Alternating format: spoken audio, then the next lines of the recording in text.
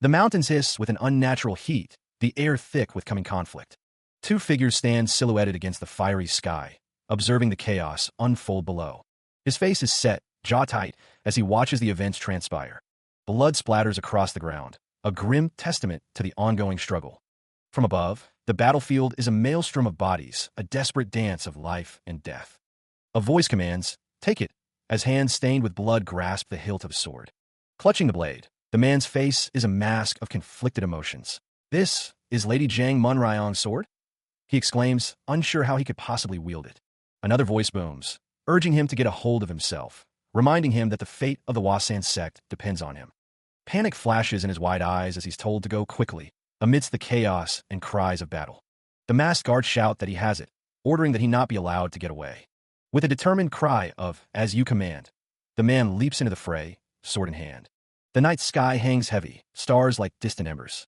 A courtyard glows softly under the moonlight, figures moving within. A thoughtful expression crosses the young man's face.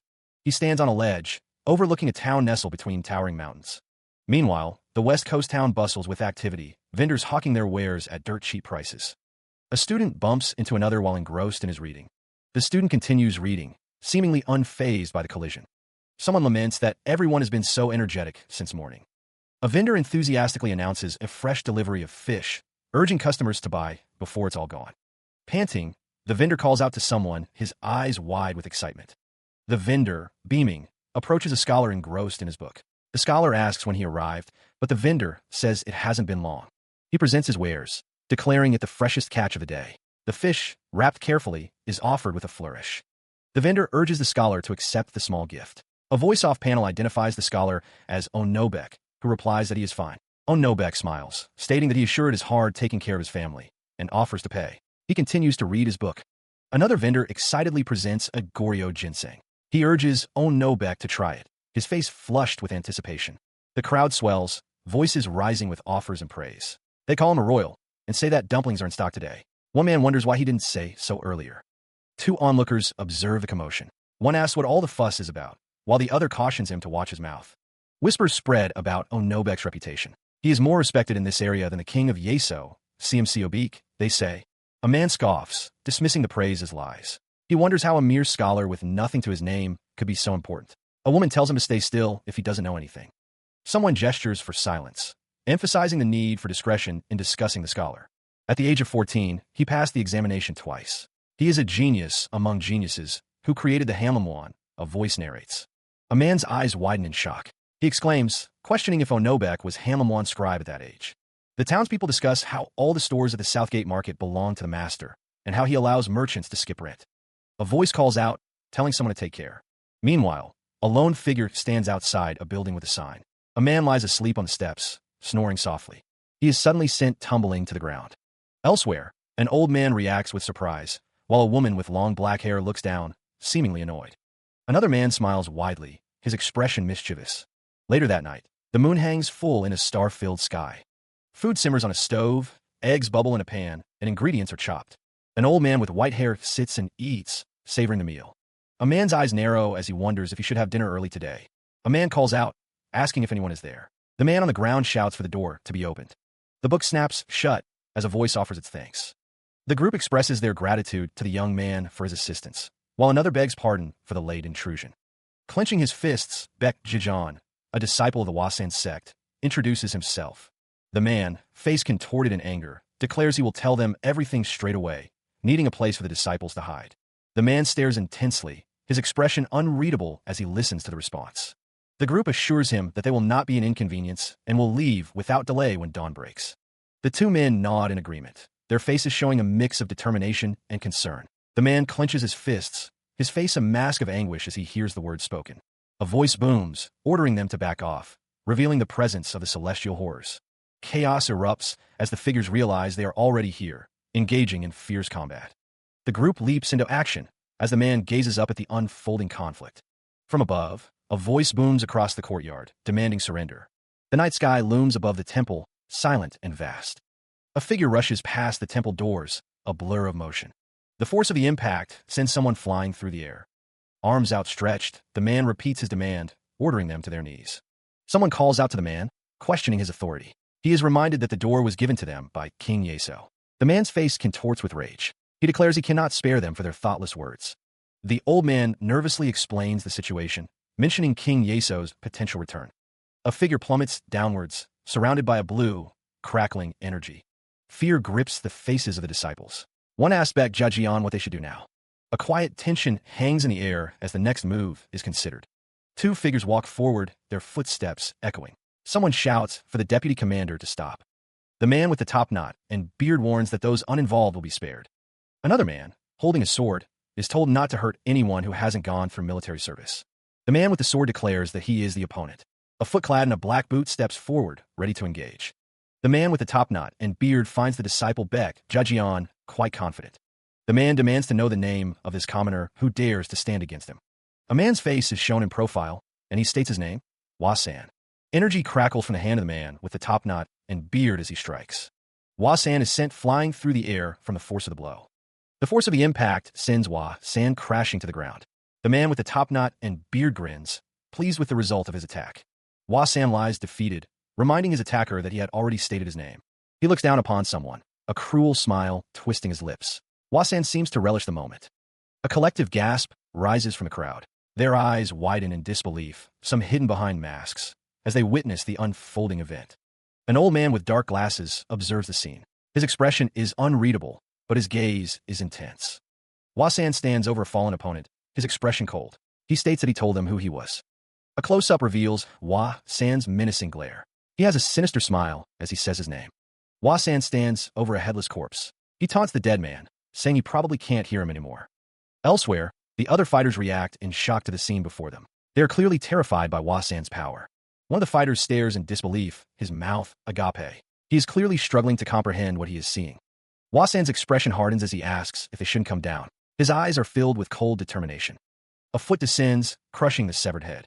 Hwa-san is asking nicely, but they won't listen to him. Hwa-san stands amidst the carnage, a whirlwind of destruction around him. The remaining fighters are sent flying. A close-up on Hwa-san's face shows his intense focus. He is completely in control of the situation. Hwa-san unleashes a powerful attack, his movements swift and deadly. His enemies are no match for him. Hwa-san's hand strikes with incredible force, a final blow delivered with devastating power. The battle is over. He descends, a storm of golden energy radiating from his outstretched hand. The fighter plummets through the air, a whirlwind of motion as his enemies are sent spiraling down with him. The impact reverberates as he lands, the sound of the crash echoing through the area. The masked figures fall like broken dolls, their weapons clattering against the rooftops below. One masked figure wonders how he could defeat so many. Another, filled with rage, demands to know who Hwa-san is and where he came from. The retreat signal is given. The masked figures, fear etched in their eyes, scramble to escape. A masked figure is sent flying. Hwa-san finds the fight less than stimulating, boredom creeping into his expression. The fighter stands amidst the fallen, a silent testament to his overwhelming power. Another masked figure is flung from the rooftop. Hwa-san remarks on how fortunate he is. One of the masked figures orders his comrades to separate the dead from the living. Hwa-san grows impatient, warning them to listen while he's still being nice. Hwa-san's eyes narrow, a chilling threat escaping his lips. He asks if they want him to bury them too. An old woman is startled by the outburst. The old man chews with disturbing glee, his grin wide and unsettling. The bodies of the fallen litter the ground. One man wonders aloud if their opponent was truly dead. A voice orders the children to turn away. Another man's face contorts in confusion at the command. The grotesque man cackles, his teeth bared in a horrifying grin. He is told to cut the man. Panic erupts as the men yell for each other to hurry and turn around, lest they see something terrible. Crimson blood splatters against the pale moonlight. A voice apologizes amidst the carnage. The man wielding the knives declares that he likes feeling alive like this. A victim begs to be saved. The gleaming blade of the kitchen knife is raised high, ready to strike. A sickening thud echoes as a fist connects with a man's face. The man with the knife is told to leave his victim alone. The sound of impact reverberates. With a sickening crack, a head is smashed. The speaker demands that the bastard's head be hung here. The crowd stares up in horror at the hanging head. One man wonders why he has to do this. He stares intently, the sword beside him shimmering with power. Hwa-san grips the man's neck, demanding answers. I have something to ask you. The man's fate hangs in the balance, his life now in Hwa-san's hands. The man wonders how the Chunsa sect could be involved in such a terrible thing. The man stammers, desperate to comply. Why, yes, I'll tell you. He is asked where the Chunsa sect is, but he seems to be avoiding the question. Wasan demands to know how many people came through here, his voice rising with anger. Elsewhere, two figures discuss what they are doing, unaware of the interrogation. Wasan continues to press for information, his expression unwavering. The man flinches, his face contorted with fear as he faces Wasan's intense gaze. Wasan's hand extends, demanding something. Give it to me. The man falls to the ground, clutching a scroll, tears streaming down his face. You have to return it. He exhales, the air around him charged with anticipation. With a swift motion, Wasan draws his sword. The blade gleams, catching the light. A student in the background looks on, perhaps recognizing the weapon. This is the famous Wasan's SECT lady, Jang Munryong's sword, he asks. Wasan's expression twists with disdain. Why is it so plain? He scoffs, unimpressed by the sword's reputation. Frustration mounts within him. It's frustrating, can't you see? This is a fake, Wasan declares. The student behind him pleads for caution. Wasan throws the sword away. He declares that he wouldn't even use the bronze sword for a memorial service. The man on the ground can't believe it. His eyes narrow, focused and intense. Wasan's gaze pierces through the man on the ground. The sword clatters against the stone floor, the sound echoing in the tense atmosphere. The man remains seated, still in disbelief. The man falls to the ground, having been kicked. Wasan stands over him, his expression cold and unforgiving. The man coughs, blood splattering on the ground. Wasan observes him, seemingly satisfied with the display of force. The man looks up, utterly bewildered by the sudden turn of events. He is confused by Wasan's actions. Wasan's face is cold. He threatens to chop the man up if he doesn't leave by the time he counts to 3. Another man questions why Wasan let him go. Wasan is heading somewhere away from the man. Under the moonlight, Lee Chung lies prone, unmoving. Someone checks the student's pulse, confirming he still breathes. The man in the purple robes orders the others to wake him up. His expression is stern, his arms crossed as he watches over Lee Chung. A sharp slap echoes through the night. The man's head snaps to the side from the force of the blow. The student coughs, startled. One of the men states that he was just unconscious, demanding to know the important parts of what happened. Coughing, Lee Chung struggles to speak. He warns them of a scary expert, Lady Jang Munryong's sword, and that it is fake. Lee Chung continues, his voice strained. He recounts how the expert destroyed the SECT's defense in one blow and slaughtered all the disciples by himself. The sound of liquid dripping punctuates the air. Lee Chung's expression is pained as he struggles to speak. The man with the top-knot beard questions what Lee Chung is worried about. He assures him that they will find out the truth if they go. The group of men, clad in purple robes, are determined. They urge each other to hurry and secure the sword. Meanwhile, a distant shot reveals a large building under a starry sky. Below, a lantern hangs from a bamboo pole, swaying gently. The gate stands silent under the night sky, a grim spectacle hanging nearby. The sounds of weeping fill the air as the students mourn their master. One of them demands silence from the grieving students. Another student picks up a fallen sword, his expression unreadable. He wonders if it's the real one. One of the students, his face contorted in disbelief, questions the events that have transpired. He asks if this is serious. A student prays, begging for forgiveness from his ancestors. Another wonders why he said something so important was fake. A student wonders why this has happened. He recalls someone saying it was fun. The student thinks about Lady Jung Munryong's sword being fake. He wonders just who he is. The students eat, try to find some solace in the meal. They are told to understand that their master is quite poor. Someone yells, demanding to know where all the meat they received today is. The speaker is upset. One of the students chews, listening to the others. He recalls that Lady Jung Munryong's sword is fake. A student wonders what is happening. Another student, lying down, asks what's going on. He wonders aloud who the other party is, addressing them formally. The man retorts, questioning if he even knows who ruined his SECT. The man's expression hardens, his brow furrowed in anger. He declares that they will come again, asking if they thought it would end so easily. A group of people flinch, muttering amongst themselves. The man's hand moves, as if he's about to touch someone's face. The man makes a gesture with his fingers. He states that in return, if they listen to his 2 conditions, he will protect them all. Baek Jajian states that he has 2 conditions. The wind seems to pick up around him. The man asks if he should help them. He then asks if they understand, repeating that if they listen to his 2 conditions, he will protect them all. The man asks if they're talking about investigating the Wasan SECT, confirming that they are correct. He adds that they have a generational eulogy, and he just needs to see it once. Now, the 2nd condition. Baek Jajian's hand rests on another's shoulder. The man tells him to do whatever he wants. He wonders what kind of authority he could possibly have. He then says if he doesn't want to, then don't do it, but it looks like they're already outside. Outside, Baek Jajian states that he will do whatever he wants. The others turn to look at him, surprised. Baek Jajian tells someone that it's not cool and to try to look cooler. He taps the man's shoulder with his sword. He speaks, telling someone to command him by the first order's authority. The man listening seems nervous, asking for pardon. The sound of scratching fills the air as figures move across the rooftops. They're in a hurry, their time running short. A man's face contorts in a scream, his mouth agape. The sound of a sword being drawn echoes nearby. A man holds a sword, declaring he orders someone with the power of Jang Munryong's sword. He addresses the Honorable Sir Hwa-san. Baek Jajian's expression shifts to crazed glee. He tells someone they're free to do whatever they wish, chuckling to himself. A long-haired man, surrounded by crackling energy, declares it's time to let loose. Rain begins to fall.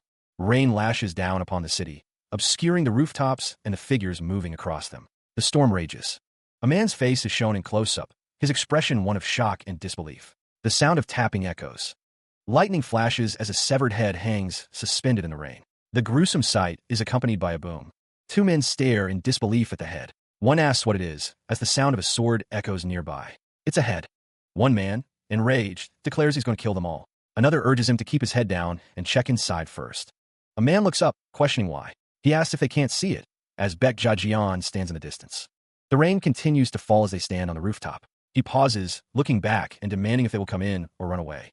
Three figures stand together, yelling at him to identify himself. One of them says that they are barging in without permission. The grinning man declares that this is his land.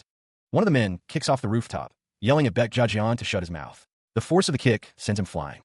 The man's face is contorted in rage as he slams his foot into Lee Chung. The force sends a student flying through the air. The man continues to yell as Lee Chung is sent hurtling backwards. The force of the kick is clearly immense. The force of the kick creates a burst of energy as Lee Chung flies through the air. One of the onlookers is shocked by the display of power. Surrounded by a corona of energy, Lee Chung is sent flying. The other figures on the rooftop watch in stunned silence. Lee Chung continues to fly through the air. The man who kicked him grins, reaching out a hand as if to grab him. The impact of the kick sends out a shockwave of energy. The onlooker is even more shocked by the display. Lee Chung leaves a trail of energy as he is sent flying. The other figures on the rooftop remain still, watching the scene unfold. The energy continues to surround Lee Chung as he flies through the air. The figures on the rooftop are still watching. The hand reaches out, the man's face smiling with anticipation. What will he do next as Lee Chung flies towards him? A hand reaches out, as if to grasp the very air itself. The energy explodes outward, striking with incredible force. The masked figure seizes someone by the throat, cutting off their air. Rain falls as the assembled group stands ready for battle. The disciple Baek Jajian is engulfed in a torrent of raw power. One of the fighters coughs, spitting blood as he rises to his feet. He urges his comrades not to be intimidated. The force of the attack sends bodies flying in every direction. Baek Jajian floats above the fray, thanking someone for the meal. The remaining fighters watch in disbelief at the display of power. Despite their fear, the men steel themselves, preparing to attack. They can't let him deal with this alone. One of the fighters looks on, his face etched with shock and disbelief. Baek Jajian is enjoying the fight, reveling in the chaos. He stares down, a master whose like has never been seen. A surge of power erupts as Hwa-san, eyes wide with fury, unleashes a torrent of energy. "Mine bolt sword," he cries, standing amidst the fallen, the air crackling with azure energy. The strike lands with a deafening boom, the force of it visible in the air. A chaotic mix of blue energy and crimson blood fills the space, a testament to the battle's intensity. Rain lashes down as bodies litter the ground, the aftermath of Hwa-san's devastating attack. The fighter stands firm, his sword held low, ready for whatever comes next in the downpour. His face contorted in pain, Hwa-san coughs, blood splattering from his mouth as he reels from the blow. Coughing violently, Hwa-san kneels, defeated in the rain, his sword lying uselessly beside him. Then, a figure emerges, wreathed in the same blue energy that felled Hwa-san, Baek Jajian. The disciple's expression is grim as he stares down at his fallen foe, a question hanging in the air.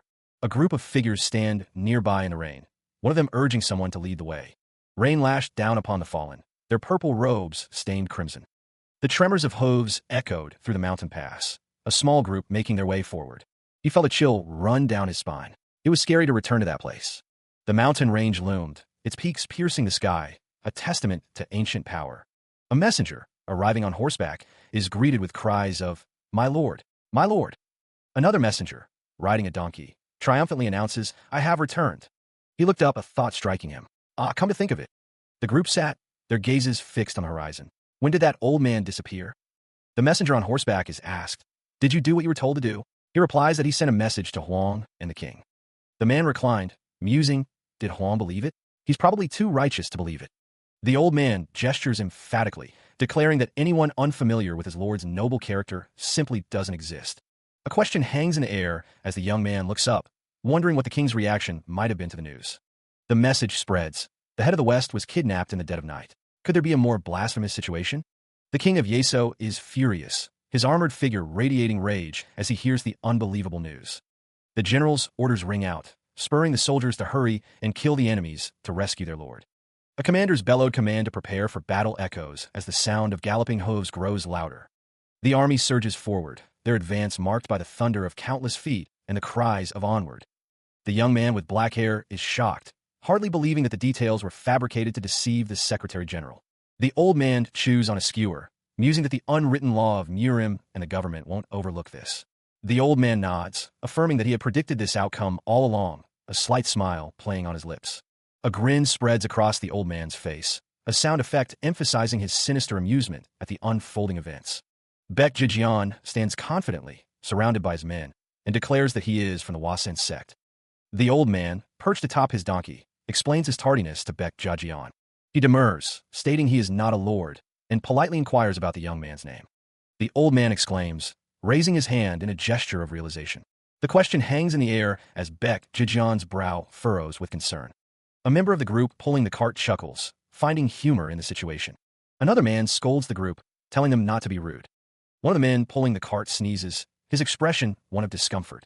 The old man raises his arm again, as Baek Jijian observes the group with a bemused expression. Meanwhile, dark clouds gather, hinting at the somber mood to come.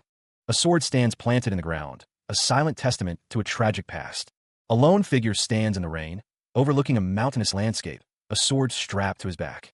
The group makes their way along a narrow path, returning to a place of sorrow. Baek Jijian instructs the other man to remove his clothing. The man, caught off guard, asks for clarification. The disciple's expression is unreadable as he stares forward, lost in thought. An old woman slides into view, offering a gourd. "Alcohol!" she exclaims, her face flushed. The young man tips the gourd back, letting the liquid pour into his mouth. The disciple looks up, a determined glint in his eyes. He promises to return shortly. Baek Jijian fixes his gaze on someone out of sight, ordering them to stay put. The gourd sails through the air, arcing away from the group.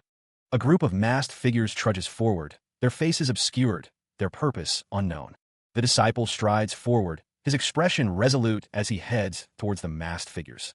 His feet splash through the puddles, each step carrying him closer to the unknown. Meanwhile, the rain continues to fall on the distant buildings, obscuring the view. Rain lashed down upon the gate, each drop a heavy echo. Monks, it was said, did not train for selfish reasons, but so the powerless could find peace. Even if their own bodies became cracked and broken in the process. Yes, Wasana, they were recognized by the lords. They were the ones who fulfilled their mission 300 years ago. And in the end, they left their names in the records. And defeat the Black Rebellion? Yes, they didn't get any help either. They did it because it was their mission to those who defame Wasan. They would cleanse the shadow looming over them. It was a difficult mission. Did they really punish all sins against the heavens for the people of Wasan? Do you think that they know about how we protected their mission? We know about them. Then why? To those who throw the world into chaos in the name of Wasan, the fine silk of ceremonial robes hangs still. The answer, he thinks, is simple. Fighter HWA-SAN smirks, standing in the rain. He probably couldn't bring himself to answer me. Rain streaks down the tiled roofs of Wasan. He looks down, blood splattered around him. Well, I'll help them first. Even if I'm angry or numb, this is a private matter. Looking up, Fighter HWA-SAN declares, "Grandfather, as of today, Wasan's corruption will be revealed." A peaceful scene unfolds as people tend to their mules in a vast, mountainous landscape. One offers help, while another insists he is good at caring for the animals. An echoing scream pierces the air, a cacophony of sound that seems to shake the very foundations of the world. The sudden, piercing sound causes a man with his hair tied back to cry out, his eyes wide with alarm. This sound is... The scream continues to reverberate, shaking heaven and earth with its intensity. The very air seems to crackle with energy. A close-up reveals the man's face, etched with concern and confusion. What is happening in there? He wonders. Feet pound the ground, moving with desperate speed. "Aren't you coming quickly?" A voice demands, urgency lacing the words. A figure stands amidst a field of bodies, his expression resolute. "I'm a busy man," he declares, seemingly unfazed by the carnage. His eyes narrow, focusing with intense determination. A storm of emotion brews beneath the surface. With a furious cry, he unleashes a devastating sword attack, energy crackling around the blade. You bastard!" He unleashes his attack, the force of it cracking the air. The disciple stands over the mask guard, his sword still raised. Baek Jajian's expression is grim as he grabs the guard by the collar. Senior. Now, the guard cries out. 3 mask guards are sent flying backwards, defeated by the force of the attack. Die, one of them shouts. The young man's hands are outstretched, energy beginning to gather. His hand glows with power, ready to strike again with devastating force. Baek Jajian moves with incredible speed, his sword a blur of motion. Streams of energy erupt from the blade, cutting through the air. He stands victorious, the battle seemingly over. One of the masked guards lies defeated on the ground, his sword cast aside. Meanwhile, the text declares that the Jinryang sect, Gagung sect, and Taebaek sect are executed, and the sword sect is the only one remaining. It also states that all the beggars are caught too. The elder states that from now on, the whole Samso martial realm will kneel down to the Kyeonsa sect. He adds that even Yang Chengdu said that it's more important to protect than fight. Within the room, one of the figures reports that the Jeonnam sect's patriarch has vowed to follow them. The man's face contorts in anger as he recalls the volcanic sect's disregard. The old man with the white beard finds the current situation rather dull. One of the men in purple robes reports that Elder Yang has gone first, and it will soon be done. The man with the sword denies something, his expression a mix of anger and impatience. The figures in purple robes hum in agreement, while another figure acknowledges his lord. The stout man invites someone to his tavern on the west bank to talk, cautioning them not to act in such a way. A figure in a purple robe declares that he is going to the volcano, anticipating a good message in the departure of the government. The stout man's eyes widen, his expression one of sudden surprise. The man with the white beard declares that the mysterious volcanic swordmaster will be destroyed by Yeo Yangjong, who will create a new sky with the Chanson sect. The man with the mustache looks shocked, while below, the man standing declares that their association is a group with the same goal, not a hierarchy. The man with the white beard warns someone to watch their words, his expression menacing. He trembles, sweat beading on his brow as dread fills him. A palpable tension hangs in the air, thick with foreboding.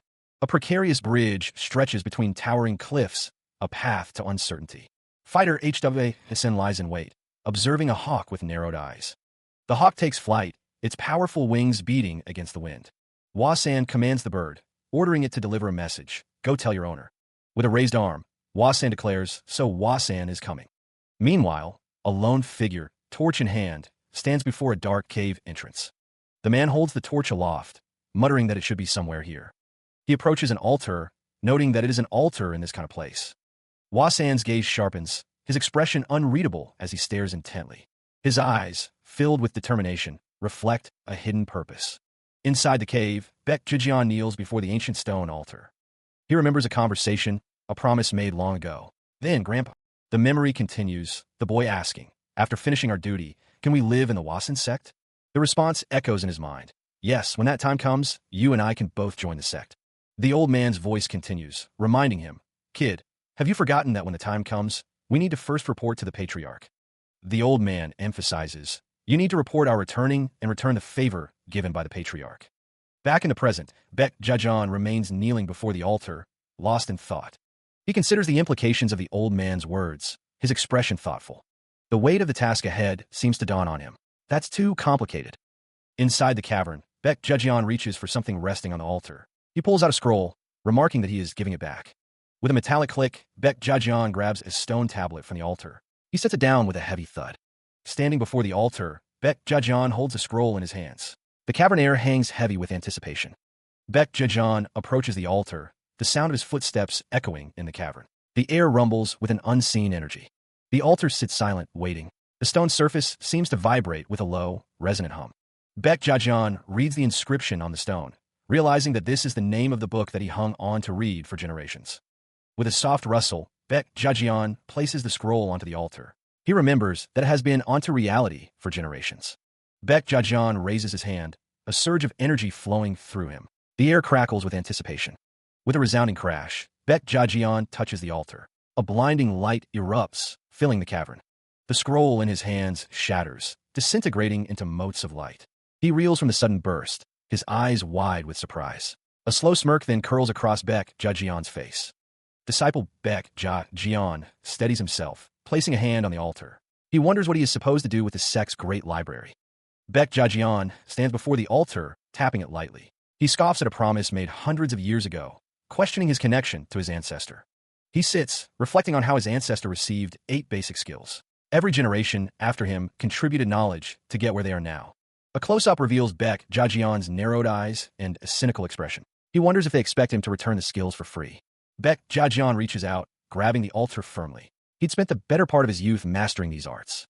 He walks away from the altar, a sinister chuckle escaping his lips. Baek Jajian expects compensation for sacrifice. Baek Jajian stands before the altar, reading from a book. He realizes what the altar is named. A close-up reveals the inscription on the altar, Hm Hyang Pyo, meaning dark/hidden scent. Baek Jajian holds the book, his expression hardening with resolve. He now knows about the ones who completed their mission from the shadows. The text describes the uprising of the High Master, who plunged the world into anarchy in the name of the Wasen sect. It is said that the High Master, who mastered the Jaha and Manhwa styles, was defeated by one who is unnamed. The shadows of riders stretch long in the setting sun, their purpose unknown, their destination a mystery. Jagged peaks pierce the sky as a voice echoes, declaring its difference from a norm. The man slams his book shut, incensed at the thought of giving away his knowledge for free, lest he be taken for a fool. With a resounding thwack, the book is slammed shut, the man's expression hardening with resolve.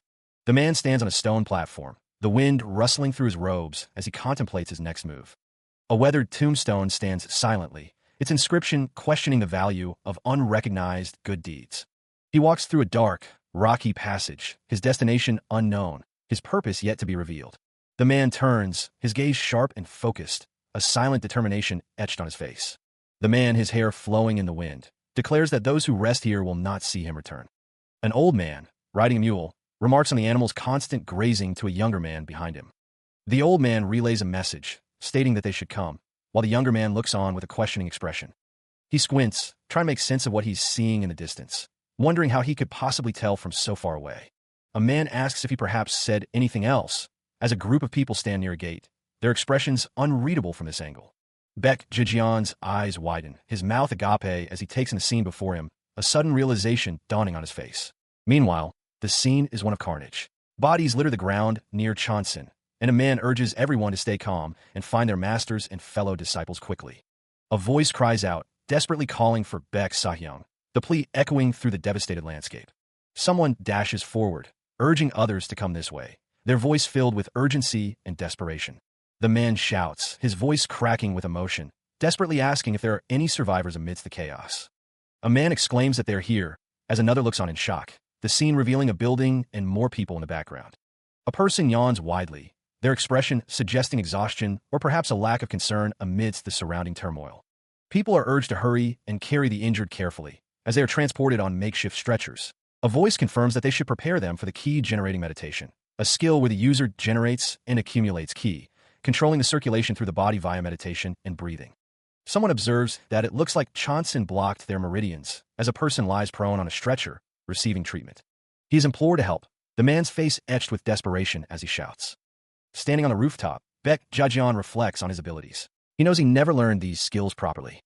Below, others discuss their options. They save them, but now wonder what Baek Sahyang should do.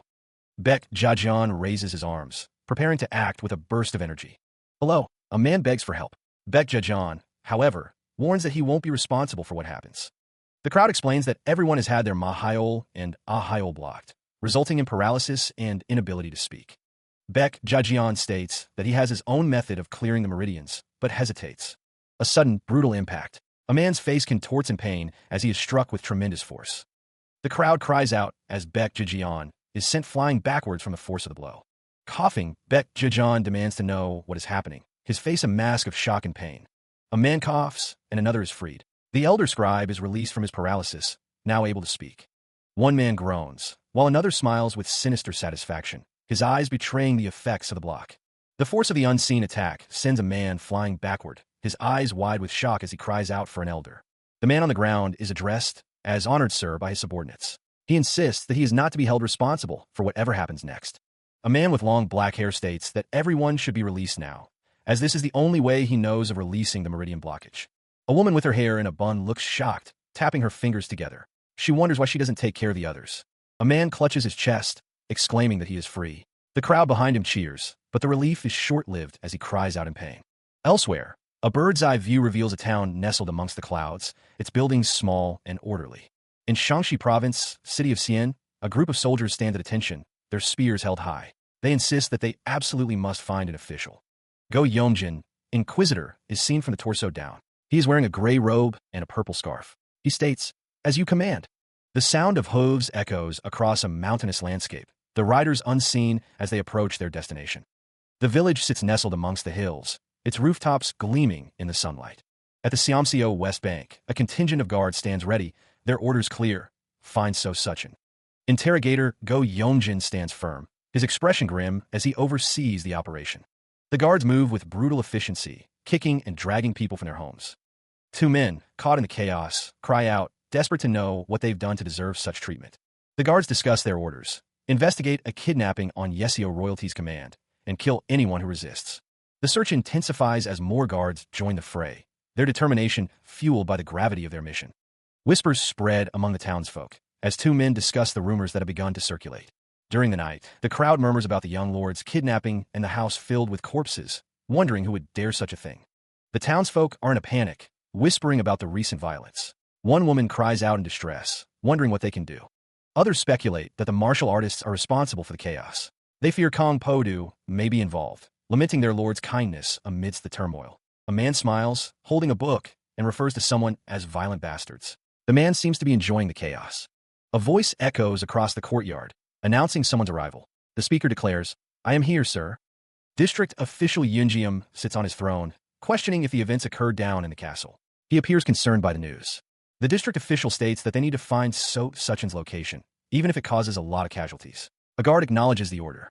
The guard questions why the soldiers aren't being allowed to leave the castle. District official Yunjium orders him to wait for now.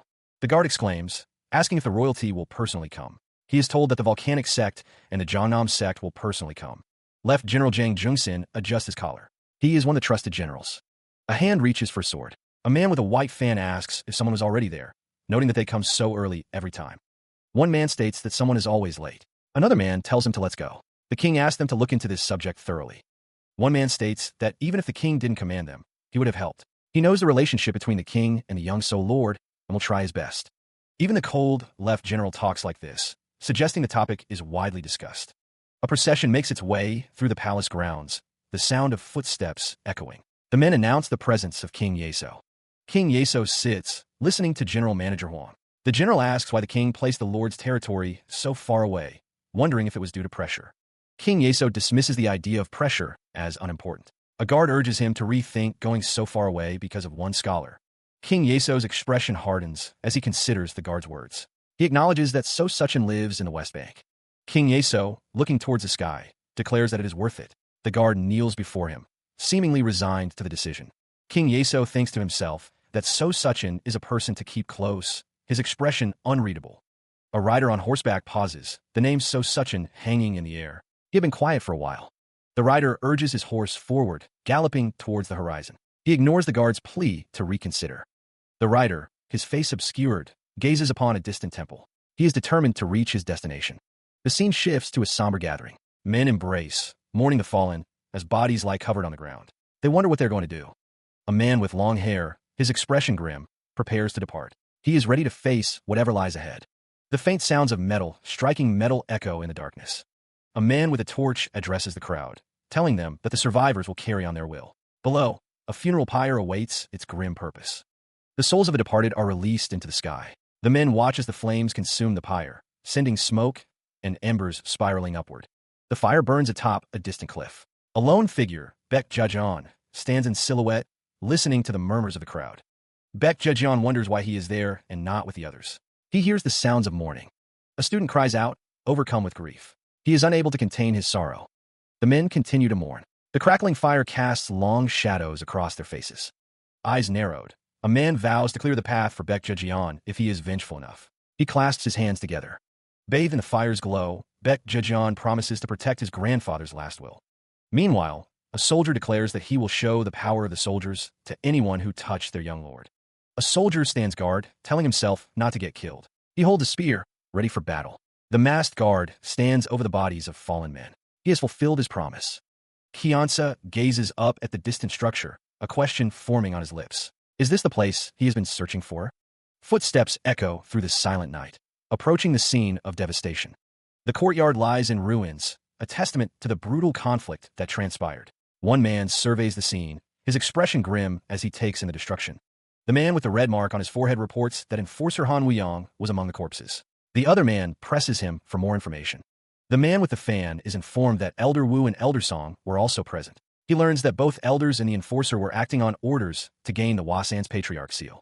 The man opens a door, revealing a scene of carnage. He is told that the enforcer from the main sect was killed, and there aren't any signs of fighting. Surveying the destruction, the man wonders if Wasan had that much power. He is reminded that their raid was successful, and they took control of Wasan. The man with the fan states he was waiting for the message that the seal was secured. He then asks why their best disciples were massacred. The man is told that they are disregarding Han Wuyang. He is also told that the two elders who the upper house favored greatly died as well. The man is asked if he has looked into the scholar who was kidnapped. He is told that it was two people, the Lord and his old servant. The man is told that the Lord is a genius who got first place in the national test twice. His reputation is good in the West Bank, and he was once in the Academy of Science at the capital. The man states that he guesses that's the reason why the situation in the bank isn't that good right now. He then asks why were the main sect students killed. He stands with another man, who asks if a certain person had any connection to the Wasan sect. The man with the white fan replies that he did not, as a masked figure listens intently. The man with the white fan is shocked to hear his name spoken aloud. His name is Wasan, but the implications of this revelation are not yet clear. Wasan continues, explaining that he wasn't the only person with a strange name. He references the father of the abductee, Coak, and his grandfather, Taewa. Wasan elaborates, stating that his great-grandfather had the same name as him, and that they've been repeating the same names for generations. He concludes that these names are all related to volcanoes. Someone is closing a scroll, pondering if these are coincidences. The text on the scroll mentions that they were a family of scholars for generations and don't have any connections to martial arts. Wasan is shown in profile, as someone asks if he means every single family of the Wasan. Wasan is speaking to someone, and the other person responds with, "Yes, sir." He states that at noon tomorrow, when he gets the report, he shouldn't have any questions. A scene shows people sitting around a table, with the text, "But these hardships make us stronger." Another scene shows a man holding a candle, with the text, "Tests make life resolute." The text states that the true power of the Wasan sect does not only come from the Wasan. A hand releases several pigeons into the air, their wings beating as they ascend. The birds take flight, carrying messages to distant destinations.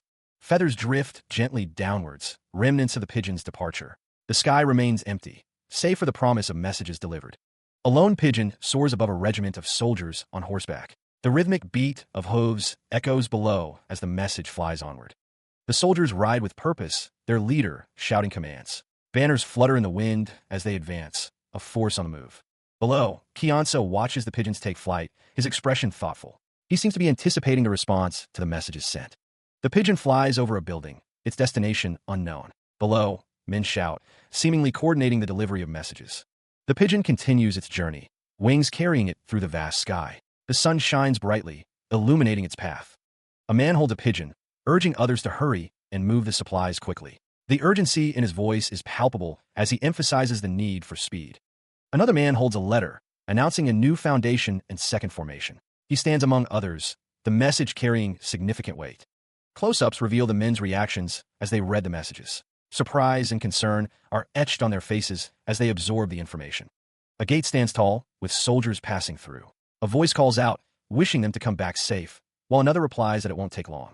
A man places a hand on a woman's head, reassuring her not to worry. The gesture is tender, offering comfort in a time of uncertainty. The mounted riders surge forward, a unified cry of, "Let's go," echoing. The heavy wooden gates creak open, revealing a path forward. From within the courtyard, a voice calls out, ensuring that everyone is ready for the journey ahead. A chorus of voices responds in the affirmative. With renewed vigor, the assembled riders once again shout, "Let's go," as they prepare to depart. The ground trembles under the thunder of hooves as the massive force begins its march across the arid landscape. A banner bearing the insignia of Wasan flutters in the wind, a symbol of their destination and purpose. A man, his face beaming, greets someone, exclaiming how long it has been since their last encounter.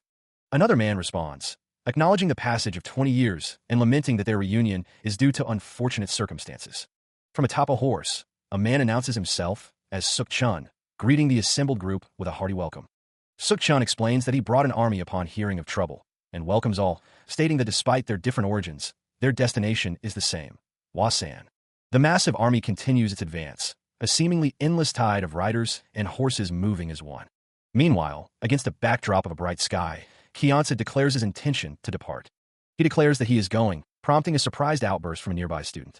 The student asks if Kiansa needs to report every time he plans to go somewhere, his expression a mix of concern and exasperation. Elsewhere, the old man insists that he is ready, despite the protests of another student who tries to dissuade him. The student's face is struck, the sound echoing in the air as he reels from the blow.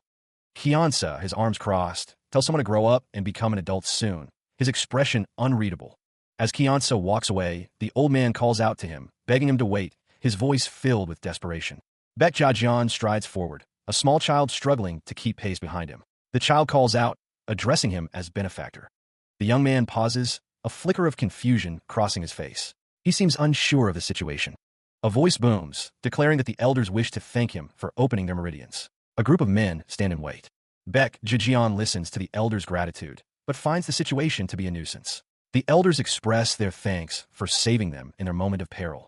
One of the elders cautions against speaking of the event after 4 days have passed. The group murmurs in agreement.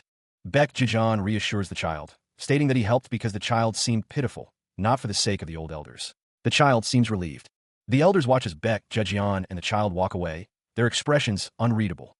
The elders decide to split up, believing that nothing good will come of them sticking together. An old man introduces himself as Yu Baek. According to Yu Baek's young disciple, Baek Jajian saved them on the condition of visiting the memorial hall. The old man asks, so what? The old man asks if Baek Jajian has heard about the punishing man. Baek Jajian, his brow furrowed, demands to know what he means. Yu Baek's eyes narrow, his expression hardening as he awaits Baek Jajian's response. Confusion clouds his features as he contemplates an unseen dilemma. One of the men declares that he just asked a stupid question. The cart continues its long journey. He wonders if he should call himself the fighting man. Leaning against a tree, the man laments that their seniors and elders are mostly dead. He wonders how the main sect became like this. A sudden realization dawns on him, his eyes widening in alarm. He spots a large group of soldiers approaching, questioning if they are really there. The soldiers aim their weapons, preparing for a potential conflict. He realizes they're soldiers coming from the bottom of the mountain. The men run, asking what the word soldiers means. He shouts that they'll soon reach here. Judging from the flag, they're from the Yeso Empire. The men look up, their faces etched with surprise and concern. The news is out. The Empire's involved. A flag waves, its message an apology for an unannounced arrival. The gesture does little to ease the growing tension. A captain from the Yeso Empire, Li Weijun, announces himself. One Gurung of the Wasan sect responds in kind, a wary greeting. Whispers ripple through the crowd. Why would a captain come here? Unease settles in as they try to understand the situation. The old man strokes his beard, his brow furrowed. He wonders aloud if there are problems within the empire itself. The soldier is firm. Their king ordered them to protect the Wasan sect, so they are reinforcing this place, he declares. The old man's eyes widen, a flicker of surprise crossing his face. Out of the 600 royal soldiers, 200 will be deployed. The other 400 will protect the main base. Soon, the left general and the general manager will arrive from the royal palace. Hands are clasped, a gesture of contemplation and perhaps a hint of nervousness in the face of the empire's arrival. The murmurs grow louder. The left general is coming. The news spreads quickly through the assembled crowd. The sky stretches out, vast and indifferent to the events unfolding below. The empire's presence looms large. Meanwhile, soldiers from the royal palace are spotted. One man voices that he doesn't think this is bad, perhaps something to be thankful for. The old man with the white beard listens as the others discuss the arrival of the royal soldiers. They question if they can fight the Chanson sect with only 600 soldiers. An authoritative hand points towards the sky, indicating the Yeso royal flag and the military flag, symbols of their presence and intent. The speaker emphasizes that the presence of royal soldiers at San signifies the royals are watching over them. It serves as a warning to those planning an attack. A disembodied voice echoes, simply stating, a warning. A younger man holds a small, square object in his hand, his expression thoughtful as he is asked to stay at the main base longer. The seated man is asked why he is being so persistent, as he needs to leave as soon as the sun rises tomorrow. He replies that he needs a little more from his benefactor. The standing man expresses his annoyance, stating that he already saw the messenger pigeon sent. He finds the other man irritating. The man with long hair assures the other that if he waits a bit, many forces will come to help him, adding that it's not a famous sect for nothing. A close-up reveals the man's serious expression as he thinks about Weizen's power not lying only in Wasan. The man pauses, considering something. He is told that he seems at least 10 times better than the old elders, and he responds with gratitude. A hand slowly approaches, offering the small, square object. The man is told to take it. The man stands on a mountain, looking at the object. He is instructed that if anything happens, he should go to the top of the mountain, stack a pile of wood, put the powder on it, and burn it. He looks up, the light blue of his robe contrasting with the warm tones of the sky. Should he burn the package, a cloud of red smoke will appear, a signal of some kind. The young man's brow furrows with concern. He wonders if the benefactor will even see the signal, if it comes to that. It's a warning that he'll come.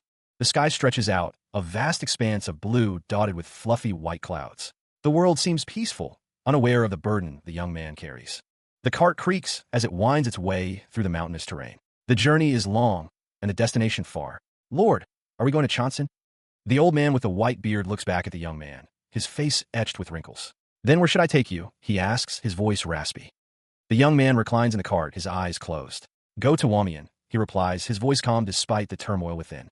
The cart continues its journey, the sound of the wheels a constant rhythm. The young man thinks to himself, Wamian, that place is... A moan escapes her lips, her face flushed and eyes closed in what seems to be a mixture of pain and anticipation. Clutching her stomach, the woman cries out, a burning sensation gripping her insides as she sits at the table. The woman sits alone at a table laden with untouched dishes, her expression one of growing impatience as she wonders if anyone is around. A man in a simple robe and hat bows respectfully, responding to the woman's call as she inquires about the time. The woman, seemingly unwell, demands honey water and spicy hot pot, claiming she feels like she's dying as she wipes sweat from her brow. Her eyes narrow, a hint of defiance flickering within them as she declares she can't drink today, even if struck. With a crash, the woman slams her fist on the table, demanding the tastiest alcohol and 2 pretty ladies be brought to her immediately. A man shouts, questioning why he wasn't heard when he asked for the most expensive alcohol and the 2 prettiest ladies. A woman explains to a customer that it's not their open hours yet, asking if they can come back a little later as she wobbles. Baek Jajan strides forward, flanked by 2 guards, their presence a silent promise of protection or perhaps a gilded cage. A woman's voice cuts through the air, sharp and accusatory. She demands to know if he intends to run. Her expression is a mix of anger and disbelief, her eyes narrowed, challenging him to deny her accusation. A voice exclaims in surprise, recognizing a G Golden Jade, but another voice dismisses it, declaring, I don't care. A guard announces that they must serve this lord. Baek Jajian is reminded that he is in a tavern, which is inappropriate. Baek Jajian declares he is trying to take the greatest step in his life today. Someone questions how drinking in a tavern relates to that. A woman's bare foot steps forward as she tells someone to be quiet. 2 men stand in the background. A woman in a flowing yellow dress approaches, her expression unreadable, her intentions unknown. A woman hides her face behind a fan, smiling coyly. Baek Jajian is told it's for his future self. An old man's face is shown as he says, Cecile, open my ass. 2 women stand behind him, wondering what he is trying to do. One of the women introduces herself as Manhwa, declaring that she will be serving him. Her companion stands beside her. The other woman is Chunmei. She says that their follower told them to serve him. A seal has been opened, its power resonating outward. The elder's eyes widen, sensing the shift in the world around him. Across the land, the flags of Wasan flutter atop the mountain peaks, but a question hangs in the air. Why are the Yeso soldiers present? The banners flap, carrying the weight of unspoken concerns. He stares off into the distance, a furrow in his brow. He must have missed something crucial. A hand moves across a game board, placing pieces with precision, but the player's thoughts betray his unease. His plan had no errors. The man stands, his gaze distant as he considers the implications. The Wasan sack seal wasn't retrieved, and the disciples died. He continues to manipulate the game pieces, his mind racing. If someone helps Wasan, he can take care of it, but why are the Yeso Empire soldiers over there as well? The man speaks to a guard, questioning if the rules in the martial realm work on the royals. He dismisses the idea that they don't have many soldiers left. He thinks, piecing together the events, the Wasan sex escape, the young lord's incident, the Yeso Empire. The lord was kidnapped. Who? He cursed his mistake, realizing it was impossible for the lord to be kidnapped. Everyone else had died, so who could have taken him? Figures leaped across the landscape, their movements swift and deadly as the search intensified. A large group of soldiers stood ready, awaiting orders. Excuse us, one announced. Every official and soldier in Wamian was coming to Wasan. A man spoke, relaying information. In the morning, someone had left Wasan, matching the description of the lord and his servant. The man's face contorted in rage as he shouted, Where are they? His voice echoed with fury.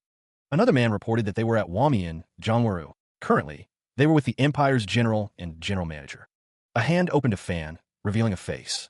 Currently, Wamian was empty, the message implied. The message was clear. We are going to Wamian. The urgency was palpable. Meanwhile, a woman, Lu Ju, reached out, her expression one of desperation and fear. Panting heavily, she asked, again. Her eyes widened in horror at the unseen tormentor. Bodies littered the floor. A man, standing amidst the carnage, exclaimed, "That's too much. How many does this make?" Another man, seemingly unconcerned with the violence, questioned, "But isn't it still profitable for one piece of gold?" A man in a brown robe exclaims in disbelief, his voice echoing in the room as a smaller figure looks on. The woman's face contorts with rage, her voice booming as she demands to know if business is the only concern. The scene inside is grim. Several women lie scattered on the floor, their conditions ranging from injured to lifeless. The woman continues her tirade, lamenting the state of her girls and the ineffectiveness of those meant to protect them. Luju recalls a time when prosperity seemed assured, a stark contrast to the current crisis engulfing them. Luju's voice cracks with desperation as she acknowledges the failing state of their operations, her panic rising. One of the women urges action, insisting that the situation be reported to the police bureau immediately. Confusion mounts as the woman reveals the police bureau is empty, leaving them without recourse or protection. Enghwa's eyes widen in disbelief as she hears the news, the implications of the bureau's abandonment sinking in. Meanwhile, high above, figures stand atop the house of flourishing flower, while below, a man looks on with a grave expression. Chapter 11 Bait. Masked figures stand guard atop the tiered structure, their presence a silent promise of danger. The sign reads, "Flourishing Flower," a name that belies the grim reality within. Meanwhile, inside the building, masked guards surround tables, their vigilance unwavering as a desperate plea echoes through the hall. "Save me." Tears stream down the woman's face as she pleads with the old man. "I don't know why you are acting like this, but we are just mere workers, sir." The woman's cries for help reverberate through the hall, a desperate plea cutting through the tense atmosphere. "Please, save me." A masked guard lunges, his hand pulling at the woman's hair as she screams in terror. A pair of eyes widen, reflecting the chaos and violence unfolding around them. What just fell down?" The old man lies prone, a masked guard sprawled atop him, seemingly unconscious, snoring loudly. Swords clash as two masked guards engage in a fierce duel amidst the collapsing structure.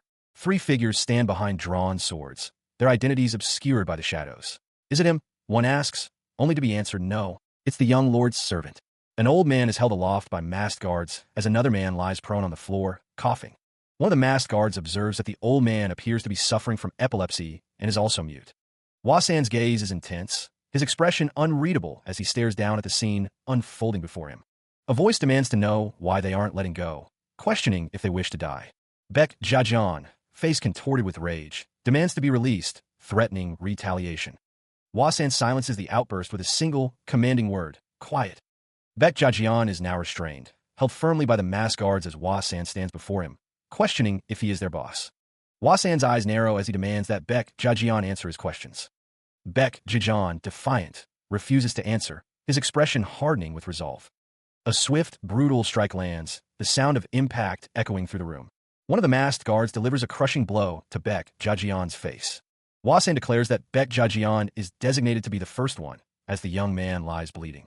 He is immediately set upon by the masked guards, the sound of their blows echoing in the chamber. They strike him repeatedly. Wasan watches the beating, then leans in, his gaze intense. Baek Jajian, bruised and bleeding, asks if Wasan knows him. Wasan acknowledges that Baek Jajian is the genius who passed the national test twice and studied at the academy. He also states that Baek Jajian has the support of the Yeso royalty. The scene shifts to a distant view of a traditional building, perhaps representing the Yeso royalty. Wasan declares that he doesn't care about the Yeso royalty. Back in the chamber, Baek Jajian kneels on the ground, his robes torn and stained with blood. He realizes that San intends to kill him. Wasan holds up two fingers, stating that he only has two questions. He promises that if Baek Jajian answers them, he will leave this place in one piece. Wasan asks if Baek Jajian was the one who moved the Yeso royals to support the Wasan sect. His expression is stern, demanding an answer. Baek Jajian yawns loudly, blood trickling from his mouth. Wasan expresses his annoyance at the young man's insolence, calling him noisy. Wasan's eyes narrow, his face contorted with anger. He concludes that Baek Jajian won't talk, his patience wearing thin. Wasan states that he won't be touching a single piece of Baek Jajian's hair. Instead, he will target someone else. Wasan declares that until Baek Jajian answers his questions, he will release his men to kill the people in Wamian. The masked guards stand ready. Wasan announces that the first one to die will be Baek Jajian's servant. Several swords pierce the man's body. Baek Jajian, bruised and battered, declares that his choices are not limited to the options presented. Wasan wonders if he should hear the trick of someone who aced the national test twice. Disciple Baek Jajian, despite his injuries, states with conviction that he can stop him. Wasan throws his head back and laughs, questioning if Baek Jajian is crazy now that he looks at him. The major antagonist calls him a naive kid, tapping a book against his own palm. Hwa-san leans in, asking if Baek Jajian wants to stop so many people alone, calling him a scholar who smells like ink. A sinister chuckle escapes Hwa-san's lips, his expression one of cruel amusement. The fighter's face contorts in surprise as he declares he can take Baek Jajian as his hostage. A surge of power emanates from Hwa-san, who states that the Yeso Empire and the Western Empire's royal soldiers should be at Hwa-san. The scene widens, showing the masked guards and the surrounding area, as Hwa-san notes that an experienced hunter does not look for his prey. Baek Jajian's eyes narrow as he realizes that he becomes the prey. Blood trickles down Baek Jajian's face as Hwa-san declares, "Next." The masked guards advance, their leader declaring that what's about to happen is a massacre. Hwa-san's lips curve into a sinister smirk, anticipating the coming conflict. With a resounding boom, the masked figures charge forward, weapons raised, towards their target. The sudden assault catches two guards off guard, their eyes widening in disbelief and terror. Elsewhere, Baek Jajian coughs violently, blood splattering from his mouth as he clutches his throat in agony. The battle unfolds, a whirlwind of blades and bodies, with several figures already fallen amidst the chaos. His face contorted in pain, Baek Jajian grits his teeth, struggling to endure the onslaught. A primal scream tears from Baek Jajian's throat, a raw expression of the torment he's enduring. From a nearby building, a desperate cry rings out, someone calling for their lord. The aerial view reveals the scope of the conflict, with Hwa-san standing over Baek Jajian, who is surrounded by fallen enemies. Hwa-san grips Baek Jajian's arm, his voice dripping with disdain as he asks if he dares to draw his sword. A fist clenches, ready to strike with devastating force. The strike lands with brutal force, and Baek Jajian howls in agony as the world seems to tilt on its axis. Hwa-san, eyes narrowed, prepares his next strike. He intends to break the disciple's elbow. Two masked guards watch the brutal display. One urges the other to stop the fight, but the other hesitates. Baek Jajian lies prone, defeated. He curses his opponents as fools, claiming they asked the wrong questions. Hwa-san approaches the fallen disciple, his footsteps echoing in the chamber. He intends to make a statement. Looking down at Baek Jajian, Hwa-san declares that he should have asked the question first. Coughing blood, Baek Jajian struggles to comprehend the situation. He wonders if the killer was this scholar. Hwa-san stands on a raised platform, addressing someone below with a sinister grin. He declares that some people talk too much and should instead use their swords. Baek Jajian's expression hardens, his eyes narrowing as he acknowledges the gravity of the situation. He mutters, "Well, that's that." Hwa-san stands amidst the aftermath of a brutal encounter, a fallen figure lying prone at his feet. He calls out a simple, yet menacing, "Hey." Masked figures point directly forward, singling out their target with a harsh declaration. "Hey you, you're up first, number one." Baek Jajian's eyes dart to the side, a flicker of unease crossing his face as he hears the challenge. He prepares himself for the coming confrontation. A masked figure stands ready, sword drawn and glinting in the light. The air crackles with anticipation of the coming battle. Hwa-san stands over another fallen figure, the sounds of the fight echoing around him. The situation grows increasingly dire.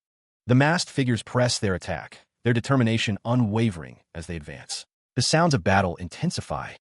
Baek Jajian faces off against a masked opponent, the tension palpable as they prepare to clash. The fight is about to begin. The masked guard reels from the unexpected blow, blood trickling from his mask. He is sent flying as Baek Jajian's kick connects with brutal force. The disciple continues his assault, his foot a blur of motion. The other masked figures watch, momentarily stunned by their comrade's swift defeat. Standing over the fallen guard, Baek Jajian addresses the remaining opponents. "Everyone listen up." His expression is fierce, his eyes burning with determination as he issues a dire warning. "If any of you leave this place, your boss will die."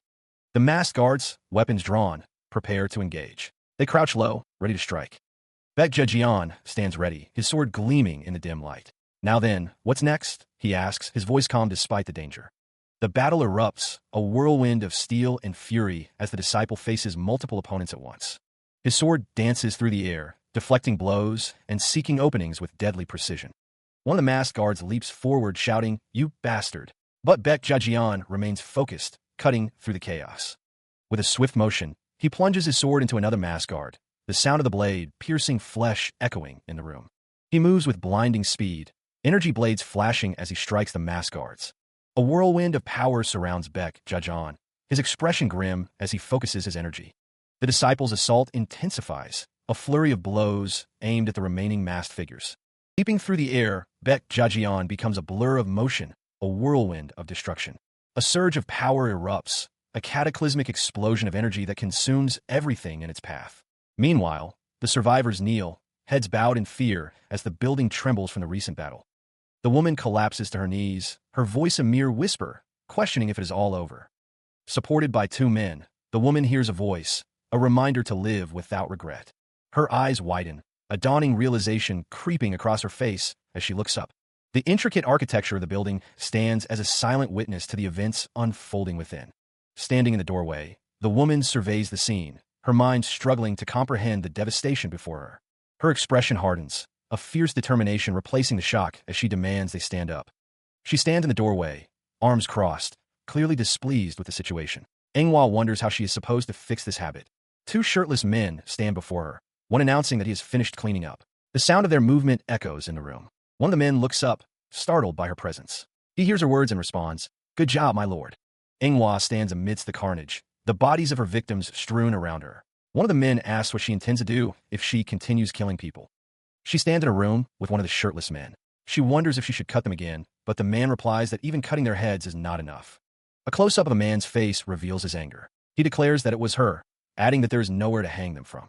Manhwa stands tall, her expression unreadable as one of the men demands she identify herself. His voice echoes with a mix of fear and defiance. She glances to the side, a subtle shift in her gaze. One of the men, trembling, manages a weak "hey," his body shaking. One of the men stumbles backward, his voice cracking as he asks where he is trying to go. He coughs, remarking that his liver is small and asking if he is scared of dying. A close-up shows a man pointing, his expression intense. He declares that if they want to take him back, they should bring. Manhwa points towards a fallen body, her gaze unwavering. She states that they should bring more people, a lot more of them. She speaks, telling someone that she is letting them live. A man lies on the ground, coughing and questioning who she is. She stares intently, her expression unreadable as she considers her next move. Manhwa looks down at the man before her, questioning why he doesn't want to leave. Does he want to die here, too? With a burst of speed, a figure leaps away, shattering the ground as they escape. Manhwa observes the fleeing figure, noting their surprising speed. Elsewhere, someone questions her decision to let the person go. Her face smeared with blood, Manhwa muses that Chanson is too far away. The people who want to catch her should be the ones to come here. A small boat drifts along the water, carrying several figures. One man comments that some alcohol would make the trip perfect, while another simply says a name. An old man, wielding a staff, strikes a man across the face. The blow lands with brutal force. The impact sends a spray of blood and energy outward, the sound of the strike echoing through the air. The man who was struck looks up, his face contorted in anger. The old man, his expression unreadable, mutters that it's Yangchuan. The old man strikes the man again. A voice declares that next time he asks something, he wants an answer right away. The man's face is a mask of fury, his eyes burning with rage as he grits his teeth. The old man embraces the man, who looks at him with a mix of confusion and anger. The old man's face is close, his expression unreadable as he pushes forward. A chill runs down the man's spine as the old man continues to embrace him, the situation growing increasingly tense. He is struck repeatedly with a sack, the blows landing with sickening thuds. The old man in the white robe continues his assault. The man's jaw is set, his expression grim. He predicts that they'll catch up in 10 days. The old man in the gray robe places a hand on the man in the green jacket's arm. He asks if he can recover with his chi. The old man's fingers tap against the man in the green jacket's arm, as if testing his resilience. The man in the green jacket's face is bruised and bloodied, but his gaze remains intense. He is an unpredictable man. The old man in the gray robe sits, holding a small, glowing object. He thinks that the man in the green jacket is a genius who aced the national test, a member of the National Science Academy, but that's not his true face. The man in the green jacket lies on his side, his expression unreadable. The old man thinks he doesn't act like a scholar, but looks like a member of a strict martial arts community. The man in the green jacket lies on his back, holding a golden object. He chuckles, saying it's gold, and that he's so annoyed. The man in the green jacket's face is bloodied, his eyes narrowed. He wonders just who in the world the old man is, and what his agenda is. The man in the green jacket lies on the wooden floor, looking up at the old man in the gray robe. He is relaxed, but wary. A boat cuts through the water, heading towards a distant shore. The man in the green jacket declares that he is Wasan. The man in the green jacket is asked about his real identity. He wonders what the other man is talking about, and why he's trying to change his lineage all of a sudden. He looks up, a flicker of surprise crossing his face as the old man's words hang in the air. Wasan's expression hardens, a scowl twisting his features as he spits out a low, guttural sound of annoyance. The old man stands beside Wasan, his expression unreadable as he asks what they're doing here, my lord. Wasan's eyes narrow, a hint of impatience in his gaze as he retorts that the old man should have asked earlier. Standing at the bow of the boat, Wasan spreads his arms wide, declaring that the location is good. With a burst of speed, Wasan leaps from the boat, announcing his intention to make a scene. The old man watches him go, muttering to himself that this is what he meant. Standing atop a rocky outcropping, Wasan explains that he won't have to bury people because they'll fall into the water. The old man, still on the boat, wonders aloud who is coming, while Wasan notes that it's obviously the people looking for him. Wasan recalls that at Jangwon, when he killed some of the underlings, many strong people came. A figure stands silhouetted against a bright light, commanding all to drop their weapons and kneel. A group of figures rushes forward, shouting that he is there. A vortex of swirling energy crackles with unseen power. He stands firm, the swirling energy a mere backdrop to his resolve.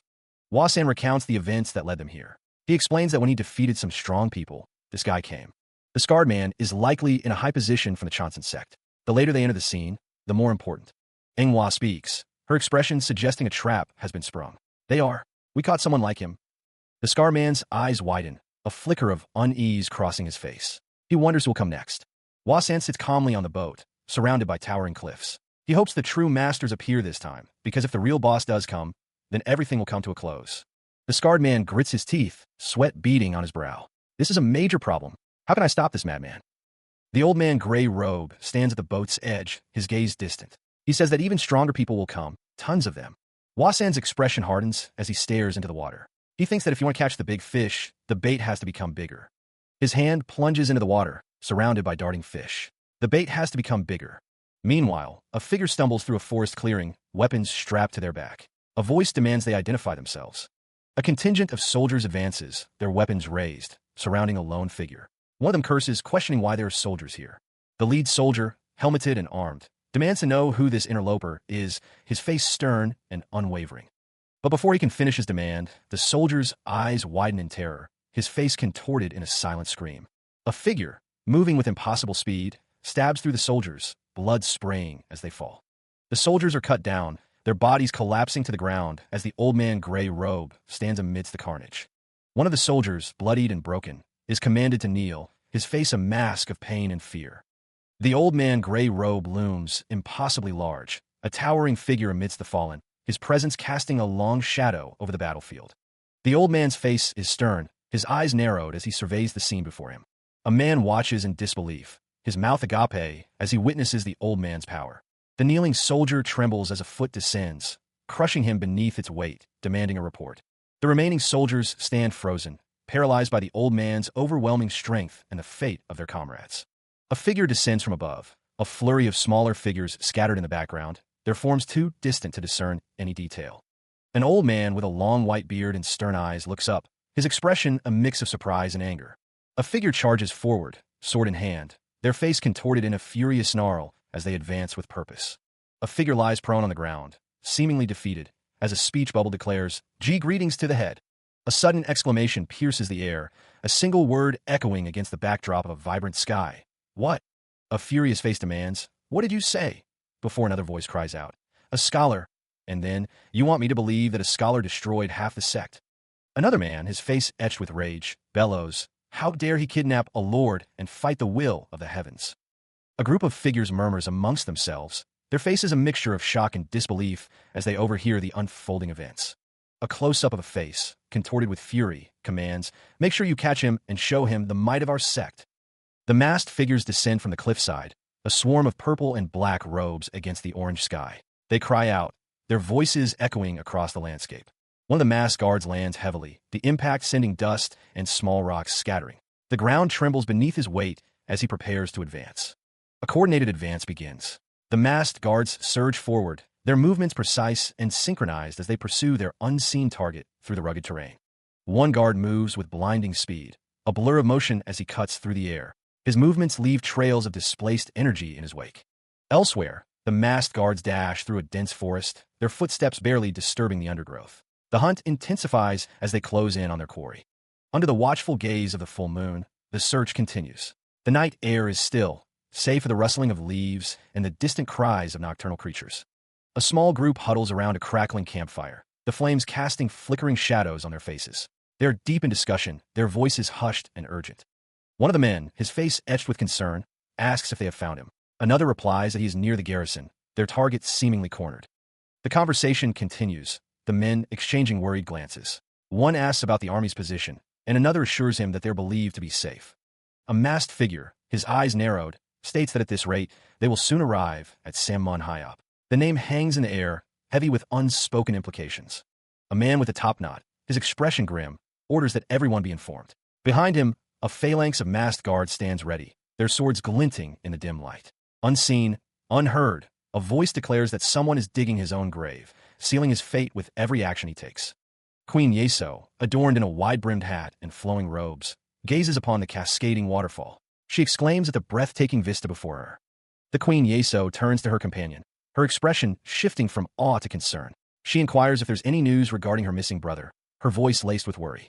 Her face is framed by the wide brim of her hat, her eyes reflecting a deep-seated anxiety. The search for her brother weighs heavily on her mind. A figure in a hooded robe stands silhouetted against the sky, advising Queen Yeso to return home. He warns that the royal court will be worried if they discover she is missing. The queen's expression hardens, a flicker of defiance in her eyes. She is resolute in her mission, despite the potential dangers and concerns of others. Elsewhere, a group of men speculate that Master Wu Eek is currently in disguise. They seem to be discussing the implications of this potential deception. Song Ja-hyen, identified as the Yeso's right general, expresses his concern about being negligent in guarding the princess. His brow is furrowed with worry. Despite the warnings and concerns, Queen Yeso remains steadfast in her resolve. She declares that she will not return until she finds her brother, her determination unwavering. Queen Yeso urges her master to move forward, her tone suggesting a sense of urgency. The search for her brother continues, pressing onward. Elsewhere, the yellow river stretches out, its waters reflecting the golden light of the setting sun. A small boat drifts along its surface, carrying its passengers towards an unknown destination. On the boat, one of the figures yawns, their weariness evident. The journey seems long and monotonous, their purpose still unclear. One of the passengers questions their master's motives, wondering aloud why they are undertaking this particular task. The reason for their journey remains a mystery. Queen Yeso's companion holds a fishing rod, though it lacks a hook or line. She questions what kind of fishing this is. The master's face is shown in a close-up as he asks if Kong Taegong fished to catch the fish. Master Wu Eek tells her to get rid of her eye crust before saying that, as he rubs his eyes. He speaks of waiting for the right moment to fish the world. The hooded figure asks if this is really the Yellow River. The master wipes his eyes as he was dozing off. The master asks if the hooded figure sees black or something. He then asks if he knows what will appear if they keep going this way. The master states that if they keep going this way, they'll end up in Sammonhyop. The hooded figure asks so. The master sighs as he rows the boat, asking if they know how strong the currents are in Sammonhyop. The hooded figure asks about Sammonhyop, sniffing. The master explains it's an ugly place where even the biggest boats will be destroyed in a blink of an eye because of the rapids and currents. The panel shows a landscape of the river with sunken boats. It is a place where even the vast number of sunken boats can't float because of the damage the currents do. The hooded figure asks, really? With a smirk. Queen Yeso tells the master that he should have said something sooner. The old man in the gray robe listens intently as Fighter Wasen speaks, his expression unreadable. The old man grits his teeth, clearly displeased with the situation. He seems to be thinking that he has to follow Wasan. Fighter Wasan, with a wide grin, declares their destination. He shouts, "Let's go to Sammonhyop." The boat continues its journey, cutting through the water with increasing speed, heading towards the dangerous currents. The old man in the gray robe protests, his face contorted in worry. He exclaims that they will freeze to death and become water ghosts if they continue. Fighter Wasan smirks, seemingly amused by the old man's fear. He asks if anyone wants to bet on who will become a water ghost first. Water explodes outward. The force of the water sends men flying, their bodies battered by the unseen currents. Wasan, eyes blazing with manic glee, unleashes a torrent of water, reveling in the chaos he creates. Standing atop a small boat amidst the churning waters, Wasan prepares for another strike, while Baek Jejeon watches. Wasan shouts, demanding his opponent give him a better fight, impatient for a worthy challenge. Another man is struck by the water, the impact sending him reeling backwards. Wasan's eyes narrow, a flicker of boredom crossing his face as he declares the fight is losing its appeal. Wasan tells Baek Jejeon to start paying more attention to the fight. Baek Jejeon's expression is intense as he is asked if he is curious about who will become the water ghost. An old man looks on in shock, calling out to Baek Jejeon. He stares upwards, his eyes wide with a dawning, horrified realization. A voice cries out that it's a waterfall as a torrent of water rushes forward. Wasan peers down, his expression unreadable as the water surges below. Someone plummets down the waterfall, desperately screaming for help. The waterfall crashes down with immense force, the impact zone obscured by mist. The waterfall dominates the landscape, a sheer curtain of water cascading into the depths below. A bulge of water forms, ready to strike. With a PSHH sound, the old man in the gray robe is struck by a blast of water. His eyes widen in shock as the water hits him, the force of the impact evident. Elsewhere, a group of figures stand atop a cliff, the sound of a distant boom echoing. The cry echoes across the chasm as the old man is struck by the torrent. The force of the water slams into him, the sound of the impact echoing through the air. A foot strikes out with lethal intent, the attacker shouting a single word, "Die." Wasan grins, his eyes gleaming with manic glee as he watches the chaos unfold. A surge of blue energy emanates from Wasan's hand, crackling with raw power. The energy intensifies, swirling around his hand like a vortex of pure force. Wasan declares that there is no need for greetings as his attack sends his opponents plummeting from a cliff. He unleashes the full force of his technique, mocking his foes as mere moths drawn to a flame. The translation notes that Wasan is calling them tiger moths as they fall from the cliff. The ground erupts in a violent explosion as the falling figures meet their end.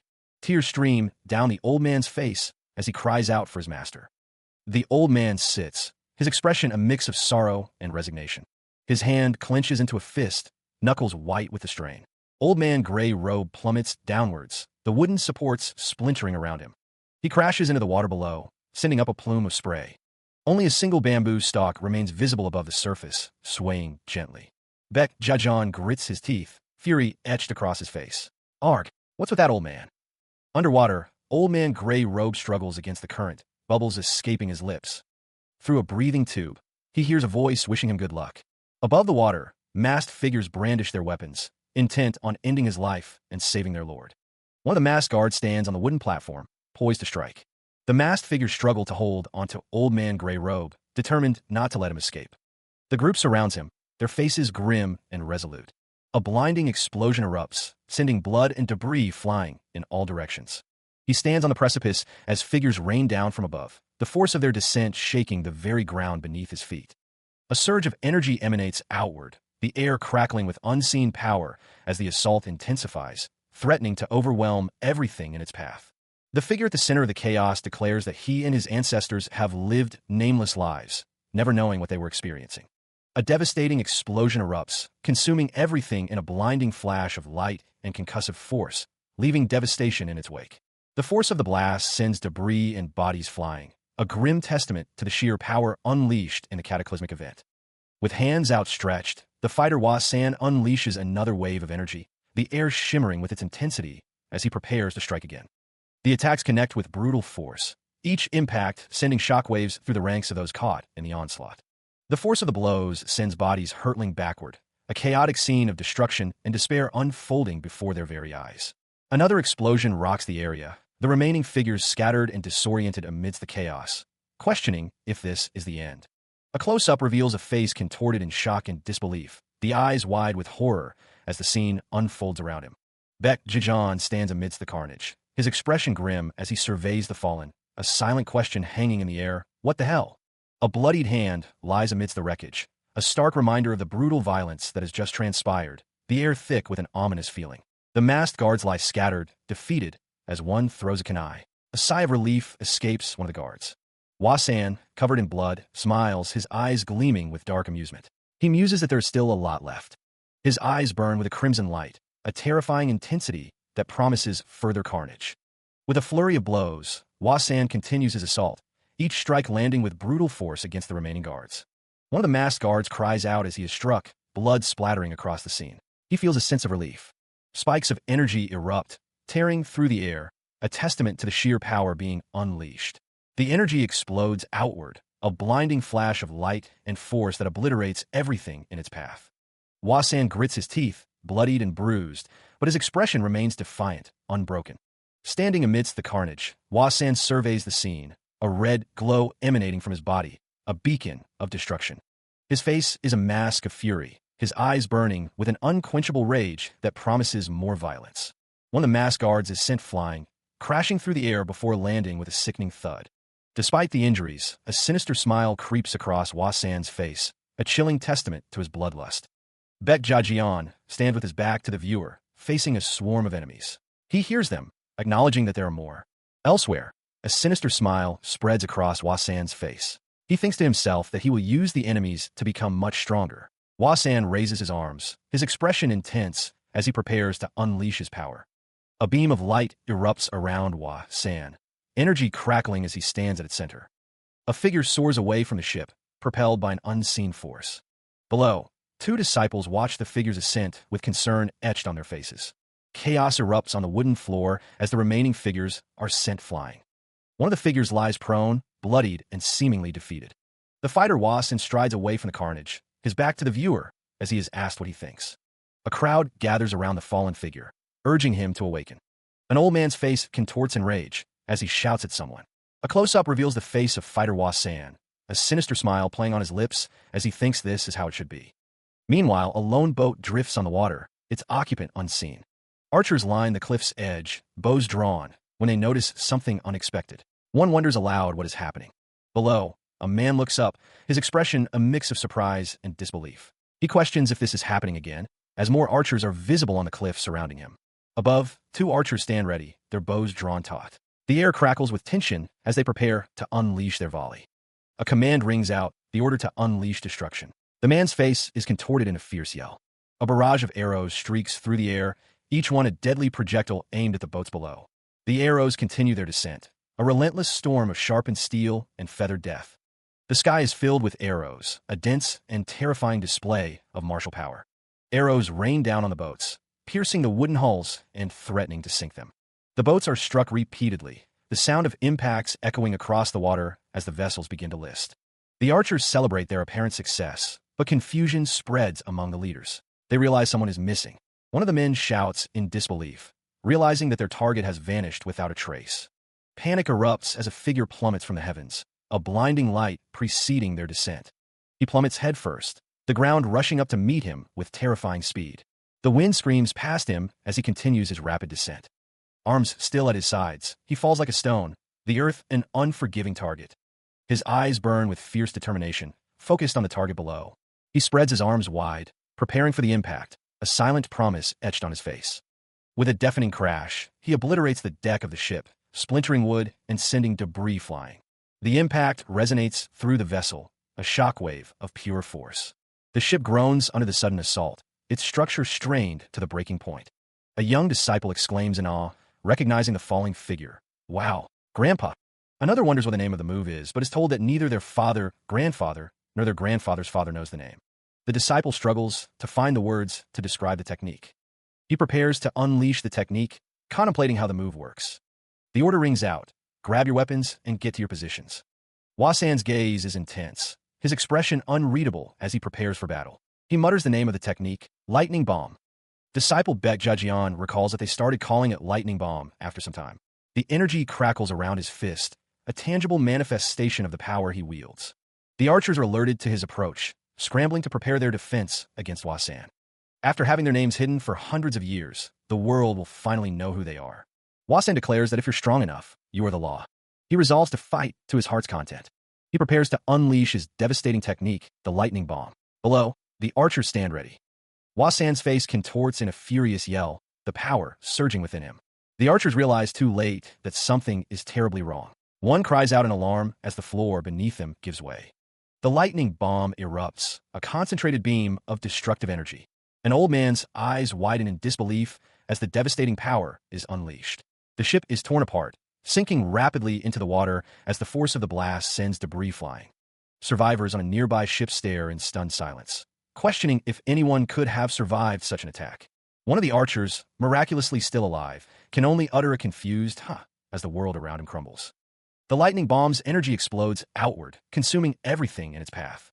The force of the blast sends bodies flying through the air, tossed about like rag dolls. The epicenter of the lightning bomb unleashes a blinding flash of light and raw power. The ship is obliterated, reduced to splinters and debris in a cataclysmic explosion.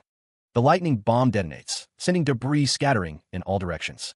The force of the blast sends water surging against the nearby rocks, a deafening splash echoing across the sea. The sky is bright, and the rooftops of a traditional building are visible. The sounds of a busy restaurant fill the air as patrons call out for more dumplings and alcohol from the second floor. Queen Yeso sits at a table laden with food, a thoughtful expression on her face. She explains that they won't be fast enough on land. Song Ja-hyun warns that Samunyup's waterway is too dangerous, so much so that even veterans avoid it. Even if it's her, Song Ja-hyun doesn't think they should use a mediocre boat, as it will most likely sink. Queen Yeso wonders if they can use the military ship. Song Ja-hyun looks off to the side, a confused expression on his face as he asks, "What?" Queen Yeso explains that if it's a waterway, there should be a gateway. She then asks where the closest naval base is. Song Ja-hyun states that it's impossible to use the military for personal reasons. He warns that her father will be mad. Queen Yeso, holding a cup, asks what the problem is with riding a ship, stating that she has ridden them a few times before. Song Ja-hyun explains that they were in territory that royalty ruled over at that time, but here at Hanum, they're... Queen Yeso finishes his sentence, stating that it can be political problems. A hand rests on a table next to a long, wrapped object. An idea has clearly taken root. The man's brow furrows with concern, his eyes narrowed. He wonders if his princess is involved. One man questions the other about the object on the table. The second man seems surprised by the princess's actions. Sweat beads on the man's forehead as he contemplates the potential fallout. He wonders how to manage the consequences. Meanwhile, a man inquires about the king's condition. The king remains unconscious, lying in his bed. The doctor's efforts are proving fruitless, leaving the admiral with a sense of divine intervention. The admiral seems to have God's blessing. The third high admiral is mentioned. Another man wonders about the king's current state after eating the gallbladder of a bone. One man agrees with another statement. The Byungbu is questioned about their current status. The man assures the admiral that he is doing his best. The Byungbu, Yu Gukrium, is mentioned. The soldiers are under control, with no violence occurring. Agun's soldiers are imprisoned, and the leaders have been replaced to prevent retaliation. The admiral stands before his men, discussing the situation. He explains that people with martial arts backgrounds won't give up easily. The only option is to label them as traitors. The man in the red robe confirms that the admiral means the organization called Black. The admiral agrees, sitting across from him at a table with a wrapped gift. The admiral considers another option. He suggests requesting the family that deceives people with words, but does not finish his thought. The admiral's expression hardens. He believes it's best not to get too close to those who deceive with words, implying a lack of trust. The admiral sits at the table, pondering the situation. He hums to himself, considering the options before him with a thoughtful expression. A soldier shouts, questioning if the admiral will leave the prime minister as he is. The soldier believes the prime minister is just a wizard using black magic. The admiral's plan is revealed. Although they borrowed the sorcerer's power to their advantage, they need to get rid of them. The soldier's face is contorted with rage. He shouts that they need to get rid of all the sorcerers, showing his extreme prejudice. The admiral is informed that the prime minister was able to attain the king's favor and poison him into his current state, as promised. The admiral hums, stroking his chin thoughtfully. He seems to be considering the implications of the prime minister's actions and the king's condition. A hooded figure is revealed, identified as the prime minister. His face is obscured by shadows, adding to his mysterious and potentially sinister nature. The admiral is told that the biggest threat to their mission is the Yeso king. They must get rid of him, solidifying their dangerous intentions. A man taps a jade seal, confident that good news will arrive soon. He believes the Yeso king is powerless to interfere, even if he declines the royal command. The jade seal rests securely in his hand, a symbol of authority and control. Meanwhile, the sky stretches wide and blue, a silent witness to the unfolding events below. A soldier reports to someone of high rank within the city, his voice carrying the weight of important news. The Central Army and the Left Army are surrounding the Yeso kingdom, and all the roads have been blocked. The situation is tense as the leaders discuss their strategy. At Samseo Castle Pa, a leader sits, his expression unreadable as he listens to the reports. A messenger kneels, awaiting instructions. He is told that the messenger should be arriving by now. The man declares that he has protected the place from dozens of invasions, urging others not to worry. Song Ja-hyun shakes his head, unconvinced. He believes that Yeso's king, who openly stated he'll inherit the throne, is not a normal guy. The man at the table is told, "Yes, sir." He is reminded that the Yeso king can decline the royal order, and they should prepare for that situation. The Yeso king is considered a traitor, a concept the man struggles to understand. He knows the king is ambitious, but never thought he would betray the nation. The man reflects on the situation, comparing it to the previous king, whose kindness was all for show. He wonders if there was a change in the current king's heart. Song Ja-hyun listens as the royal command is read aloud. There is a seal on the paper. The admiral's message continues, stating that the Yeso king might use the upper sword to decline the order. He may also try to escape from the order. The man with the scroll is instructed to retrieve the upper sword. For the well-being of the nation, he must stop the Yeso king if the traitor decides to use the upper sword to decline the order. The man's expression is stern as he considers the implications of the royal command. The text describes how the Yeso king stopped 2 rebellions and halted the descent of the barbarians with the invincible golden sword that the previous king gave him.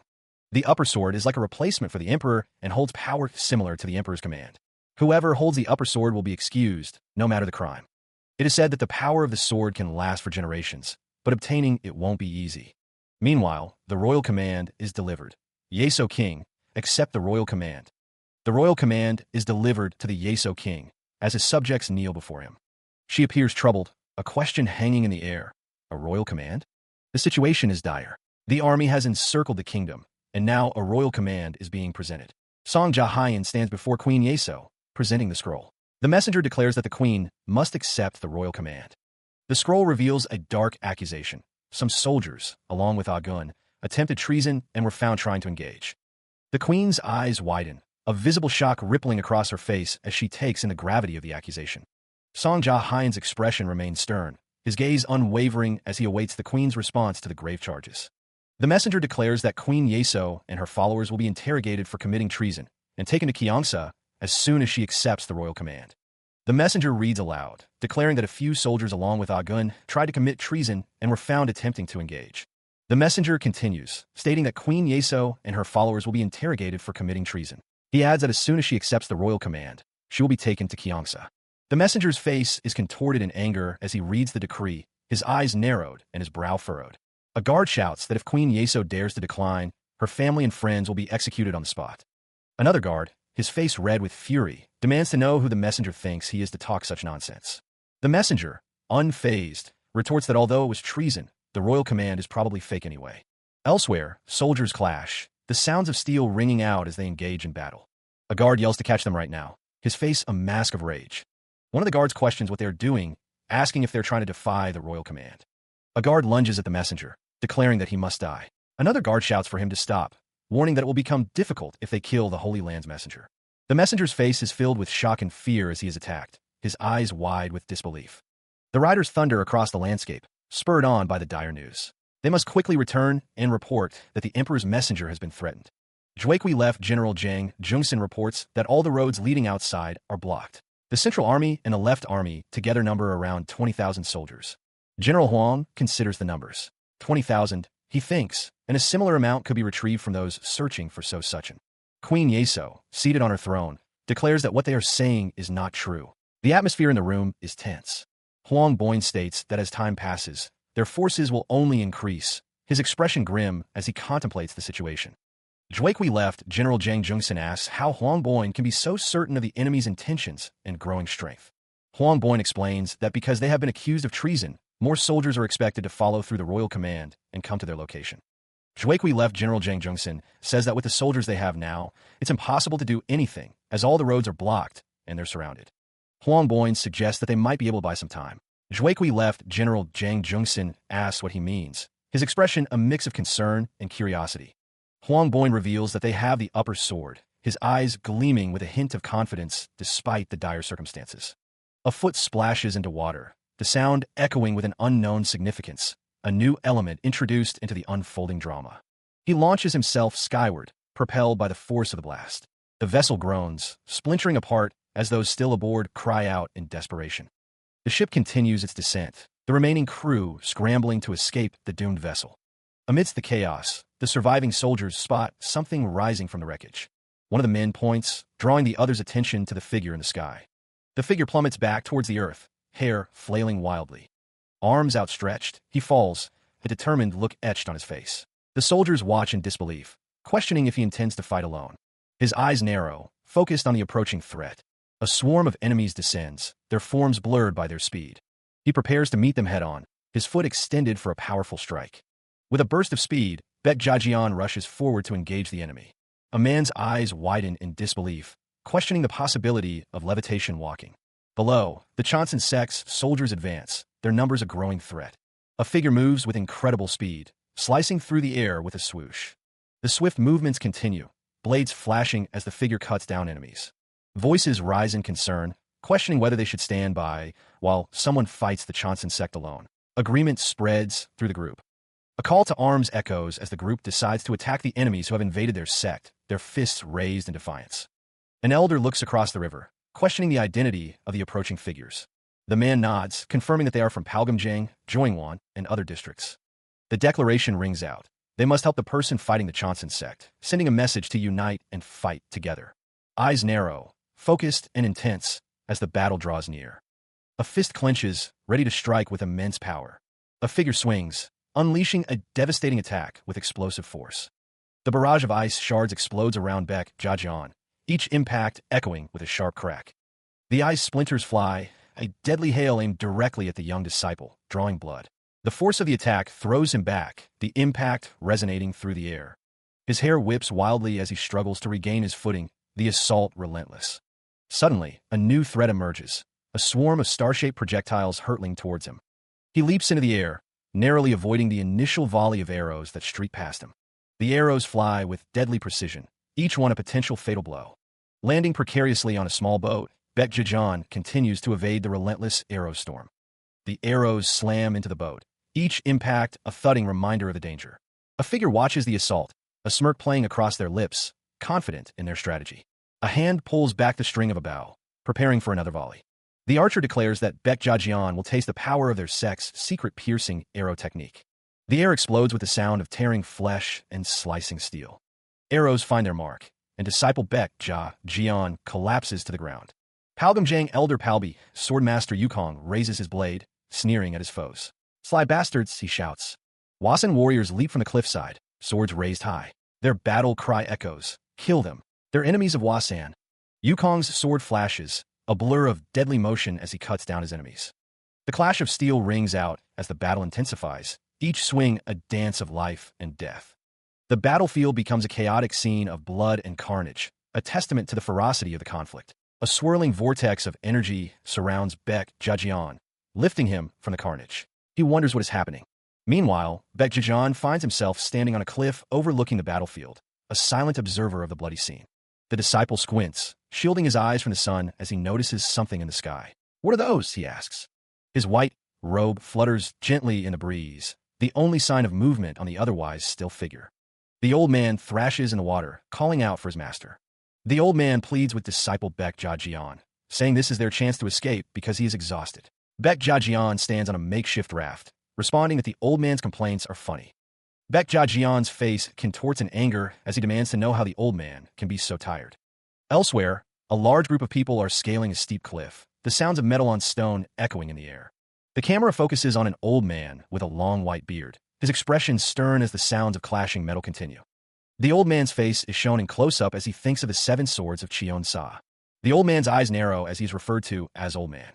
Baek Jajian asks the old man if he should reap what he sows. The old man looks up at him, surprised.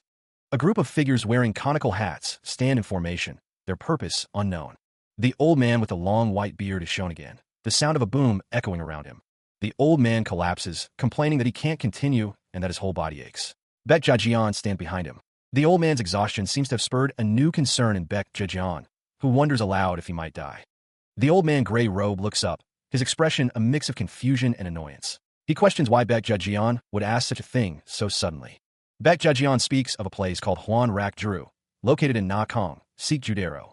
It's said that Na Kong has the most beautiful girls. His eyes narrowed. Baek Jajian mutters that the amount is unbelievable, though the context remains unclear. A man, presumably Baek Ok Dang, declares his unwavering loyalty, vowing to carry out his orders without fail as the sound of a bow echoes. Meanwhile, a group of figures travels across the water, their destination unknown, but their purpose seemingly urgent as they urge each other to move faster. The boat carries several individuals, their faces obscured by distance and shadow, but their presence suggests a journey of some importance. A stern-faced man with a long white beard demands to know who they are and where their master is, his voice filled with authority. The man's eyes narrow, his expression hardening as he awaits an answer, his gaze intense and unwavering. Another man, his head wrapped in a bandage, wonders if the devil-like bastard is a disciple of the Wasan sect, his tone laced with suspicion. Standing on the deck of a ship, the man calls out, asking if the old man is ready, his words carrying a hint of challenge. The man's expression darkens as he reveals he's talking about the person who released the seal, his words heavy with implication. With crackling energy coalescing in his hands, Baek Jajian vows to personally make someone leave this world. The air crackles with unseen power. The old man's face twists into a knowing smirk, his eyes gleaming with anticipation. Whatever is about to happen, he seems to welcome it. A figure in purple robes stands defiant against a barrage of swords, his voice booming with a chilling demand. Bring him his head. A muscular figure leaps through the air, a cleaver glinting in his hand as he descends towards his target. The attack is swift and brutal. A chaotic melee erupts, figures clashing amidst a flurry of blows and desperate maneuvers. The battle is joined. A close-up reveals a hand gripping a bloodied cleaver, the weapon poised for another strike. The violence is visceral and immediate. A title card displays the words, Chapter 20, Violent Collision, juxtaposing the faces of Baek Jijeon and the old man. A disembodied voice declares that the martial arts on display are not from the Hwasan sect. Suspicion falls on the combatants. The bandaged man reflects, stating he's never heard of such violent moves in the Hwasan sect, and that their tactics are too strong for that province.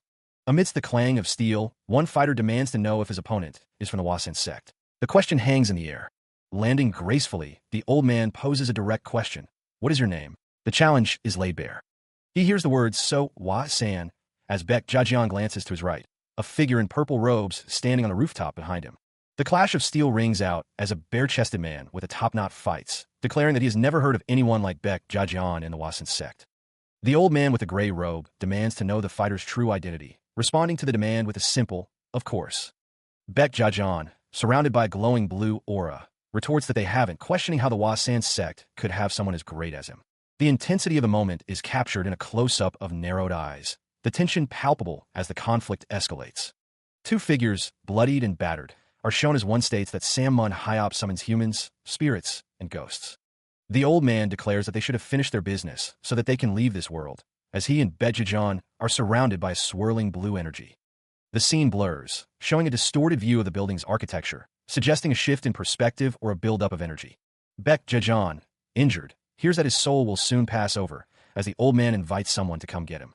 Baek Jijeon, now engulfed in a brilliant blue aura, responds that it's his pleasure and declares that they should go. The intensity heightens with another close-up of determined eyes, focused and glowing with an inner light. With a shout, Baek Jijeon leaps into action, a trail of blue energy following his movements as he attacks. His eyes narrow, a fierce intensity burning within their depths. He unleashes a flurry of blows, each strike crackling with blue energy as the old man counters with equal force. Steel meets steel, the impact sending shockwaves of energy rippling through the air. A sharp crack echoes as a blow lands with brutal force. The old man's hand connects, the sound of impact reverberating through the air. Baek Jijeon's eyes widen in disbelief, a question forming in his mind as pain shoots through his body. The old man stands firm, declaring, You're nothing but a child, as Baek Jijeon cries out in protest. He cries out in pain, the force of the blow evident in his grimace. The force sends him flying backwards, a trail of displaced air marking his violent trajectory. The old man stands triumphant, proclaiming, I've got you now, as his opponent is sent reeling. A blur of motion fills the space as the fight continues at breakneck speed. With renewed resolve, Baek Jijeon launches himself back into the fray. He stares, his expression a mix of shock and pain. The old man's face is a mask of grim focus. A surge of power erupts from the old man, a booming wave of energy. Energy coalesces into a focus point, a conduit for immense force. Wounded and reeling, Baek Jijeon wonders if he's facing a divine displacement. The energy burns into his chest, searing through flesh and bone. He stands, battered but unbroken, his gaze fixed on the ground. Blood drips, a testament to the brutal exchange. The old man stands above him, sword in hand, an impassive judge. Baek Jijeon's eyes blaze with defiance, refusing to yield. The old man's expression is severe, his words echoing with authority. Only the heavens are above. The old man in the gray robe sneers, dismissing his opponent's efforts. He believes they should witness something before their demise. Baek Jijeon's expression is fierce, his eyes narrowed with determination. Scratches and smudges mar his face, testament to the battle. The old man in the gray robe declares that only the heavens are above him. His eyes are wide, and his expression is manic. The blade gleams, radiating a menacing aura. Its edge promises swift and decisive action. A hulking figure swings his weapon with brutal force. The air rushes around him as he brings it down.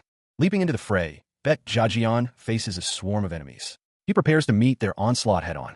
The large man swings his weapon, scattering opponents. His raw power sends them flying through the air. The enemies advance, their faces grim and determined. They are clad in dark robes and hats, weapons at the ready. Baek Jijeon clashes with an enemy, their weapons meeting with a resounding impact. Sparks fly as they struggle for dominance. The fight intensifies as Baek Jajian continues to battle. The clash of steel echoes through the air. A weapon falls, spinning through the air. Its dark surface reflects the light as it descends. A leather whip glows with contained energy, ready to be unleashed.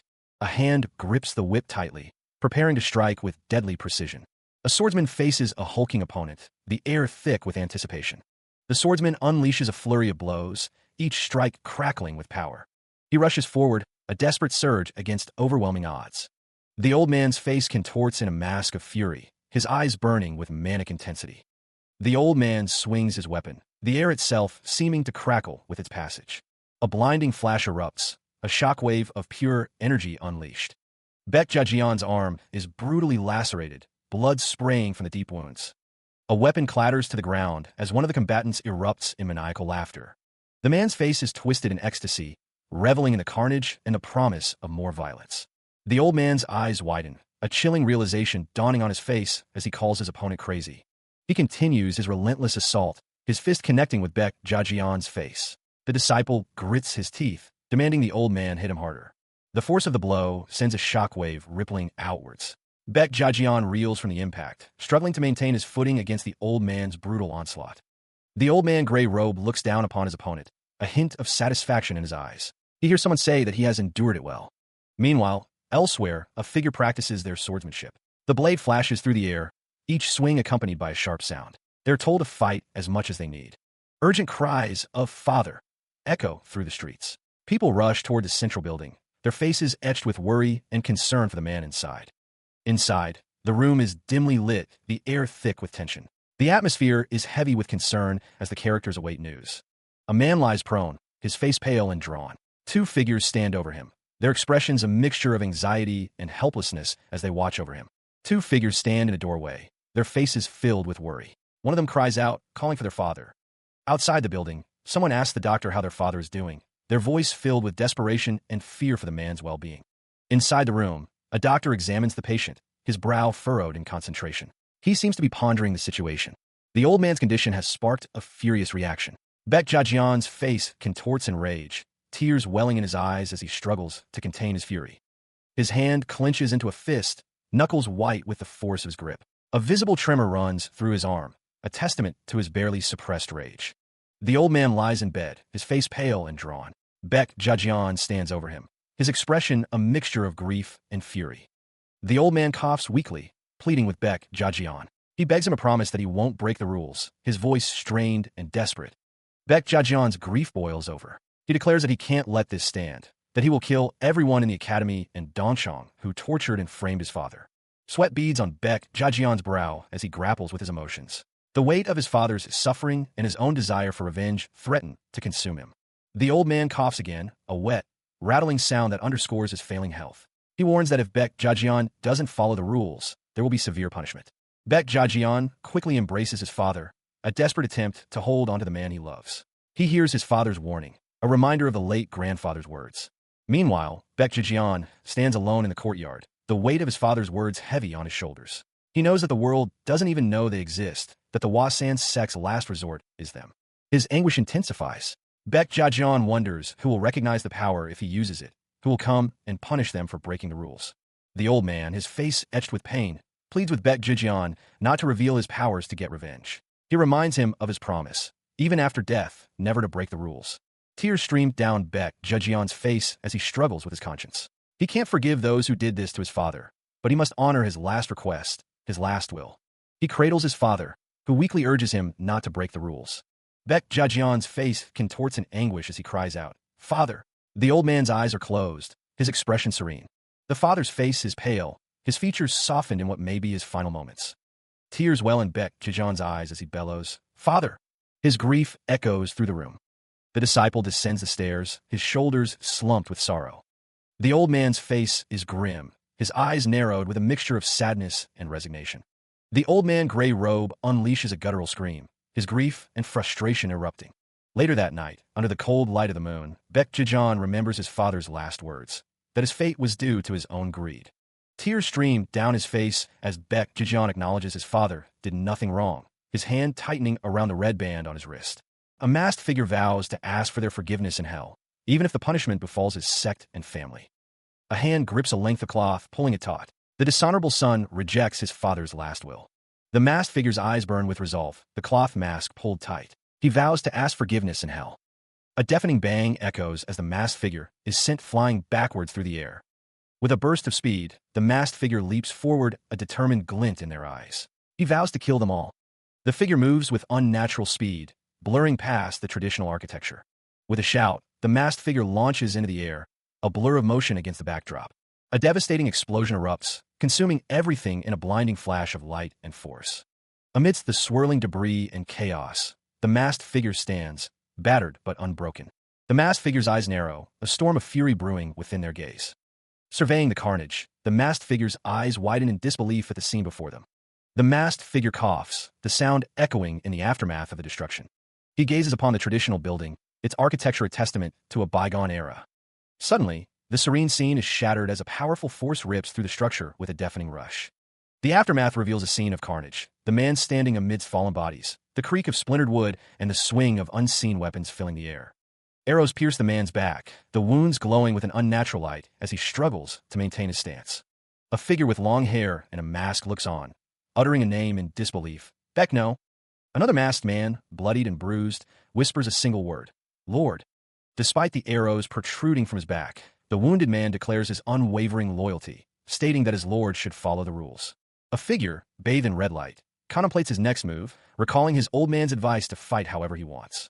SFX, chills. A hand crackles with blue energy, the air around it shimmering with power. Two figures clash, the SFX of hit and leap punctuating their violent exchange.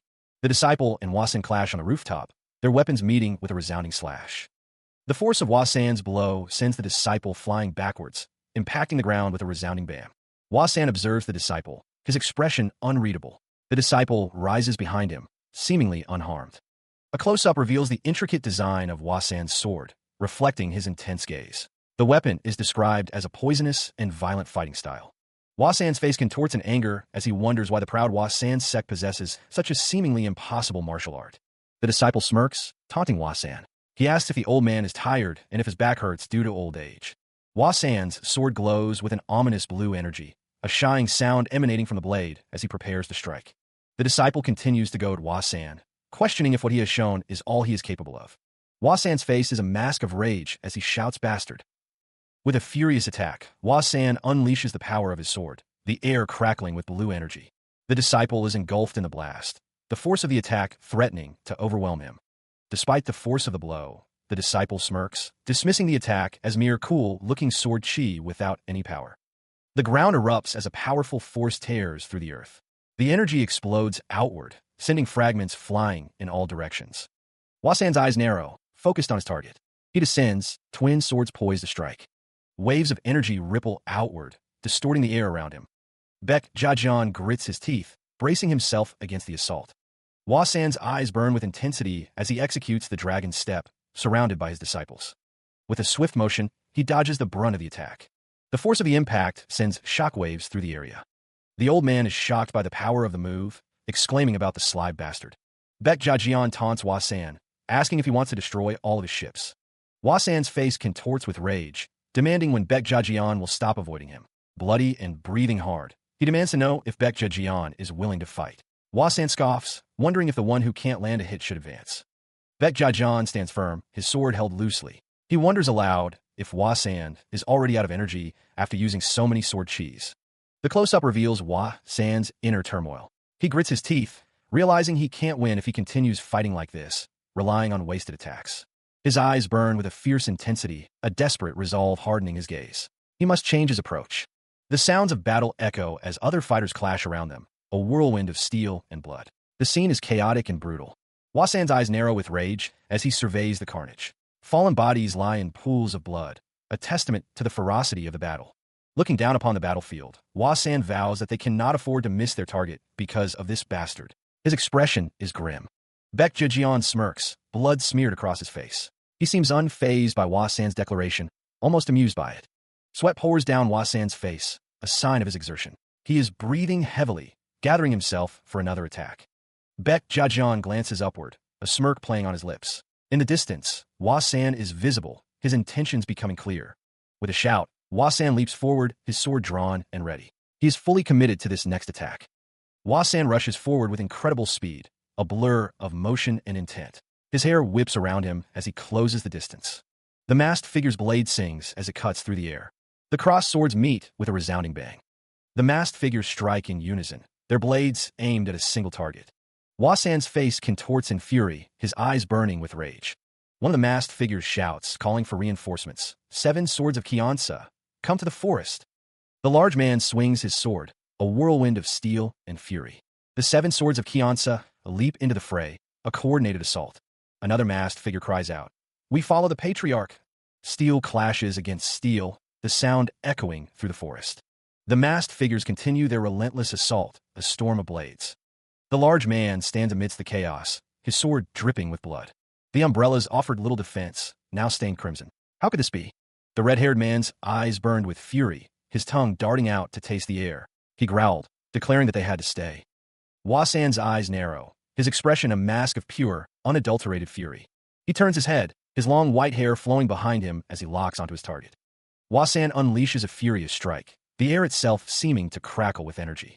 Hua-san's face contorts in rage as he shouts, demanding his target stop.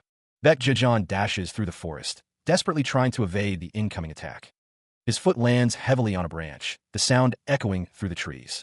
Hua-san, consumed by fury, roars, questioning why his opponent won't stay still. With a furious swing, Hua-san unleashes another wave of destructive energy. Baek Jejeon continues his desperate flight, the force of the attack buffeting him from behind. The energy explodes outwards, a display of raw power and destruction.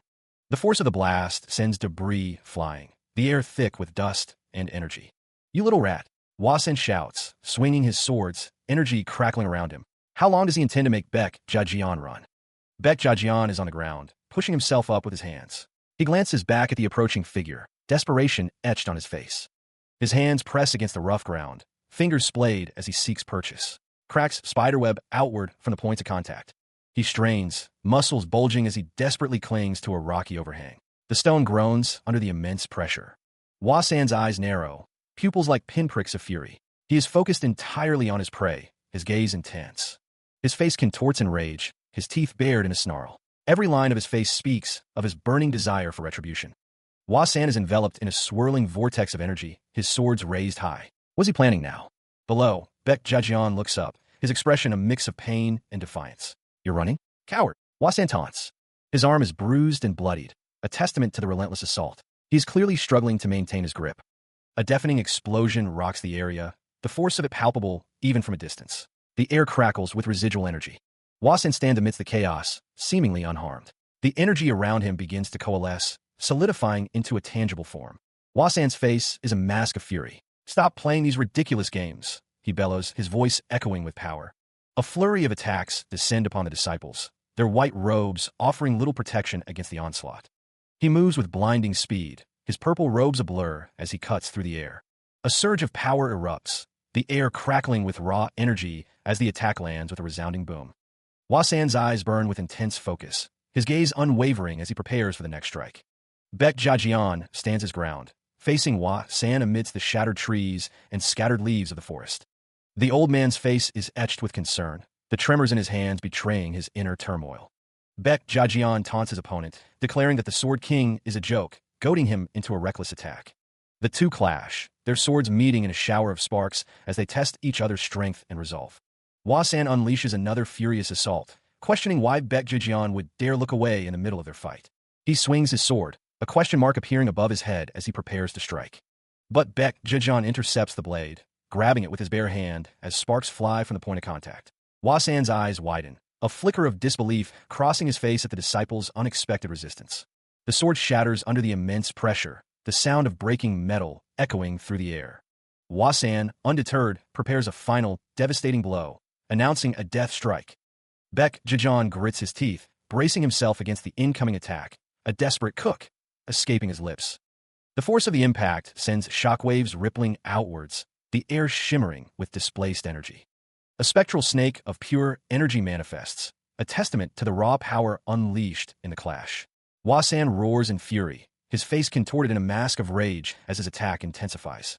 The two figures become a blur of motion, locked in a desperate struggle for dominance, neither willing to yield. Wasan screams, his attack connecting, sending Baek Jajian flying through the air. Baek Jajian plummets downwards, his eyes wide with shock as he hears Wasan's final, chilling declaration, "Now die." He sprints through the forest, desperate to put distance between himself and his pursuer. Wasan, enraged, swings his blade, shouting at Baek Jajian, who barely manages to dodge the attack. The grip tightens on the sword's hilt, ready to unleash another strike. The blade sings as it cuts through the air, a flash of deadly intent. The sword whistles, a harbinger of the pain to come. Wasan unleashes a flurry of blows, each strike aimed to incapacitate the fleeing disciple. Baek Jajian, bloodied and battered, can only wonder at the swordsmanship displayed against him. Wasan's face is a mask of fury, his eyes burning with righteous anger. Baek Jajian grits his teeth, his own anger rising as he's forced to flee. With a desperate cry, Baek Jajian continues his retreat, hoping to find some advantage. The eyes of hunter and prey lock, a silent promise of the battle's inevitable conclusion. The sword finds its mark, slicing through flesh and bone, ending the chase. The force of Wasan's strike sends blood splattering as his blade finds its mark. The sword plunges deeper, a brutal testament to the swordsman's superior skill. Fragments of the shattered blade rain down, mingling with the crimson spray. His strength failing, Baek Jajian collapses to his knees, defeated and broken. Nearby, an old man coughs, his sword lying discarded on the ground as he is told to listen. In his mind, Baek Jajian wonders why he was shot with that blast for nothing, questioning if he looked weak. Baek Jajian reflects on his failure, realizing he has embarrassed his lord and will be punished by the heavens. Meanwhile, Baek Jajian laments, pouring his life into his sword, only to realize it was all for nothing, as the Cheon San SECT swordsmanship only lasted for a moment. From a distance, soldiers cheer from a temple, celebrating a victory. A man declares that he will make this sect stand out as the most powerful in the East as the soldiers cheer. Two men in robes observe the scene, one noting that Lord Pagan is dismissing them entirely. The crowd roars its approval, chanting hoorays for Lord Pagan. Hands clasped tightly, a voice laments that sins runs so deep that even God is punishing him. The text speaks of forefathers leaving behind a sword capable of destroying the heavens, questioning how one can absolve such sins. A man with long white hair and beard looks up to the sky, holding a sword, and says, "Miram, this lowly man." The sword is pointed downwards as the man says goodbye. With a resounding slap, Baek Jajian is struck across the face, sending him flying. His face contorted in pain and disbelief, Baek Jajian asks what bullshit this is. A voice booms, questioning who gave him permission to die by his own hand. The old man raises his sword, declaring that Baek Jajian is a lowly man. The blade of the sword gleams, promising a swift end as it says goodbye. Wasan's open palm connects with Baek Jajian, the sound of the slap echoing. Wasan stands over the fallen Baek Jajian, questioning who allowed him to die by his own hand. Lying on the ground, Baek Jajian hears Wasan's words, accusing him of abusing and murdering people as he pleases. Baek Jajian's face is bruised and bloodied, as he wonders if apologizing would make things okay. Wasan stands over Baek Jajian, asking why he is being such a hypocrite. Baek Jajian's hand twitches slightly, a sign of life amidst the pain. Baek Jajian's face is marred with cuts and bruises, his expression a mix of pain and defiance. Baek Jajian's eyes widen, a surge of energy coursing through him. Two figures stand in the distance, observing Baek Jajian as he stirs, questioning what is happening. The masked figures stand their ground, one questioning Baek Jajian. Wounded and enraged, Baek Jajian demands to know their identities. The masked figure remains silent, offering no response to the demand. The other masked figure stares intently, their expression unreadable. With a subtle nod, the masked figures seem to acknowledge each other. The disciple's patience wears thin as the masked figures continue to bother him. Baek Jajian's rage explodes, demanding to know who they are. He stomps the ground, the force of his anger creating a shockwave. Gathering his strength, he launches himself into the air. With a furious cry, Baek Jajian unleashes a powerful kick. His face contorted with rage, he prepares to strike. His eyes burn with fury, focused on his unseen target. He is sent hurtling backwards, the force of the blow palpable. Baek Jajian's face contorts in a grimace, the impact clearly taking its toll. His eyes blaze with fury, the disciple muttering, "These bastards!" Elsewhere, a masked figure kneels, his sword lying beside him, defeated. The aftermath of the battle is clear. Several masked figures lie prone, one coughing weakly. Another masked figure sits amidst the carnage, blood splattered across his face and robes. The masked man vomits blood, the scene a testament to the brutality of the fight. A close-up reveals the agony etched on the masked figure's face, his eyes wide with pain. Another masked figure, wounded and weary, stares ahead, his expression unreadable. A voice booms from above, commanding, "Freeze! Don't move! Turn around!" The aftermath of battle is clear. Bodies litter the ground. Armed figures stand amidst the fallen, issuing commands. Two men observe the scene. One notes that the others are nearly finished with their task, a hint of satisfaction in his voice. Suddenly, the man's expression twists in fury as he shouts a name, berating a sergeant for some unknown transgression. A soldier, wounded and surrounded by swords, struggles to comprehend the situation, barely surviving the battle. The fallen soldier is surrounded by armed men. One comments that he must have quite the title. A man with long hair questions the soldiers, asking if they are imitating the Cheon-san sect. The man's face contorts in rage as he threatens to send someone to Wasan, his voice booming with fury. He vows to reveal every crime the Wasan sect has committed and have them persecuted, promising severe punishment. Meanwhile, a desperate cry pierces the air, begging for a moment of respite. A man on the shore watches as someone struggles in the water, pleading with his lord to wait. The man in the water insists it will only take a moment, struggling to stay afloat amidst the waves. The man on the shore turns, a look of confusion and surprise etched on his face as he wonders who is calling out. The wounded man, his chest bare and bandaged, gasps for air, declaring that he is dying. In the background, several figures kneel on the shore. A man's face is shown, followed by a man climbing a wall. He counts the people he has defeated, numbering them as 2 and 3. A group of men in light blue robes stand together, one counting aloud. He tallies 5, 6, 7, and finally 8. A close-up reveals a wounded arm, wrapped in bandages. Someone asks what is happening, their tone laced with concern. A close-up of a hand reaches out, as the wounded man calls out to his lord, his voice weak but respectful. Despite his injuries, the wounded man smiles, rubbing his hands together. He calculates his earnings, anticipating 105 niangs for every 2 people, including those on the other side. The wounded man points towards the water, surrounded by the men in blue. He declares that it is the will of his master over there, and that his master defeated them all. One of the men in blue robes speaks, identifying himself as Sialmu from Jiayang Geometry Bow. He asks if the wounded man is a missing person from the forest. The wounded man scratches his head, stating that he cannot say because he needs his master's permission, his tone hesitant. The wounded man explains that his master is chasing that old man who he thinks is God's reproach, his words carrying a hint of disbelief. The men in blue robes react with surprise and disbelief. One of them exclaims, questioning if he just said, "Gods," and referring to that old man. Another identifies Yeo Yangjong as the Cheon-san sect's leader. The men in blue robes murmur amongst themselves, noting that he's alive even though he's so old, and that the leader of the Cheon-san sect helped them get to the location. A member of the Cheon-san sect shouts, pointing off into the distance. The man indicates that someone is in the forest, alerting his companions. Deep within the forest, the wounded man struggles to move forward, aware that someone is approaching. His face is marred with cuts and bruises, a testament to a recent battle. Meanwhile, soldiers arrive at the royal gate, their presence a sign of growing unrest. The soldiers surround the king, prompting one of the men to question if this is problematic. Another man wonders if their actions already constitute high treason, his expression grave. One of the men rebukes the other, demanding to know what he means by treason. The man clarifies that he didn't mean to imply they were planning treason. The men discuss what they can do about the situation, their faces etched with concern. One of them wonders what on earth the king is planning, his brow furrowed in thought. A hushed voice notes that someone is absent from their designated location. Elsewhere, 2 figures stand in a grand hall, the walls adorned with intricate paintings. An empty throne sits prominently in the center of the room. Accusations fly as one man demands the other watch his words, questioning the meaning of treason. The other man, equally incensed, wants to know when they supposedly planned this act. The man's face contorts with frustration, insisting that is not what he meant. His brow furrows, a vein throbbing at his temple. The tension hangs heavy in the room as the 2 men discuss what can be done. Another man wonders aloud what the king is doing. The king's absence is noted, the empty throne a stark reminder of his missing presence. A painting of a dragon hangs behind the throne. Wang Ya is instructed to use the upper sword to move the surrounding army 100 kilometers. The implications of such an order are unclear.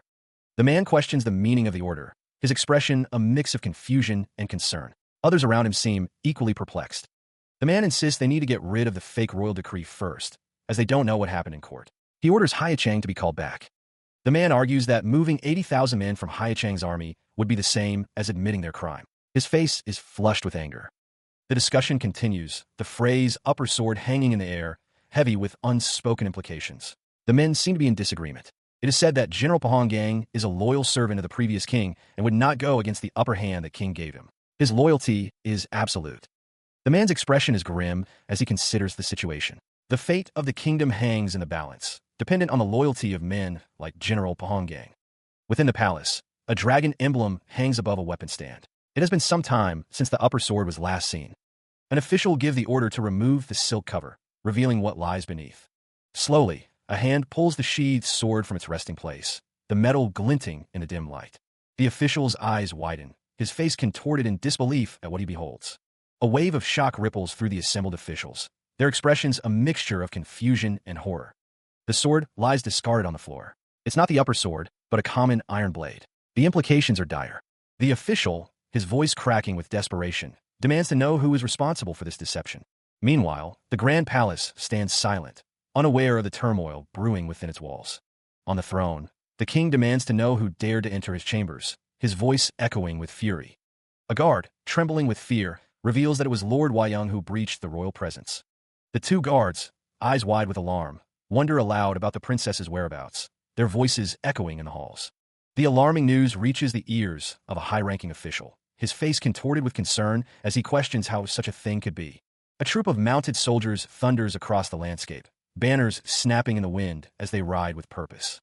The soldiers approach the palace gates, their urgent mission clear as they demand to know the location of King Yeso. A general, surrounded by his men, demands to know where King Yeso is, reminding everyone that General Pa has always shown respect. The imposing palace looms, its walls lined with soldiers, a silent warning to watch one's words carefully within these hallowed grounds. Inside the palace, figures clad in robes stand in hushed anticipation, the air thick with unspoken tension and uncertainty. A stern official declares a royal decree, ordering the guards to seize someone as a prisoner, his voice echoing with authority. A man's enraged shout pierces the air, vehemently protesting the order and demanding that the person not be called a prisoner. A man with a long beard says the word general, his expression unreadable as he contemplates the unfolding events. A close-up reveals a man in armor, his face stoic as he gives a subtle nod, acknowledging the gravity of the situation. The king stands in regal attire, receiving a report from a kneeling soldier, the weight of his position heavy on his shoulders. A hand grips a tightly wound scroll, its surface intricately patterned. A woman declares it to be the upper sword given by the previous king, demanding respect. Before her, several armored figures kneel in unison, their heads bowed low. Two men discuss the upper sword given to Wang Ya by the previous king, while another realizes the gravity of the situation. Holding the scroll aloft, Fighter Wa San commands General Pa and his army to retreat 100 kilometers. The man in the helmet remains silent, his expression unreadable beneath the metal. The scroll is held firmly, the intricate designs on its surface catching the light. The man swallows hard, his brow furrowed with concern as he considers the implications. The old man's face contorts in anger, his eyes narrowed and his mouth set in a grim line. The man in red armor looks down, sweat beading on his forehead as he contemplates the command. The man demands that Wang Ya remove the silk cover, his face a mask of fury. The man erupts in outrage, questioning how anyone dares disregard the previous king's order. A voice declares that disloyalty will be punished. A fist slams down with a resounding bang, shaking the table. The old man in the gray robe is told that disregarding a royal decree is treason. Another man agrees, stating that this can be regarded as such. Wasan declares that they should be executed. Xiao Mujia Geometry Bo argues that it is not that simple. Two guards stand silently in the background as the conversation continues. Yeo Yangzhong asks if they know that the upper sword given by the king is considered a decree. A guard insists that he still committed treason, even if it is a decree using the upper sword. The old man in the gray robe is told that the upper sword was given to the current king directly by the previous king in the court. It's added that the current lord acted as the crown prince to be a witness. Wasan retorts that all being pardoned is ridiculous, but it's not the case. The old man in the gray robe is informed that the upper sword has incredible power so that the king can ask for another investigation. Since the king doesn't have direct descendants, King Yeso will be the next to be king. Three guards clear their throats, seemingly uncomfortable with the turn the conversation has taken. The man addresses those before him, stating that while it's right to follow the royal decree, he hopes everyone understands him. The man's expression is serious as he considers the implications of his words, his eyes narrowed in thought. Another man, with a stern look, orders the army to move 100 kilometers away, ensuring no one gets through. From within the building, a voice commands someone to immediately inform the court of the situation and demand a reply. The speaker acknowledges that King Yeso is not an easy target, recognizing the challenge ahead. Outside a traditional building, a group of figures stands, one agreeing about the upper sword's significance. One man suggests they have some tea, while the other states he has to go to the bathroom. The man is told to take his time, as he excuses himself to go to the bathroom. Meanwhile, a figure in blue robes stands between several buildings, seemingly waiting for something. Close up, hands gently hold a white bird, preparing it for a task. The hands carefully attach a small object to the bird's leg, securing it tightly. With a flap of its wings, the bird takes flight, carrying its secret message into the sky. Several yurts, the landscape, their white canvas and golden trim gleaming in the sunlight. A messenger bird takes flight, its wings catching the wind as it ascends into the sky. The bird soars above a traditional building, its destination unknown. A message is carefully unfolded, revealing the contents within. King Yeso is acting as predicted. A woman with fox ears stands before a group of figures, urging them to help. Two men converse, their expressions serious as they discuss Chunung Bang and Siasuming. A man stares intently, the name Bai Wal Zhong echoing in the air. Another man looks forward, the words and Zhongnam SECT hanging in the balance. A message lies open, promising guaranteed survival in Siamsio territory, with the instruction to do as they're told. The old man, rubbing his hands together, declares he'll take them on for 5 niangs for every 2 people, including the 2 on the other side. Altogether, he calculates, he'll receive 105 niangs. One of the men points, exclaiming for his master to look over there. The men notice someone in the forest. The old man is in the foreground, while in the background, a figure approaches through the forest. Someone's coming. Baek Jajian's face is marred with cuts and bruises, his expression one of pure anger.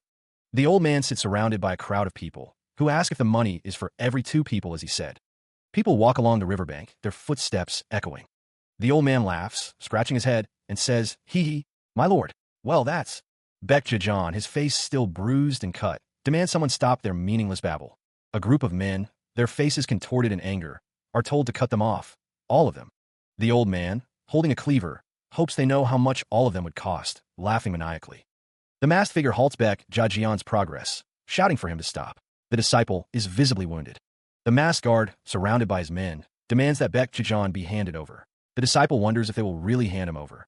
Bloody and defiant, Baek Jajian challenges the guard. He asks if the masked man is confident that he can protect them. The masked guard retorts that Baek Jajian's words were out of line. He questions if the disciple could handle the Cheonsan sect if their master came for him. The crowd murmurs amongst themselves, their expressions a mix of concern and curiosity. The tension in the air is palpable. One of the men wonders aloud why they should leave their heads intact. The implication hangs heavy in the air. Baek Jajian declares that they killed the master of the Wasan sect. He continues, stating that they then killed their great disciple. Another man states that the disciple's corpse that has been cremated is now burning into ash in the Yanwabong Peak. He seems disgusted. One of the men asks how Baek Jajian could know such detail of the tragedy that happened at the main sect. Suspicion fills the air. Baek Jajian replies that he somehow ended up knowing. He waves his hand dismissively, trying to downplay the significance. A man yells at Baek Jajian, furious that he didn't say he was a disciple of the Wasan sect. The accusation hangs in the air. The crowd is shocked, questioning if Baek Jajian is a disciple from the main sect. The revelation causes a stir. He is seized roughly, accused of being a disciple of the main sect. The accuser demands to know if it's true that there's a gifted young disciple at the main sect, his grip tightening. Baek Jajian, struggling in the man's grasp, begins to deny the accusation. Nearby, eyes widen, perhaps in shock or dawning recognition. Meanwhile, a lone drummer beats a rhythmic tattoo, the sound echoing across the water. A banner flutters in the breeze, proclaiming the arrival of the royal force. The naval forces are assembled, ready to enforce the princess's will. The ships cut through the waves, a formidable display of power. Princess Wayang commands all to kneel before her, her voice ringing with authority. She has arrived, and the news spreads quickly. A man looks back, surprised to hear Princess Wayang's name being announced. The princess's red cape billows behind her, a symbol of her authority and power as she arrives on the scene. The crowd prostrates themselves before Princess Wayang, chanting her name in unison, a display of absolute fealty. Amidst the bowing masses, one man remains standing, his expression a mixture of annoyance and defiance at the display. An hour ago, the man wonders why Princess Wayang would appear at a time like this, but realizes that the royal force may have saved him for now. Another man's face contorts in anger, believing that those around him should be dancing on the palm of his hand. A man looks back, calling out to his brother, wondering why she has to suddenly show up at this moment. 2 people are searching for someone, one exclaiming that they can't believe they found him, just as that teacher said. Princess Wayang smirks, seemingly pleased with the reaction her arrival has provoked from the crowd.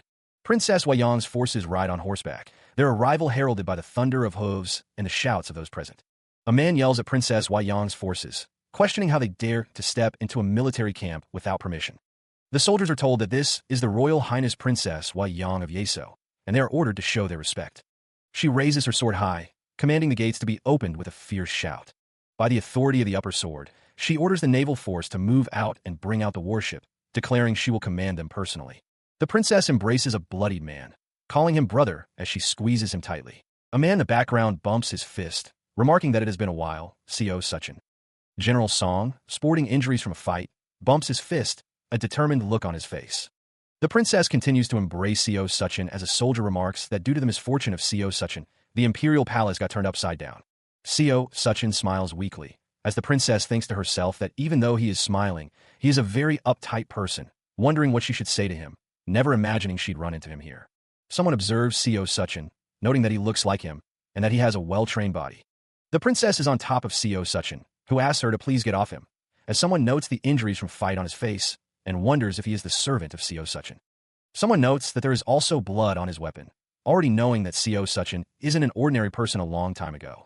The princess hugs Co. Suchin, as a man in the background feels like he's going to witness something unbelievable today. Co. Suchin thinks to himself that he can't hide it anymore, nor does he need to. Princess Wei Yang holds Co. Suchin close, her expression unreadable, but the thought hangs in the air. King Yeso will not be pleased by this display. Princess Wei Yang embraces Baek Jejian tightly, relieved to find him, though he seems surprised by her sudden appearance. Wei Yang declares that she won't let him get away again, revealing she left the palace without her father's knowledge to follow him. Baek Jejian is taken aback by her words, questioning when she managed to catch up to him. Wei Yang recalls leaving the palace the previous night, determined to find her brother. Baek Jejian realizes that his father should have discovered her absence by now, a wave of worry washing over him. General Song wonders if the situation is bad, his expression unreadable. General Song clears his throat, drawing the attention of Wei Yang and Baek Jejian, who are surrounded by soldiers. The man resolved to send someone to inform the palace soon, noting that the princess begged him to delay his report for a day. Baek Jejian wonders if King Yeso is involved, deciding to make up an excuse to leave. General Song tells Wei Yang that her brother still has something to take care of, urging her to go on ahead while he handles things. Wei Yang grabs Baek Jejian's arm, her expression shifting to one of surprise and concern. She demands to know what they are doing, ordering them to hurry up and take him to the boat. The soldiers respond with an understood and march forward in lockstep. The figure in black seems confused by the sudden order. The soldiers lift a figure into the air, carrying him away. The figure seems surprised by this sudden action. The carried figure yells at them to put him down. Queen Yeso walks alongside the soldiers, seemingly unconcerned. A close-up reveals the carried figure's face, showing a mix of distress and injury. He is clearly not happy with the situation. The injured man shouts, accusing them of abandoning him again. A bare-chested old man watches the procession, seemingly lost in thought. Elsewhere, a large ship looms, drums beating a steady rhythm. Smaller boats surround the vessel, suggesting a bustling harbor. 3 ships sail on the water, their destinations unknown. Someone yells for the old man to do something. A group of figures stand together, watching the ships. One of them smirks, saying, "Sir, please take care of yourself." The Uima camp is bustling with activity, filled with ships and people. The camp seems to be a hub of maritime activity. Someone shouts, "You geezer," at an unseen target, their tone filled with frustration. Camp Chief Ho Jin Kong sits on his throne, his face contorted in disbelief. He questions aloud if Queen Yeso and Lady Wei Yang are commanding a ship. Elsewhere, a group of subordinates sits around a table, murmuring amongst themselves. They seem to be discussing a serious matter, but their words are indistinct. Back in his chambers, Ho Jin Kong slams his fist on the table, the impact echoing through the room. He demands to know why Lady Wei Yang is present. A subordinate kneels before him, begging for forgiveness. He explains that the princess demanded passage, brandishing the emperor's sword, leaving them with no choice. The camp chief stands abruptly, the sound of his movement amplified. The news has clearly shaken him, and he prepares to take action. Outside, a group of people flees, expressing their relief at escaping a dangerous situation. They hurry away from the building. The camp chief realizes the gravity of the situation. He knows he must report the matter of the emperor's sword to the commanding general immediately. Ho Jin Kong flinches, seemingly reacting to the weight of his decision. He knows he must report this to the chief of staff himself. A close-up reveals the camp chief's determined expression. He believes this is a chance of a lifetime, and he won't waste it. Meanwhile, a disembodied voice warns those guarding the entrance, giving them one last chance to listen up and follow orders. The guards are instructed not to let anyone affiliated with King Yeso's court slip through. They are given permission to kill on sight and to search for the emperor's sword. The camp chief's face is filled with anger as he contemplates the situation. The kneeling subordinate awaits his orders, the tension palpable. The soldier contemplates taking the sword to his commander. He believes it will get him transferred to Central Command immediately. Flags wave in the wind as the order rings out. Clear the way for the princess. A salute is given in anticipation of her arrival. Queen Yeso, followed by her entourage, walks through the gate. Soldiers stand guard on either side, their spears held at attention. Camp Chief Ho Jin Kong stands before his assembled troops. He announces that it is an honor to meet the princess. Queen Yeso, accompanied by 2 others, declares that they will be staying. Her expression is firm, brooking no argument. A soldier expresses the camp's honor at hosting them. He assures Queen Yeso that they will do their best to accommodate any requests during her stay. Queen Yeso shrugs, a playful smirk on her face. She seems unfazed by the formalities and the seriousness of the situation. A man looks on with disapproval. He mutters about how reckless someone can be, clearly judging Queen Yeso's actions. A soldier gestures, directing the princess to proceed a certain way. He is polite but firm in his guidance. The man's face is etched with concern, his eyes narrowed. He nods, seemingly acknowledging a difficult situation. 2 soldiers nod in unison, their expressions grim. They seem to understand the gravity of the situation unfolding before them. A soldier explains that the camp looks after the gateway. He politely requests that the soldiers under Queen Yeso's command stay outside. General Song bows his head, apologizing that his superiors would feel more comfortable with this arrangement. Below, soldiers stand at attention, spears held high. According to strict military rules, outsiders cannot stay in the military camp. General Song assures Queen Yeso that he will move their right wing 20 miles away, so she doesn't get in trouble. Ho Jin Kong thanks the general. General Song glances to the side, thinking to himself that this is a problem. 2 soldiers nod in agreement. Queen Yeso stares intensely, her expression unreadable as she considers the general's words and the situation at hand. Meanwhile, one figure grabs another, urging them to hurry. The second figure complains, telling the first to let go. Another man watches them go, wondering aloud if they have a special relationship, seeing as the princess is acting like that. Someone says that they heard he was a scribe at Hanrim until he dropped out, but other than that, they don't know anything else. Hanrim was an institute for learning and arts. Someone thinks that Hanrim is just a handsome kid that knows his books and that it's nothing to worry about. A figure falls backwards out of a chair, exclaiming that their joints hurt. The figure lands on the floor with a thump. Another figure stands over them, calling them brother and asking what's wrong. Her face contorted with rage, Queen Yeso shouts at Wasan. Elsewhere, Wasan scratches his ear, seemingly unconcerned by her outburst. Back in the room, Queen Yeso stands before General Song, who sits calmly. She demands to know what he brought out of the castle. Her hand moves to the hilt of her sword, drawing the weapon from its sheath. Queen Yeso smiles, remembering that she wanted to be the one to save her father with this sword. That day, Wasan remembers, a smirk playing on his lips. A blade flashes, and a man cries out as he is slashed across the chest. Arrows pierce through another man, pinning him in place. A masked figure watches the carnage unfold, his expression hidden. Another masked man, his eyes narrowed, utters the words, "Young master." The man, riddled with arrows, declares he will pay the price for his deed, urging others to obey the law. Standing amidst a pile of corpses, a man wonders aloud who Old Man Beck is. She expresses her disbelief that someone could wipe out an entire group of her comrades with martial arts. General Song assures her that he will deal with the situation, telling her to rest easy, young master. A man, wounded and bleeding, declares that fulfilling his duty is all that matters. Queen Yeso demands to know if the man was placed there by the family, questioning if her father and grandfather arranged this. The sound of something crashing echo through the halls. The sounds of destruction continue, shaking the very structure of the building. A fist slams against the door, demanding that scribe So Wasan open it immediately. The royal palace guard is alerted as the banging continues, echoing through the palace. Addressing his men, General Song declares that he shall finish his duty. A man asks someone to take care of themselves, while Old Man Beck looks on with fury. An older man, face lined with worry, clasps his hands together, murmuring a plea for strength. A man's face contorts in rage as he bellows, demanding the presence of Slave Beck. A throng of soldiers stands outside a traditional building, their voices a chorus of demands to open the door quickly. 2 soldiers stand guard as their superior barks orders, commanding them to break down the door. With a resounding crash, the door splinters and bursts inward, the sound echoing through the halls. The aftermath of destruction is visible, debris scattered across the floor, a testament to the force used to breach the entrance. A large man, face contorted in anger, insists that he is not Su Chan, while a woman looks on with concern. Soldiers rush forward, intent on apprehending their target, their footsteps pounding against the ground. The woman cries out, questioning if he has forgotten the Lord's earnest will. as the large man is being apprehended. Meanwhile, eyes widen in shock, a silent scream building as the inevitable impact approaches. The large man is struck, forced to his knees, a grunt escaping his lips as the soldiers demand he kneel down. Bound and kneeling, the old servant is surrounded by guards. One guard declares that this is not enough. A man's face contorts in rage as he shouts for them to stop. From above, the scene shows the bound man surrounded by a multitude of guards.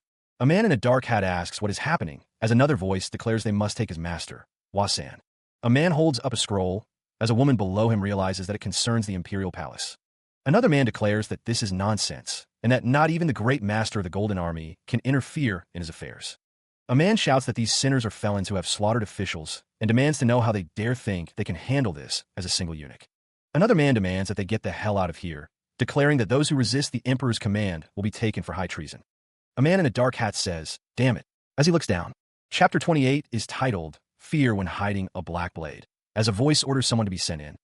A man stands before a large, ornate throne, awaiting the summons. Two figures stand in a hall, one questioning the whereabouts of the prince. King Yeso stands with a child, both seemingly unaware of the turmoil brewing. A man kneels, identifying himself as Wasan, the Suchan, greeting his majesty. Another man asks if King Yeso thinks this is enough. King Yeso plays the flute, stating that he appreciates the kindness. His younger brother reveals he is being threatened with the sword of the late emperor. A man is seen upside down, his expression conveying shock and disbelief at the unfolding events. One man addresses another as bro, while the other responds with yes, your majesty. The man questions why the late emperor offered the sword of the state in front of all his subjects. The man states that King Yeso will succeed him in the throne. He then asks how much the late emperor worried about him. The sword is described as the final arrangement of the late emperor, meant to protect from political opponents and slander. It is said that when this sword hides the blade, the enemy is left breathless and afraid. A man kneels, apologizing to his majesty. Another man states that it is okay to kick Wang Yong, the chief eunuch, out of Dongchang. A man kneels, expressing sorrow for his father's innocence. He states that his sacrifice will remain a righteous death, wiping out the gaffes who devour mediation. A man kneels, his fist clenched tightly. Another man states that King Yeso should give up now, or that kid will end up with a dismissal. A man kneels, while another man states that if you want to use him carefully, hide him for now, and they can bring him back later. He then mentions Wa-san, the Suchan. She kneels, listening intently to the unseen speaker. General Song stands guard, ever vigilant. King Yeso admonishes her, stating that she has been too conspicuous. Suchan is told to listen closely. The king continues, saying that a man with abilities should stay hidden until sought out. He adds that enemies will arise if she shows off. King Yeso concludes that it was a good idea to stop, and that today's event should be a lesson. He walks away. The princess looks up, her expression a mix of distress and determination. She believes it all happened because of her ambition. Queen Yeso presents a sword, stating that the emperor can't help with this, so she came up with it. She smiles, explaining that the emperor will be stuck with the sword, but bandits with knives won't care about it. She adds that she will save her brother. Queen Yeso scolds someone out of frame for not knowing anything. She says that the soldiers and generals ran to the sword and groveled. General Song, standing at attention, is asked what he wants to say. He replies that only General Song is pitiful. Two soldiers are speaking. One calls out to the general, and the other asks what the matter is, flinching slightly. A soldier reports that the general of their camp gave alcohol and meat to the soldiers under their command to relieve their fatigue. He asks, yes. Another soldier suggests that General Song go ahead and rest, and that they will take care of the princess. General Song waves off the offered refreshments, insisting he's quite all right. Outside, one soldier attempts to explain himself, but the other cuts him off. The soldier stammers, claiming nothing is wrong as he prepares to leave General Song's presence. Frustration boils over, the unseen speaker denouncing the soldier as an idiot. One soldier is being reprimanded for failing to remove someone from Princess Huayang's presence. Another soldier bows deeply, profusely apologizing to General Song for some unknown transgression. A soldier loudly proclaims that success will grant him access to the central government, a position he desperately craves. Kneeling, a soldier vows to risk his life to fulfill an order, begging for trust in his humble service. One of the soldiers reveals that he is trying to distract others with alcohol. The soldier warns that the only person to be wary of is Song Jahian, and that only Lord Huayang and a young Confucianist are in the barracks. Another soldier kneels, affirming his loyalty with a yes, my lord. The man with the scarred face warns that Song Jahian is the only person to be wary of, as only Lord Huayang and a young Confucianist remain in the barracks. A man kneels before someone, agreeing to bring Princess Huayang and the Sword of State, declaring it impossible to fail. A man observes Queen Yeso sleeping soundly, noting that she is finally asleep, and that she is harder to deal with in the Cheonsan clan. The man continues to watch Queen Yeso as she sleeps, his expression unreadable in the dim light. Another man rubs his back, seemingly exhausted from his hard work, as he is thanked by another man. The man suggests that if the other believes that way, he could persuade the princess to meet with his father together. The man scratches his head, saying that if there are any difficulties, to ask the prince for help. The man states that since he is in the military, he is familiar with Wulin, and that there seemed to be a conflict between the people in Wulin and a powerful clan earlier today. Two men stand on a balcony, discussing the conflict between the people in Wulin and a powerful clan. The man concludes that the occurrence must also be related to him, but that wasn't what surprised him. The man in the green-trimmed robe appears surprised by recent events. The older man listens intently, addressed as my lord by an unseen speaker. From the rooftop, one figure assures the other that the prince cares deeply. The figure in the red robe emphasizes the prince's sacrifices to his companion. The woman, looking concerned, speaks of the future and an unknown reason. A figure in red cautions another to wait, citing the prince's sake as the reason. The air crackles with tension. The older man's eyes widen, a question forming on his face as he hears something unexpected. The scene overlooks a quiet city, a sense of foreboding hanging in the air. The man in white stands amidst a field, the air thick with an unseen energy. The two figures stand together, the sound of something approaching echoing around them. The older man decides to send a signal, urgency etched on his face. An arrow streaks through the air, the sound of its passage, a sharp ping. With a swift kick, a man deflects the incoming projectile, the impact echoing with a resounding boink. His brow furrowed, the man's expression hardens, a silent command forming on his lips. Above, archers take aim, their bows drawn taut, ready to unleash a volley of arrows. A soldier holds aloft a torch, its flickering flame casting long shadows, as another arrow bounces harmlessly off the structure. General Song strides forward, his red robes a stark contrast against the assembled crowd, the sound of arrows impacting nearby. More arrows strike, the sounds of impact multiplying as the archers maintain their relentless barrage. Panic begins to spread through the crowd as the arrows continue to rain down, the sounds of impact growing ever louder. General Song bellows, demanding they drop their swords and kneel, promising safety and obedience. With a defiant gesture, he raises a scroll, his voice ringing out with indignation. How dare you? His eyes blaze with fury, the intensity of his gaze promising swift retribution.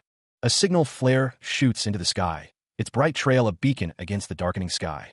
The soldiers below crane their necks, their expressions a mix of shock and confusion as they gaze upwards. An officer barks orders, demanding that someone be restrained and that the princess be secured immediately. Archers stand ready, bows drawn, mirroring the confusion of their comrades as they question the order to restrain. Wasan observes the unfolding chaos with a sinister smile playing on his lips. Amidst the turmoil, figures scramble, urgency etched on their faces as they attempt to flee the escalating situation. Queen Yeso glances at Wasan, a flicker of concern in her eyes as she addresses him as Big Brother. Wasan's face contorts in a yell, his voice booming as he calls out to Wayang. Queen Yeso, hearing the commotion, wonders aloud about the source of the noise outside. He pulls Queen Yeso inside, urging her to hurry as he questions what is wrong with her. Queen Yeso, surprised, dons a piece of armor, her eyes widening in realization. General Song demands to know what she is doing, but Queen Yeso assures him that she is figuring things out and asks for his trust. Meanwhile, Wasan, with a sinister smile, signals that it is time to move forward with their plan. Queen Yeso's eyes widen slightly, a flicker of unease crossing her face. General Song rides forward, the rhythmic beat of hooves echoing as his forces advance. Wasan's face contorts with rage, his voice booming with accusations of rebellion. A nearby soldier questions the accusation, suggesting the true rebellion lies elsewhere. General Song, surrounded by his men, faces the growing threat, his expression hardening. Confusion spreads as Queen Yeso is urged to retreat, the advisor confirming the unfolding events as treason. The advisor's stammered question hangs in the air, the gravity of the situation becoming clear. The order is given to unleash the archers, promising a deadly hail of arrows upon General Song and his forces. Despite the chaos, a soldier seems resigned, hinting at a predetermined course of action. Wasan's expression hardens, a chilling calm settling over him as he prepares to escalate the conflict. Wasan gestures imperiously, demanding the soldier listen carefully as the soldier below him questions what he thinks he's doing. The soldier, veins bulging, bellows an order to the archers, commanding them to make a hive around someone. Wasan, with a dismissive smirk, notes that even when he asks nicely, they refuse to listen. A figure is struck, the impact echoing through the air. The soldier is blasted backward, a look of shock on his face as he is engulfed in light. Energy crackles as the attack connects, the force of it sending shockwaves outward. The soldier is sent flying, the sound of the impact a dull thump. His face contorted in pain, the soldier is sent crashing down amidst his comrades. The remaining soldiers recoil in horror, scrambling back from the point of impact. A woman cries out for her big brother, while Wasan looks on, a flicker of surprise in his eyes as he hears the name Suchan. Another soldier, witnessing the scene, stammers in disbelief, questioning what is happening. His arm snaps under the pressure, a sickening crack echoing. The soldier's scream is cut short. A hand grips the hilt of a sword, knuckles white with anticipation of the coming strike. The sound of something clattering on the ground fills the air, a prelude to the chaos about to unfold. Suchan, now bleeding, is surrounded by soldiers, their faces grim as they watch him fall. The air is thick with a metallic scent of blood. A woman screams, her face contorted in horror at the brutal scene unfolding before her eyes. Her hands fly to her mouth in shock. Queen Yeso, holding a book, wonders if the fallen soldier is truly the Suchan she once knew. A flicker of disbelief crosses her face. Wasan's expression is crazed, a wide, unsettling grin plastered across his face. He seems like a completely different person. Suchan lies defeated on the ground, surrounded by a pool of his own blood. He is urged to let the general go. The soldiers shout, demanding respect and silence. Their faces are filled with anger and a thirst for retribution. A blade pierces flesh, the sound of the impact echoing in the tense air. Blood splatters as someone is brutally stabbed. A soldier, face contorted in terror, begs for his life, pleading with his attacker not to kill him. His eyes are wide with fear. She doesn't believe a garrison general would dare call an imperial relative a traitor. One soldier believes there must have been an order from the deputy commander and the military minister. Another asks who else gave the order, demanding an answer. Wasan looms over a kneeling soldier, promising to cut off his remaining limbs or slit his throat based on the number of names he provides. Addressing a crowd, a soldier relays the order to leave out the small ones and name the higher-ranked officials. The Admiral of Samchong and the Department of Defense are named as the soldier is threatened with having his limbs cut off. A soldier mutters about his sworn brother as he reveals that the Admiral of the Defense Committee in the North, the Front Area Commander Young Royang, and the Capital Defense Minister agreed. The Department of Defense ordered the O military camp and the Samchung camp to capture ministers from each department, and the Prime Military Department is already involved. Queen Yeso shouts that Lord Jagik is her uncle and the Admiral of the Defense Committee in the North, demanding how anyone dares to lie. General Song thinks to himself that Jang Hung Hwo is the Empress' elder brother and the Capital Defense Minister, and that the Admiral of Samchong and the Department of Defense, and even the imperial relatives joined hands.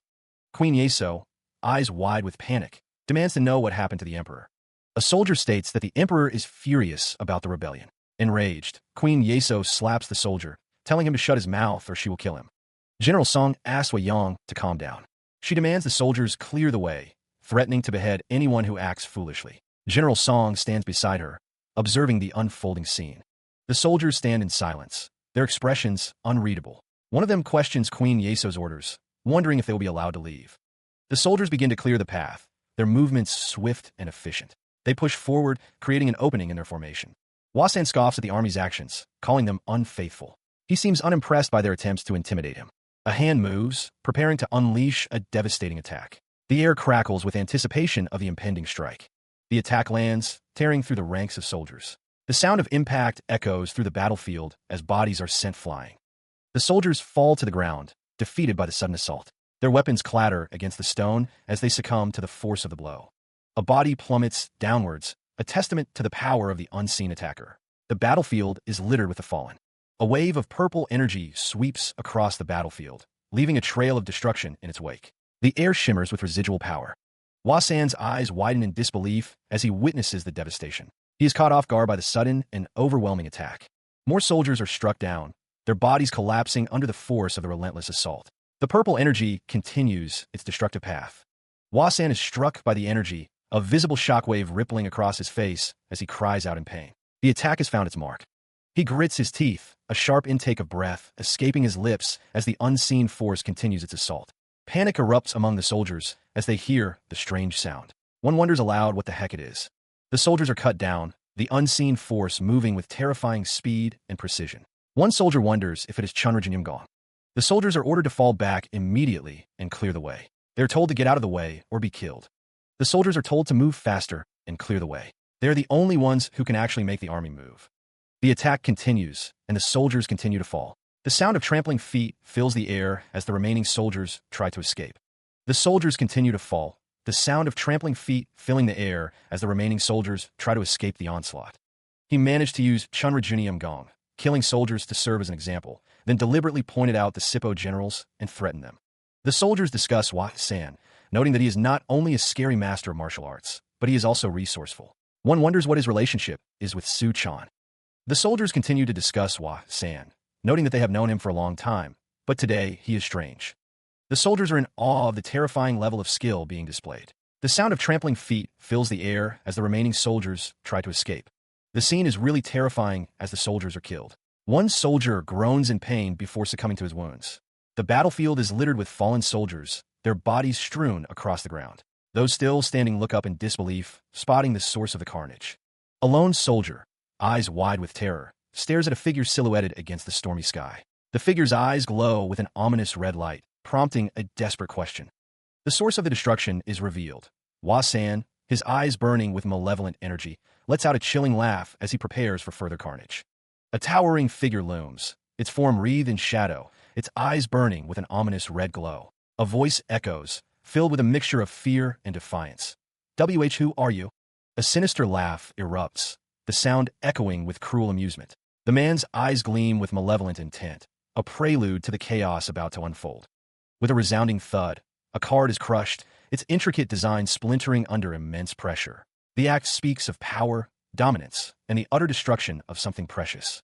A man with long brown hair, tied back, looks up, a question etched on his face as he stares at something above. Beside him, a younger person's expression mirrors his confusion, asking, "You are?" An older man, his face lined with age and wisdom, clasps his hands together, bowing his head slightly. He addresses someone unseen, his voice respectful, "Your Royal Highness." A figure with long black hair and piercing eyes speaks, his expression unreadable. He acknowledges someone's arrival with a curt, "You're late, Beck, no." A chaotic scene unfolds as a group engages in fierce combat. Kicks and punches fly, the sounds of battle filling the air as the fighters clash. One warrior cries out in pain. A woman with pink hair looks on in horror, her eyes wide with fear. She wonders aloud, her voice trembling, "Why does Beck know? Looks so scary." A man with long black hair and a stern expression looks down, his face unreadable. The sound of clapping echoes, adding to the tension in the air. A group of figures stands together, their faces grim. One commands, "Hold on to him until noon tomorrow." Another states simply, "Let's go." A man with long black hair and a thoughtful expression observes, piecing together the puzzle. He muses, "So that is the Gosu who used telepathic communication?" Under the moonlight, a desperate plea echoes through the mountains. The urgency is clear, they must save someone from danger. The man in red urges the Royal Highness to mount a horse, preparing for swift departure. The man warns that the royal guards are closing in, alerted by signal flare. The man in red robes orders the group to assemble, promising to lead them to safety, even as he acknowledges the country is being sealed. One of the figures expresses concern that they won't be able to hide their tracks, especially with the Sword Estate making them a high-priority target. The sound of hooves echoes as they ride, and one of the group wonders if they can evade detection amidst the searches. General Song turns to Su Chan, seeking alternative strategies in the face of mounting pressure. The group decides to cross the Yellow River, and the general instructs the royal guards to proceed discreetly. The group is instructed to assemble near White Lake. The sound of hooves continues as the group presses on. The sound of heavy breathing fills the air, a testament to exertion. The rhythmic clatter of hooves echoes as Queen Yeso and soldier Su Chan ride onward, the pace relentless. Fighter Hua San's expression is stern as he rides, his gaze fixed on the path ahead. The group spots a building in the distance, a welcome sight after their relentless journey. A place to rest. Queen Yeso collapses, the exhaustion finally taking its toll. Phew, that was hard. Su Chan stands guard as Queen Yeso lies down to rest. "I know it's uncomfortable here, but please try to get some sleep." Queen Yeso addresses a soldier, her expression unreadable. "I've sent your orders to the royal guard, but..."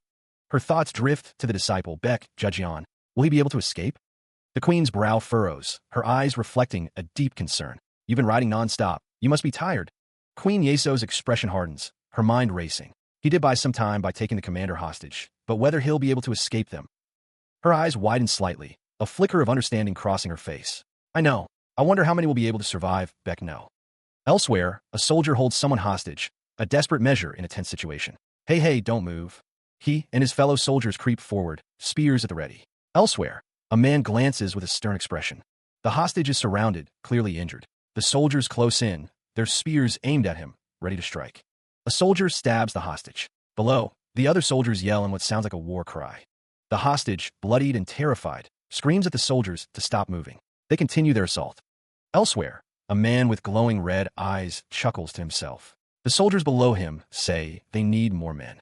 A man with a beard and sword looks surprised. Below, a soldier tells his superior that they have no time to lose and must send word immediately. A mounted soldier charges forward, his comrades following close behind, ready to engage. The hostage, overwhelmed, screams at the soldiers to stay back as they continue their relentless assault. The man from before now looks hesitant, as if reconsidering his actions or the situation at hand. Someone yells, demanding to be left alone, their voice filled with anger and frustration. A figure stands silhouetted against the bright sky, groaning in pain or exhaustion.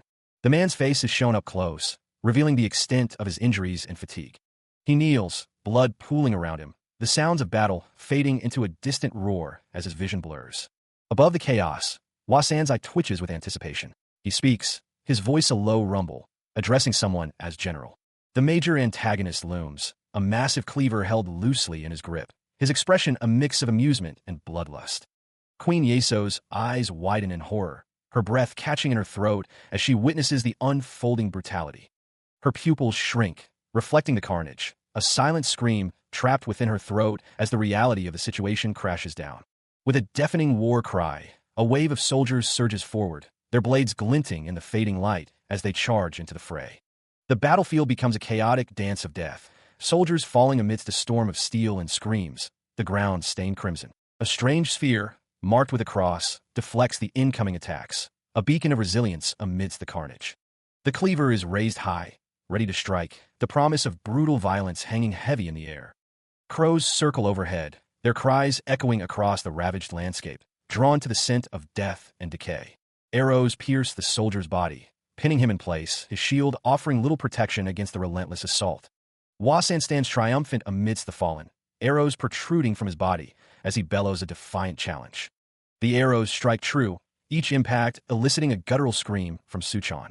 Despite the grievous wounds, Suchan stands defiantly amidst the carnage, a testament to his resilience. With a surge of strength, he grabs one of the offending shafts, his grip tightening with furious intent. Muscles bulge as his hand closes around the wood, preparing to break it. With a final surge, Suchan snaps the arrow, the sound echoing across the battlefield. The broken shaft remains embedded in his flesh, a grim reminder of the assault he has endured. Each breath is a struggle, each movement a testament to his unwavering resolve. Despite the pain, Suchan refuses to yield, his spirit unbroken by the enemy's onslaught. His face contorted in agony, Suchan grits his teeth, preparing to fight on. Elsewhere, Old Man Beck surveys the scene, muttering about his aching body and the trials of old age. He stretches his weary limbs, lamenting the fact that only one person is happy about this situation. Meanwhile, a distant temple stands serenely atop a mountain, seemingly untouched by the chaos below. He lies prone, defeated, as Old Man Beck sits in the background, observing the scene with a seemingly detached gaze. A sinister chuckle echoes through the air. Fighter Wasan's face fills the frame, a cruel smile twisting his lips. He relishes the chaos, believing that the worse things get, the greater the impression he makes on the world. A traditional building sits perched atop a steep, rocky cliff, partially obscured by the surrounding trees. Inside a sparsely furnished room, one figure lies prone beneath a white sheet, while another sits in quiet meditation nearby. A man with long, dark hair smiles, clearly pleased with himself. The man's smile widens into a laugh as he considers the impression he makes on the world. A hand pours a clear liquid from a gourd-shaped bottle into a simple bowl, the sound of the liquid filling the air. The bowl is raised to waiting lips, the liquid flowing freely. The drinker smiles, declaring the wine delicious. Someone calls out, standing outside, a simple hut constructed of bamboo. Kwanje Yongmuoke stands tall amidst a bamboo forest, his expression unreadable. He stands, his feet planted firmly on the ground, but his eyes betray pain. A horde of soldiers charges forward, weapons raised, their eyes fixed on a distant target. The soldiers roar, their battle cry echoing through the air as one shouts the order to attack. Scattered gourds litter the ground, silent witnesses to the impending chaos. With a resounding smash, a gourd hurtles through the air, impacting a nearby wooden structure. A figure gasps, their eyes widening in shock as the gourd shatters against the barrier. Beck Jajian smiles, clenching his fist as he hears the satisfying sound of impact. The beggar's sect, small Chief Yong Joa watches as a gourd slams into an enemy, sending him flying. The force of the gourd sends a soldier hurtling through the air, crashing into the ground with a sickening thud. A barrage of gourds rains down, each impact eliciting a groan of pain as the soldiers are pummeled relentlessly. Baek Jajan's expression hardens into a confident smirk, a silent promise of further devastation. Amidst the carnage, a figure in white stands untouched, while two onlookers comment on the slaughter. The three men discuss the situation, one stating that it is crazy. Another says that the situation is bad enough. A woman grins, confident in her actions. She is sure she won't kill them, but her expression suggests otherwise. One of the men says that she's just getting a workout. Another man replies that he didn't invite her here. One of the men states that they know fully well her business is with them, not with the others. A voice demands that the small chief has to do something about the situation at hand. The voice commands them to stop this. They got in trouble for killing and eating the Gaebong sect official's dog, and now this. One of the men asks what the other just said, his face contorted in anger and disbelief. The three men flinch, one asking if they are in trouble. Another nervously denies it, trying to downplay the situation. Young Joa's eyes blaze with fury as she confronts the men. She demands to know how they dare speak to her in such a way. Young Joa stands before the men, her arms crossed, radiating an aura of barely contained rage. The men look at her with fear. With a swift motion, Young Joa strikes one of the men across the face, the sound echoing in the air. Young Joa's face is filled with fury as she demands Young Joa to do something. Her eyes narrowed. Queen Yeso's face contorted in fury as she demanded Kwanje Yongmuoke reveal himself at once. The force of her demand shattered the ground before her, sending a shockwave through the assembled men, who gasped in surprise. Kwanje Yongmuoke, clutching his head, seemed overwhelmed by the display of power. He muttered that she was really something. The men, now enraged, were sent flying. One of them yelled at the queen, accusing her of going too far. From above, the scene revealed the extent of the devastation, with bodies scattered across the ground. One of the men screamed, his face contorted in rage as he charged forward, seemingly undeterred by the carnage.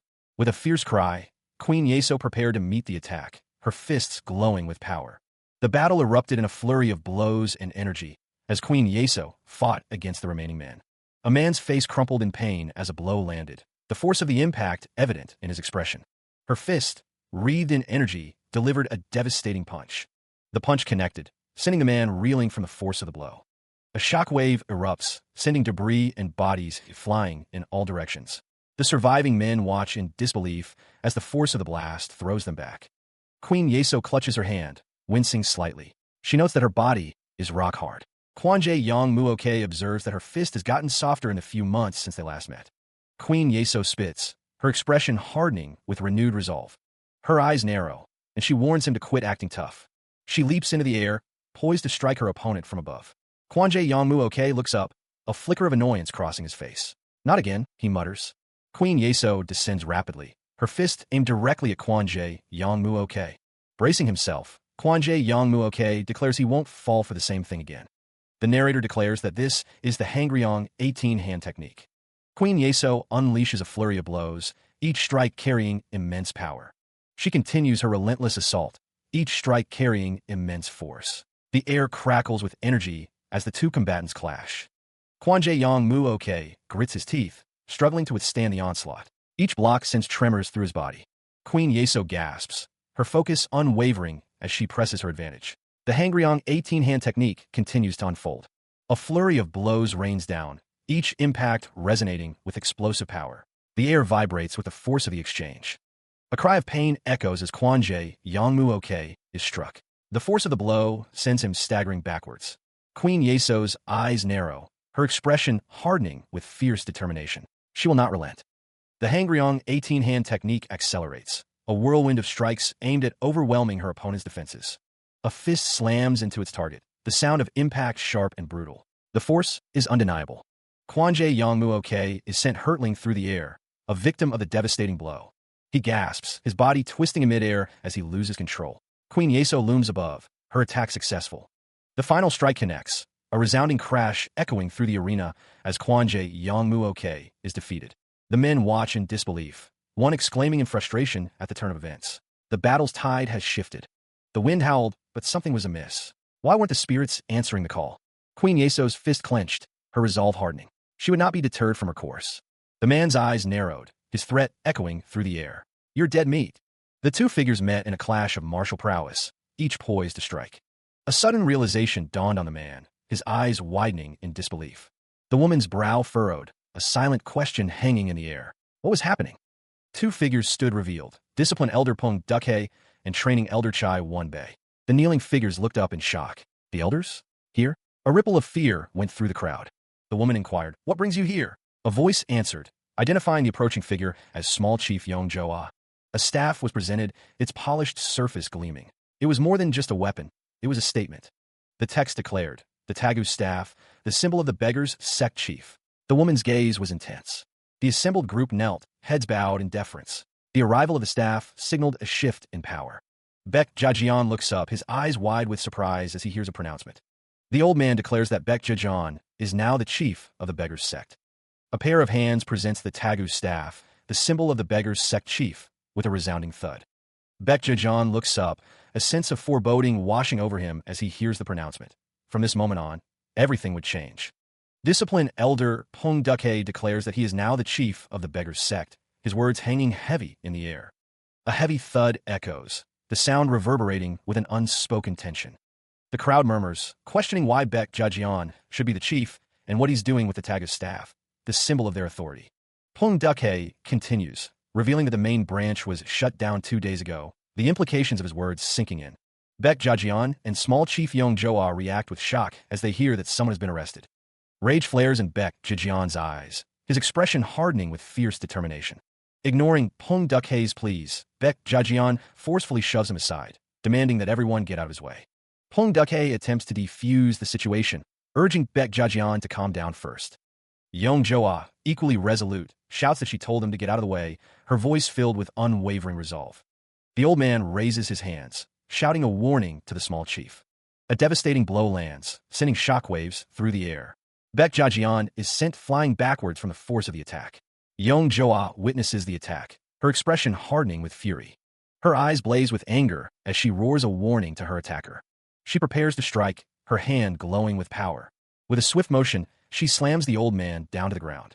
The sound of the impact echoes through the air. She looks down at the fallen figure, her expression unreadable. The others stand over a prone figure, hoping she will be calm when she awakens, but they know she is stubborn like her father and they must move before she wakes. Yong Joa's gaze is intense as she is asked what she plans to do. One of the men declares he is going to Xi'an, believing that asking King Yeso for help would be worthwhile, since the chief is on good terms with him. He explains that King Yeso is a relative of the emperor. They're not just being chased by imperial guards, but also imperial intelligence officers. Su Chan sighs, noting that given the strict laws, no sect would want to help them. The soldier suggests that Miss Yang should return to the commissioner as soon as possible. A sudden smash echoes as Yong Joa shatters a stone training dummy with a single blow, demonstrating the power of her martial arts. Kwanje Yang Muoke remarks that Magong hand techniques are much more powerful and impressive than fisticuffs. Yong Joa is told to stop disturbing him, as he's going to reach the highest level of Magong one day. Yong Joa throws a punch, the force of which is emphasized by the sound effect. She is determined to prove her point about hand techniques. Old Man Baek declares that he will stay and help, and that he will try to calm Yong Joa down, hoping to de-escalate the situation. Su Chan interjects, his expression serious as he attempts to steer the conversation back to the pressing matters at hand. Su Chan reveals that the Shaolin sect was attacked, and the temple has been burned down by an unidentified group. The monks have been wiped out. Yong Joa is shocked by the news, her eyes wide with disbelief and concern over the fate of the Shaolin sect. The group considers their options, including using mercenaries. They could disguise them as members of the national army and strike at the heart of their enemies. Lying down, Su Chan says he understands what General Song is saying, acknowledging the potential of the mercenary strategy. Yong Joa points out that the problem is her. Su Chan asks what she means and why Her Royal Highness is the problem. She is embarrassed by the direct comments about her beauty, blushing profusely as they ride. The princess's companions continue their journey, seemingly unfazed by her reaction to the compliments. Elsewhere, a man sleeps soundly near a body of water, his horse standing idly by as the others approach. A sudden, loud roar pierces the air, demanding immediate attention and awakening the slumbering figure. Old Man Baek flinches, startled awake by the unexpected outburst, his eyes snapping open. Having arrived, Old Man Baek stands before Su Chan, who is mounted on horseback. Su Chan demands to know what took him so long, questioning why he couldn't move faster. Old Man Baek chuckles nervously, explaining that he has only just arrived himself. Su Chan accuses Old Man Baek of lying, stating that he saw him sleeping, as the princess giggles. Su Chan reflects on the fact that Old Man Baek managed to escape after holding the commander hostage, deeming him extraordinary. Su Chan questions where the animals came from, accusing Old Man Beck of stealing them and asking what is wrong with him. Su Chan's eyes widen in horror as he realizes that all of them were killed, struggling to accept the grim reality. A collection of weapons and armor lies scattered, prompting a question about their intended use. The princess, bound and guarded, hears a question and pauses, considering the implications of the situation. Queen Yeso's expression shifts, a subtle smile playing on her lips as she contemplates the unfolding events. The smile vanishes as the reality of her predicament crashes down, tears welling in her eyes as she cries out. Her voice cracks as she declares her refusal to accept the current circumstances, her emotions raw and exposed. Queen Yeso, bound and held captive by two men, asserts her royal status, reminding them of the severe consequences of treason. One of the captors dismisses her claim, finding her insistence on royalty amusing and questioning her intentions. The captor explains that the laws of treason do not apply to her, as they are meant to protect the king, not her. Another man declares their allegiance to the evil faction, identifying themselves as the One-Eyed Three-Wound Brothers. The eldest of the brothers introduces himself, clarifying that General Song is the second eldest among them. The captors mockingly question Queen Yeso's name, finding it ridiculous and suggesting she should come up with something better. One of the brothers questions why Baek Jejeon is the youngest but also the eldest Woong, clarifying that the order is based on ability, not age. One of the One-Eyed Three-Woong Brothers, carrying a woven basket, remarks that General Song should be two Woong. Below, a smaller figure giggles, seemingly amused by the conversation. The brother with the headband trembles with rage. He thinks that he was born a slave and looks like one, therefore he should be the lowest member. Another of the brothers covers his mouth, clearing his throat. He finds the ploy to be quite clever, as people tend to. A disembodied voice booms, declaring that they should avoid those who look like members of the evil faction. The voice wonders why he is the only one.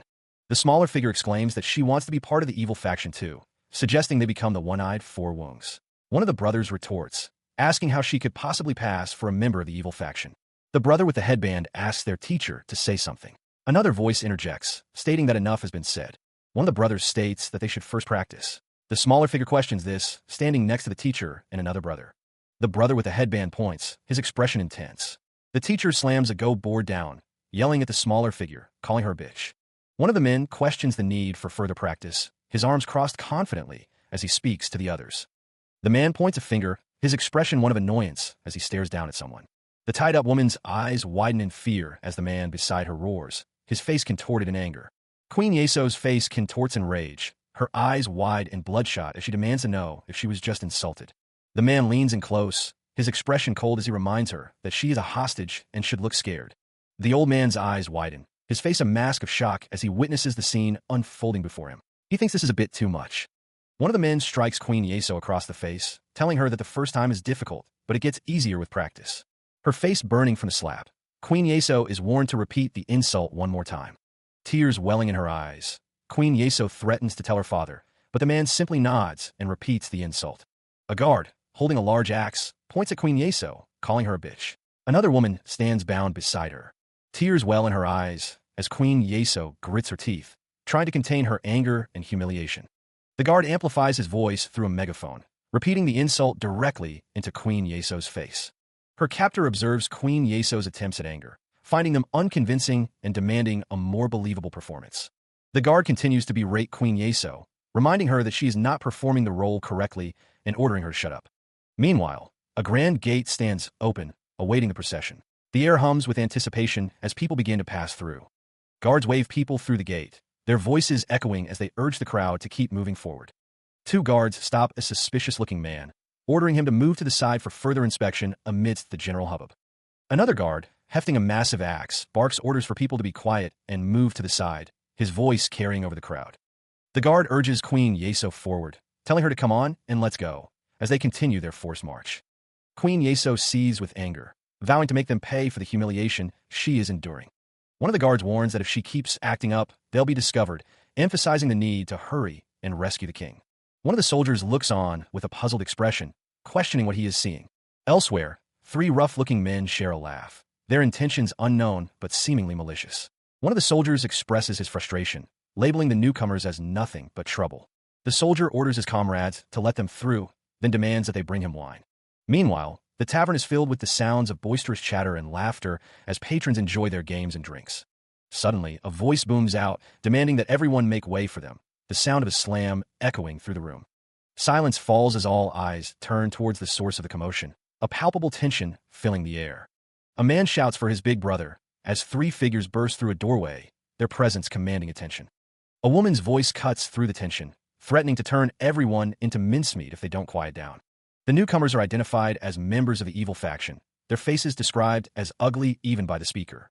A nervous man stammers, pleading with the newcomers to make themselves comfortable, his anxiety palpable. One of the one-eyed three woungs roars, demanding to be taken upstairs immediately or face death. Stop dragging your feet and get a move on, one of the one-eyed three woung brothers shouts as he shoves the tied-up woman forward. At a nearby table, onlookers whisper that the one-eyed three woungs must be selling the young girl to a pleasure house, noting that they are definitely evil faction people. Another patron remarks on the youngest of the one-eyed three woung brothers being the most senior, lamenting that evil faction people really have no morals. The one-eyed three woung brothers demand the best food and wine, threatening that if they're not pleased, it will be the last day the establishment does business. The one-eyed three woung brothers sit at a table, drinking and ordering the tied-up woman to move on. One of the one-eyed three woung brothers stands, his back to the viewer, holding a large, menacing weapon. One of the one-eyed three woung brothers demands that Queen Yeso move faster, threatening to make her sit on the floor if she doesn't comply. She responds with a fearful, "Why yes, you bitch." One of the one-eyed three woung brothers asks if he needs to beat Queen Yeso to make her behave. Queen Yeso, tied up, drinks from a cup, her expression unreadable. Queen Yeso is close to losing it, while one of the one-eyed three woung brothers tells her not to. One of the one-eyed three woung brothers yells at Queen Yeso, saying she doesn't even deserve to eat. One of the one-eyed three woung brothers offers to take Queen Yeso to a room. One of the one-eyed three woung brothers believes the queen is about to lose her composure. The suggestion is made, with a wave of the hand, to take her to a room. Two men tell Queen Yeso that she has done well to wait this long, and should take a break upstairs. Queen Yeso's eyes widen, her anger rising at the suggestion of being taken to a room. Queen Yeso, face flushed with anger, pleads with the men to call her small chief.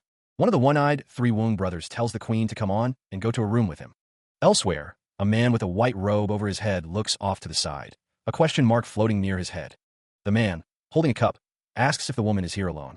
The man repeats his question as Queen Yeso sits nearby, looking annoyed at the situation. The man continues to stare at Queen Yeso, awaiting her response to his question. The man suggests that fate has brought them together and asks if she would like to have a drink with him. Queen Yeso curtly tells the man to get lost. She grits her teeth, her body trembling with rage as Queen Yeso responds to the man's advances. She finds his words both irritating and unwelcome. One of the one-eyed three woung brothers stands nearby, observing the interaction between Queen Yeso and the man in the white robe. He wonders if they should go somewhere else. The one-eyed three woung brother's expression shifts to surprise as he looks up, perhaps noticing something unexpected occurring above him. The man in the white robe moves with sudden force, his expression hardening as he prepares to strike. A powerful blow is imminent. The world seems to blur as the man's attack connects, the impact sending ripples through the air. With a resounding smash, the man in the white robe delivers a devastating kick to one of the one-eyed three woung brothers, sending him crashing to the ground as Queen Yeso watches. The one-eyed three woung brother cries out in pain and disbelief, the force of the blow leaving him stunned and vulnerable. The fallen woung brother looks up in shock as the man in the white robe prepares to follow up his attack, leaping into the air. Queen Yeso grabs the man in the white robe's arm, stopping him mid-attack. She demands to know if he has a death wish. The force of the blow sends one figure crashing into the ground, a cloud of dust erupting around them. The one-eyed man's face contorts in rage as he shouts, his voice booming with authority. A man lies prone, a bandage wrapped around his head, his eyes wide with shock and confusion. The woman's expression hardens as she grabs the other person's arm, her tone sharp as she calls him a lecherous dog. The other person wonders if she has a death wish. Two men shake their heads, a sigh escaping one of them as they consider the situation. The woman's face is contorted with fury as she orders the crowd to take the girl upstairs, her voice a thunderous roar. The one-eyed man and another figure stand below, the man stating that they are after Wayang. Another man lies injured, propped up against something, wondering who these people are. The woman's face is a mask of rage as she screams that they are rebels and orders them all killed. She is surrounded, the word rebels hanging in the air as the group is confronted. A guard attempts to placate the Royal Highness, stating that the situation demands action. The man's expression is stern, the sound of something beeping filling the air. The woman looks surprised, questioning if this is the signal to leave. A man urges the Royal Highness to escape, the sound of hurried footsteps echoing. A man wonders aloud if there were this many rebels, ordering everyone from the first to the third floor to stay put. The group stand around a table, weapons in hand, ready for a fight. A voice demands that they reveal their identities, the tension palpable. Yong Joa declares that they will finish what they started. The man grins, a sinister glint in his eyes as he asks if they agree. Another man, grinning, declares that the other will be the one to die. With a furious cry, the woman punches someone, the sound of a crash echoing. She is thrown back by an unseen force, her companion struggling to stay upright. A man with a stern gaze peers down the barrel of his pipe, muttering that it must be a master. A figure is sent hurtling through the air, crashing towards the building's edge. The figure smashes through a window, sending shards of glass and splinters of wood flying. Yong Joa watches in stunned silence as the person is struck with incredible force. A fighter, bandages wrapped around his head, prepares to unleash a devastating technique. Inside the building, the assembled crowd stares in disbelief at the unfolding chaos. An elder with long white hair looks back, shocked that someone was defeated with a single blow. The man wonders what the people are carrying on their backs and demands to know where someone is looking. A large man leaps down into the fray, his descent a blur of motion and impending impact. Eyes narrowed, a man declares it is time for him to join in, demanding to be shown what they've got. They are locked in combat, a whirlwind of motion and steel as the battle rages on. The force of the blows sends one combatant flying, crashing to the ground with a sickening thud. A spinning vortex of energy intensifies, the air itself seeming to crackle with power. A man's eyes widen in disbelief, a silent question forming on his lips as he witnesses the unfolding chaos. Two figures clash, their movements a blur as they trade blows amidst the swirling energy. "Sir, these are Murim people," one of the men shouts, as another prepares to strike with a massive weapon. The attack is met with a desperate block, the force of the impact reverberating through the air. A woman with determined eyes prepares to strike, her weapon poised to deliver a devastating blow. Intense eyes glow with power, a storm of energy brewing within. The very structure of the building begins to crumble, the force of the battle tearing it apart. Debris rains down as the building groans under the strain, the sound of destruction echoing through the air. "People, just as faction." "Of course they are," a figure says, standing amidst the chaos. The force of the blow reverberated, eliciting a stunned reaction.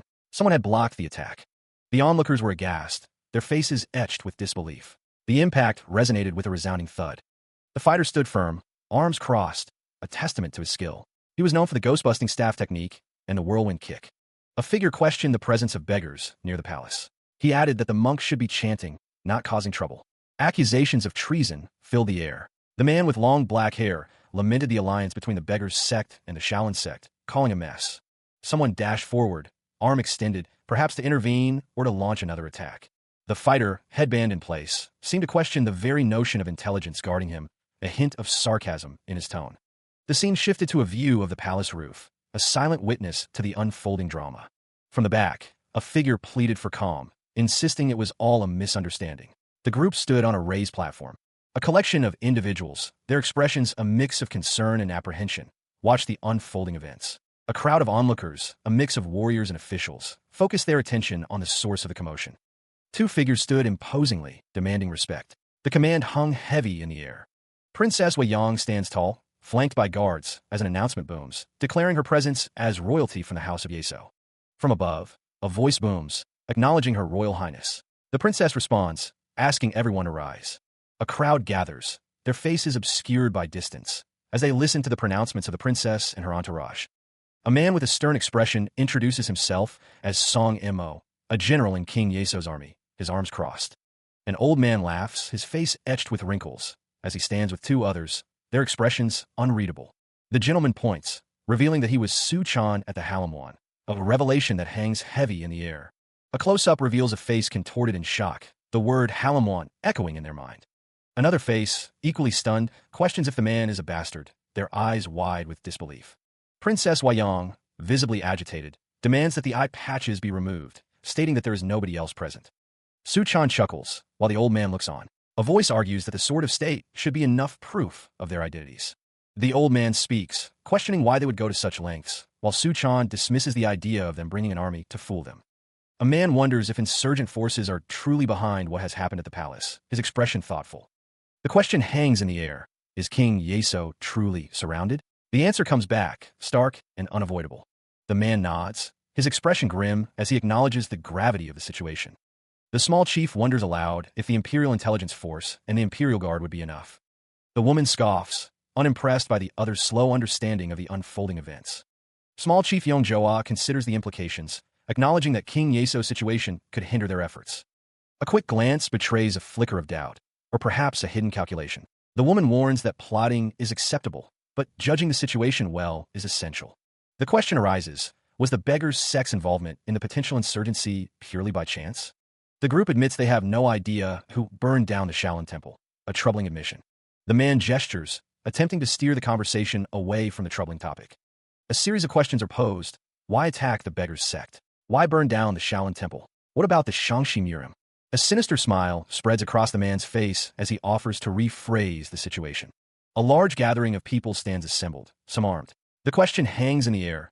Does the destruction of Justice Sects have nothing to do with the insurgency? Old man Beck's eyes widen in disbelief, his face a mask of shock. He utters a desperate denial. No, it can't be.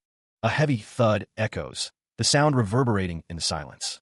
The group discusses the possibility of an insurgency, questioning if the beggar's sex involvement was purely by chance. They note the Murim sects of Shangxi were destroyed by the Mount Qion sect. Addressing the crowd, one man admits they have no idea who burned down the Shaolin Temple. He suggests setting that issue aside for the moment. The man repeats his sentiment, suggesting they leave all that aside. He asks if he should put it differently, his expression hardening. From the crowd, a voice questions if the destruction of Justice sects in Murim has nothing to do with the insurgency. A large group of people stand together, listening intently to the ongoing discussion about the recent events and their possible connections. An older man's eyes widen in shock, exclaiming that something cannot be. The gravity of the situation dawns on him. The man points out that to turn the situation around, they need to safely deliver the Sword of State to King Yeso, hoping to find help. The man explains that there is no solution other than what he is suggesting. He believes the insurgency was carried out together by Palace and Murim forces, and King Yeso is next in line to the throne. The group's reputation precedes them. Other Murim sects are unlikely to offer assistance. Even the most prestigious members of the Murim, the Shaolin sect, have been attacked. The interference with communication proves insurgent forces are everywhere. King Yeso is surrounded by the army, and Her Royal Highness is being chased. How will they reach the king? There's a way, but they will need help. The situation seems impossible. The man's expression hardens. They must live to fight another day, using diversionary tactics and striking at the heart. The group decides to split up into 3 teams, each with a specific objective.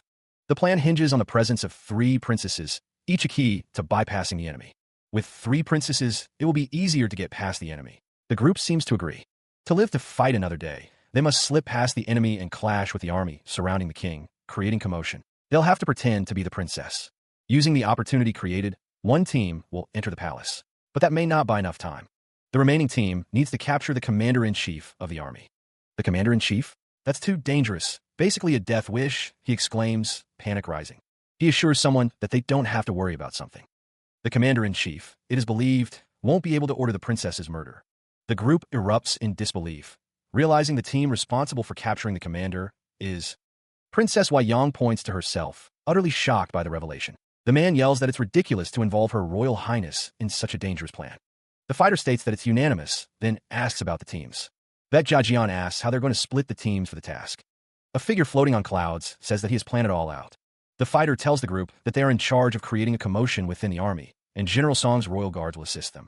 The old man is informed that he and the princess will comprise the strongest team. The fighter is tasked with delivering this Sword of State. 2 figures stand together, stating that the task will be for them. 3 figures stand together, radiating displeasure with crossed arms and furrowed brows. 2 women stand close, one with a wide smile, as she suggests they work together as a team. One man expresses disbelief that the fate of their sect rests in another's hands, while another seems to agree. An old man, covered in bandages, sits in a room, breathing heavily as he recovers from his wounds. A close-up reveals a wound being carefully bandaged, the intricate knot securing the dressing. The man's eyes open wide, a surge of power emanating from within as he recovers from his injuries. A masked figure stands tall, a question hanging in the air about disturbing him without permission. The old man questions the masked figure's attire, suggesting he looks like he belongs to an evil sect. The masked figure instructs him to take the chiefs of the Shangxi Murim sects to capture King Yeso. The old man refuses to get involved with palace business, questioning if he is being told to steal. The masked figure states he won't force him, but the chief of the Mount Qion sect has agreed to cooperate. The old man questions what the masked figure means by agreed to cooperate, suspecting a threat. He questions the need to threaten the Mount Qion sect, given their involvement. Old man Beck sits calmly, suggesting the masked figure stay out of it to best help the sect. Meanwhile, the Mount Qion sect chief, wrapped in bandages, jumps up in a rage. He demands to know why his orders are being followed without his permission. His voice booming. The Mount Shion SECT chief roars for the guards. The chief demands the immediate summoning of the chief and branch masters, his anger palpable. Sweating, the Mount Shion SECT chief is informed that they are unavailable at the moment, further fueling his rage. Elsewhere, under the light of the full moon, two figures ride on horseback towards the distant mountains. The rhythmic thud of hooves echoes through the night as they continue their journey. The wind whips around the riders as they press onward, their destination unknown. The riders continue their journey, the sound of their horses' hooves filling the air. The sound of hooves continues. Guards stand ready, both inside the building and atop the walls, alert to any threat.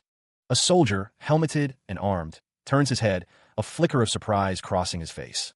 Above, silhouetted against the moonlit sky, armed figures stand guard, weapons at the ready, their identities concealed by shadow and distance. A hand emerges, holding a golden object, its intricate details catching the light as it is presented forward. The soldier's face contorts in anger as he shouts, his voice echoing with frustration and defiance. Below, a group of soldiers advances, their spears held high, demanding to know the identity of those approaching. The soldiers below are taken aback, their expressions shifting from aggression to surprise as they learn the approaching figures are from the central government. Elsewhere, the night sky stretches out, dotted with distant stars, a silent witness to the events unfolding below. A group of people passes through a large gate, their purpose unknown, their arrival stirring unrest among the guards. Inside the fortress, a man with long hair addresses a group, ordering them to their respective positions, his tone authoritative. Figures move swiftly, splitting into different directions, their movements precise and purposeful as they carry out their orders. A woman with pink hair urges her brother to follow her, dismissing his concerns about their original plan with a wave of her hand. A group of figures stands together, their expressions unreadable, their intentions veiled in silence. She stands alongside Baek Jijian, who looks off to the side with a stern expression. Two older men stand behind them, their expressions unreadable. The woman with pink hair tugs at the man's arm, insisting he follow her lead, while the old man shuffles along behind them, lamenting that his plan has been disregarded. The group presses onward, their expressions unreadable as they march forward, united in their purpose, whatever it may be. The woman urges them to hurry, her brow furrowed with concern as she leads the way, the others following close behind, their faces grim. The woman throws a tantrum, declaring that because she planned everything, she gets to choose the teams, questioning why she isn't trusted. The woman on horseback is met with a sharp rebuke, told to stop complaining, as she is known too well. The rain falls heavily, each drop a tiny explosion as it hits the ground, the sound echoing in the vast emptiness. Through the downpour, figures on horseback press onward, the rhythmic beat of hooves against the earth a steady pulse in the storm.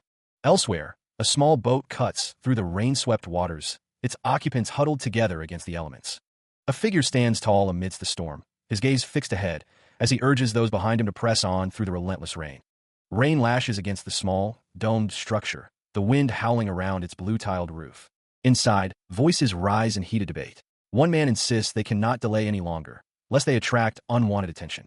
Before a vast assembly of soldiers, the order is given to wait for word from the palace, though some express their impatience. The leader, his face etched with determination, declares they must await the palace's reply. Elsewhere, within a grand hall, figures huddle over a detailed map, strategizing under the relentless downpour.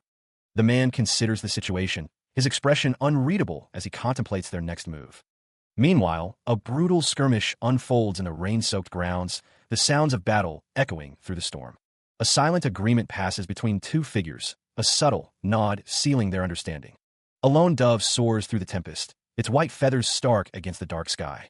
The rain continues to fall, soaking the trees and foliage, blurring the world into a watercolor of gray and blue. The rain drums against the tiled roof of a towering pagoda, the sound a constant rhythm in the storm.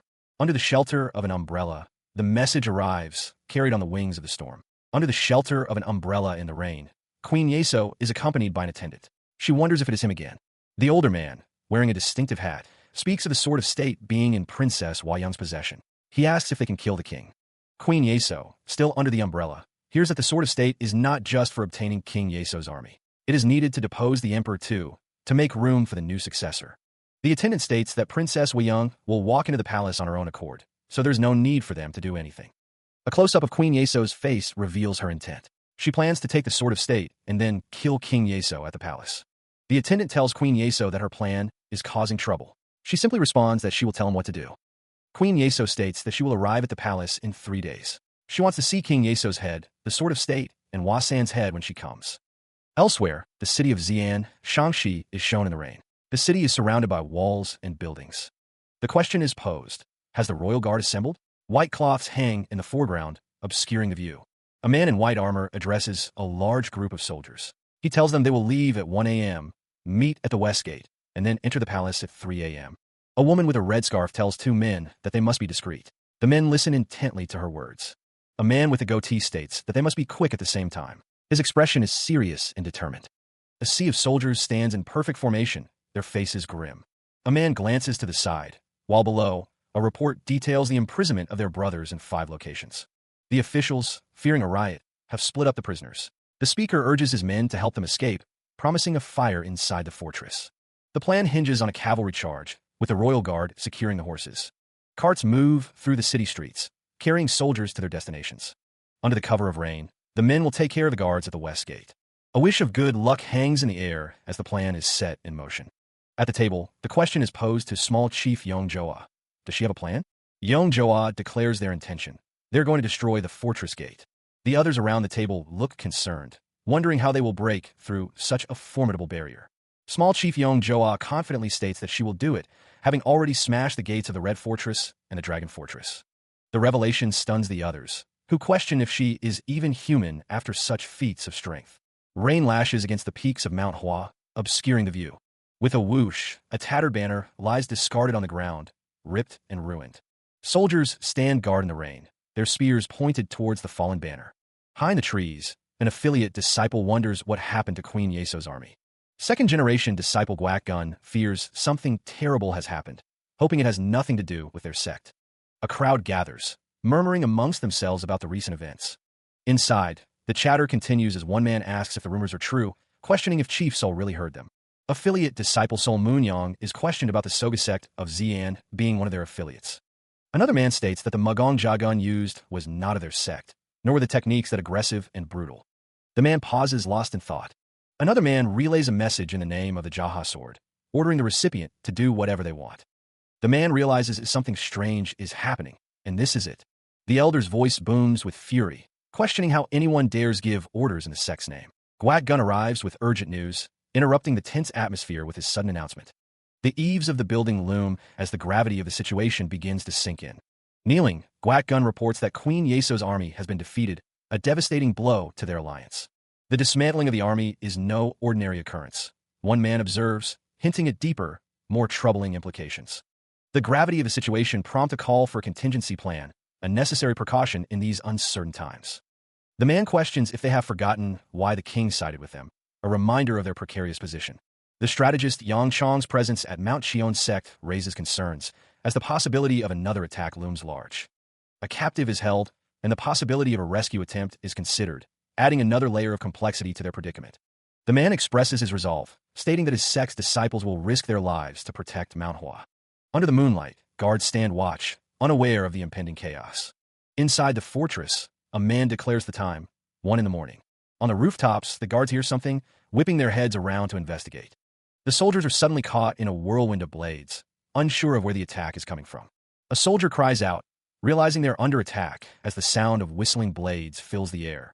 A figure on horseback commands his forces to break open the prison cells and free everyone. With a resounding cry, the attacking force charges forward, weapons raised. The prison cell's chains snap as the prisoners are freed, joining the fray with a roar. The Sunman fortress is engulfed in flames as the attack intensifies. A soldier screams in terror as the fortress burns around him. The heavy doors of a prison block remain closed, awaiting their fate. The window shatters inward, glass exploding into the room. A figure stands silhouetted in the now open doorway, a dark omen. Her face set with grim resolve, the woman prepares for a fight. Meanwhile, the air crackles with unseen energy. The horse-drawn cart trudges along a muddy road, the sound of hooves echoing. Under the shelter of a large umbrella, the woman rides, seemingly oblivious to the downpour. The wheels of the cart rattle along the uneven path. The woman remains silent, her expression unreadable beneath the umbrella's shade. 2 men, hidden amongst the reeds, spot the approaching cart. "Bingo!" one exclaims. The woman's eyes narrow, a flicker of awareness in their depths. The would-be robbers gloat over their easy target, unaware of the danger they face. What luck. Nice. Look at her figure. She's surrounded by bandits, one of whom suggests they take a closer look at her face. The bandits' plan is foiled as the umbrella is thrown away. The bandits are taken aback by her appearance, with one exclaiming that she looks like an angel. One of the bandits lunges forward, declaring that she is his. The bandit is struck with immense force, sending him flying through the air in a spray of blood. The bandit lands heavily, a pool of blood forming around him. The remaining bandits are stunned, wondering where the attack came from. Queen Yeso stands ready, poised to strike again. She stomps her foot, the sound echoing through the air. One of the bandits remarks on the fact that they are attacking a woman and asks what they should do with her.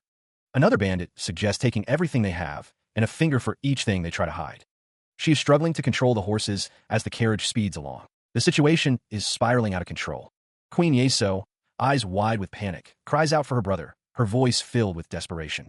The carriage hurtles down the road, a chaotic scene unfolding as people scatter to avoid its path.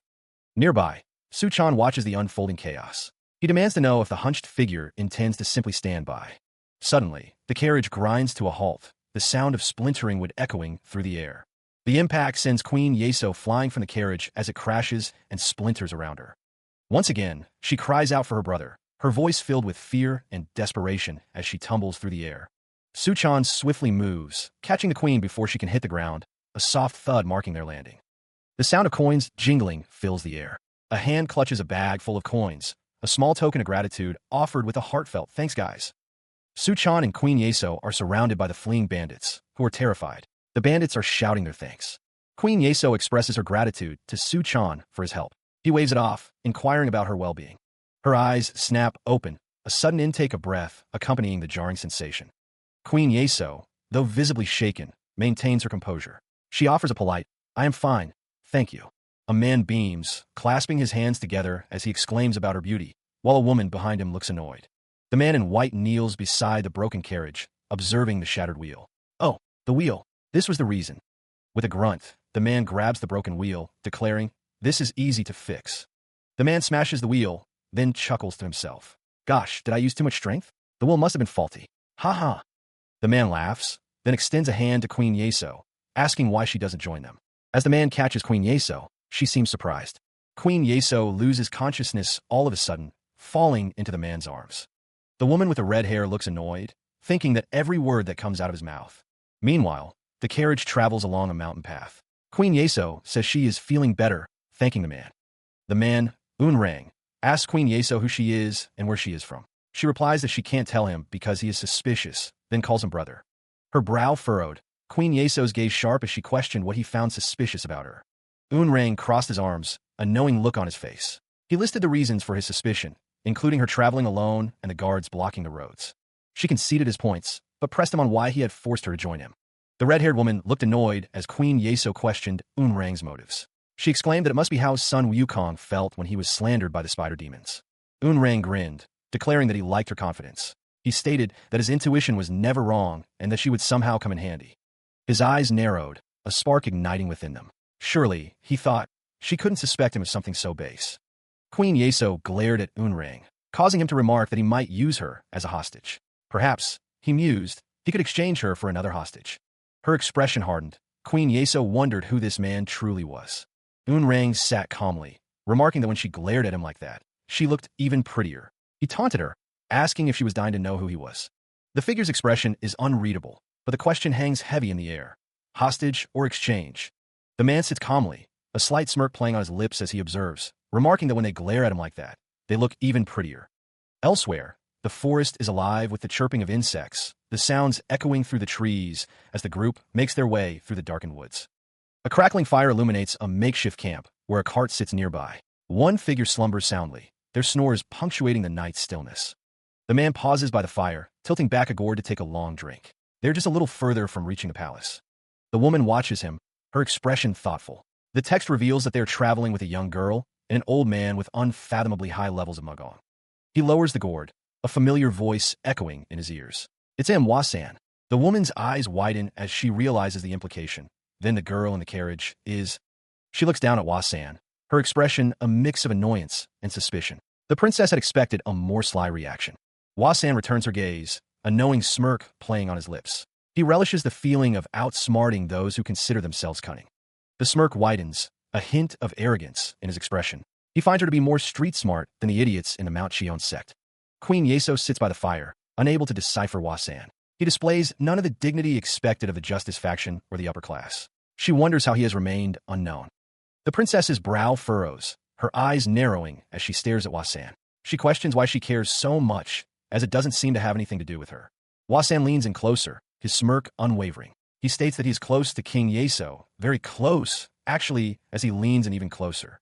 Hwa-san takes a swig from his gourd, his eyes twinkling with amusement. He asks if she's trying to be funny, as he continues to drink.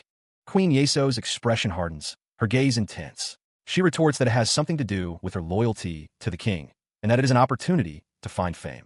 Hwa-san, mid-drink, exclaims that it is good wine. Queen Yeso looks at him with a mixture of annoyance and suspicion. Hwa-san's smirk returns, his eyes half closed as he stares at Queen Yeso. He asks why she keeps staring at him, unable to take her eyes off of him, admitting that he is very attractive. With a startled cry, the pair tumble backwards, the fires scattering as they fall. The sudden movement sends them sprawling. Queen Yeso glares down at the sleeping Hwa-san, her face a mask of fury. She accuses him of doing that on purpose, as he snores softly. She is already in motion. Hwa-san leaps from the high branch, descending quickly.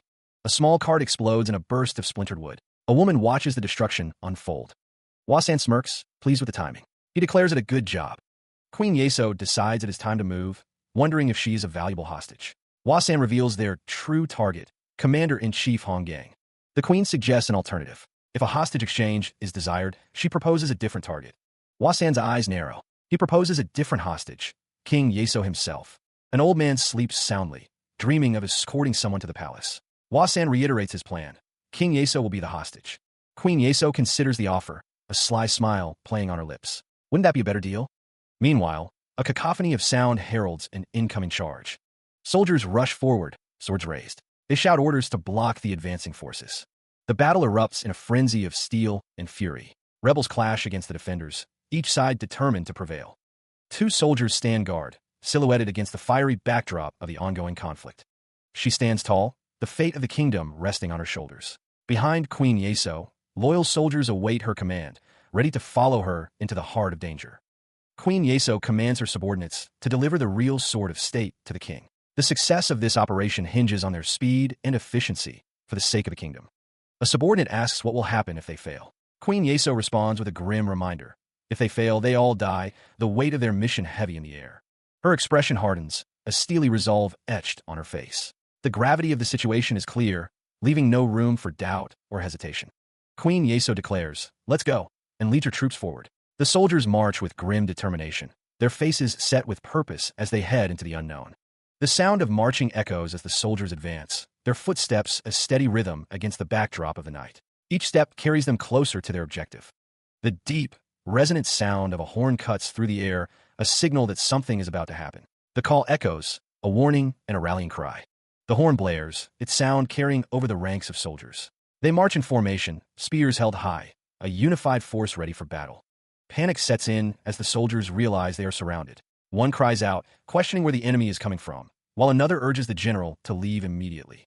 The soldiers are completely encircled, trapped with no escape. A voice booms, declaring that anyone who resists will be beheaded, a grim warning of the fate that awaits them. A soldier turns, fear etched on his face, as he glances towards Queen Yeso. She sits atop her horse, seemingly unfazed by the dire situation unfolding around them. Meanwhile, a voice rings out, commanding everyone to halt. It is announced that she is Her Royal Highness Princess Hwa-young of the House of Yeso, revealing her true identity. The sound of roaring fills the air as the soldiers below raise their spears, questioning the source of the commotion.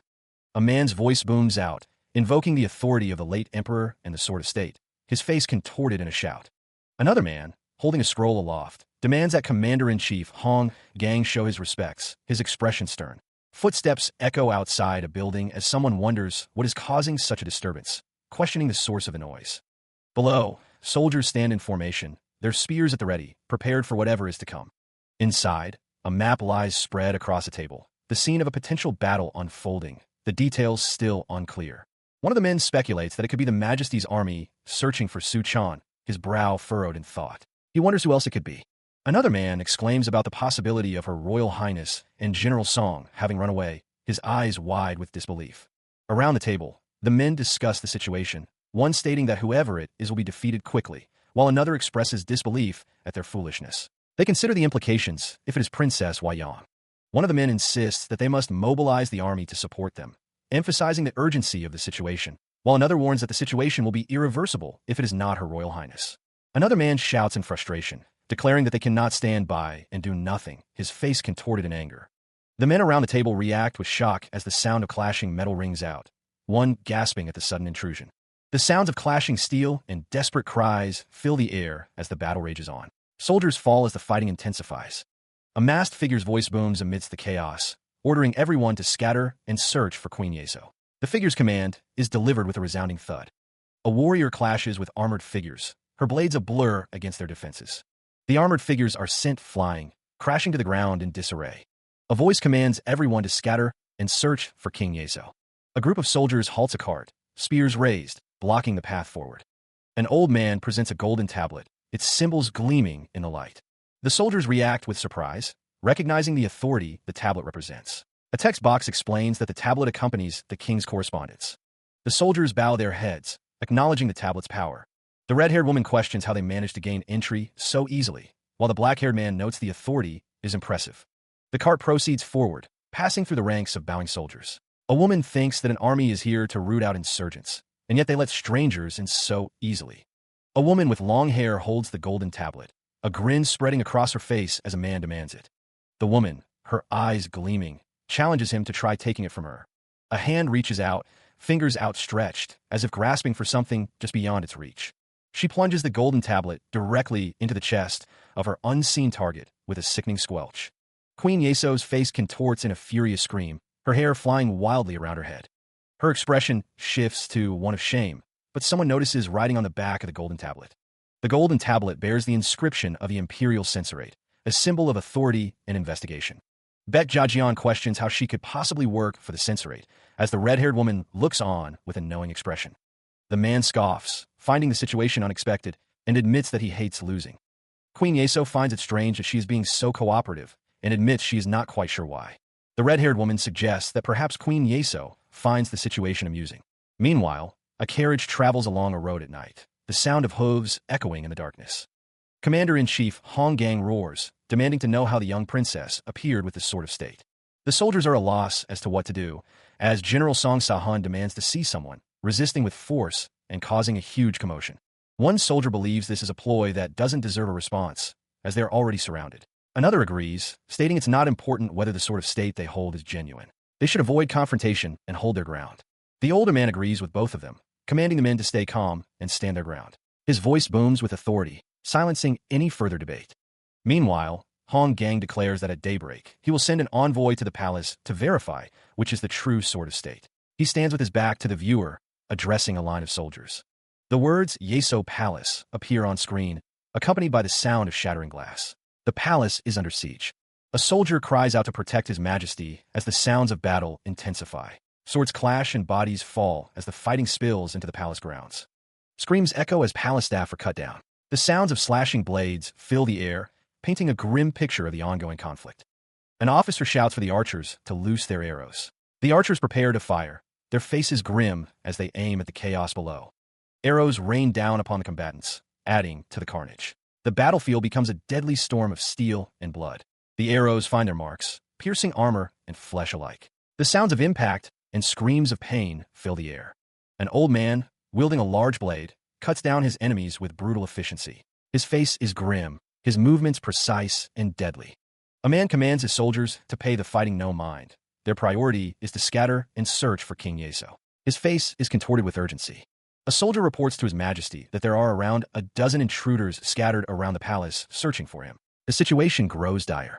Inside the palace, a soldier reports to his superior, while another stands nearby. The soldier explains that the palace guards are struggling against the intruders. The soldier continues, stating that the intruders are from the Murim and possess a high level of Magong. The superior officer is shocked by this revelation, questioning if it is truly the Murim. Elsewhere, two figures discuss this strange situation. One comments on how strange it is that Murim people are invading the palace. The other suggests that they should prepare for an escape.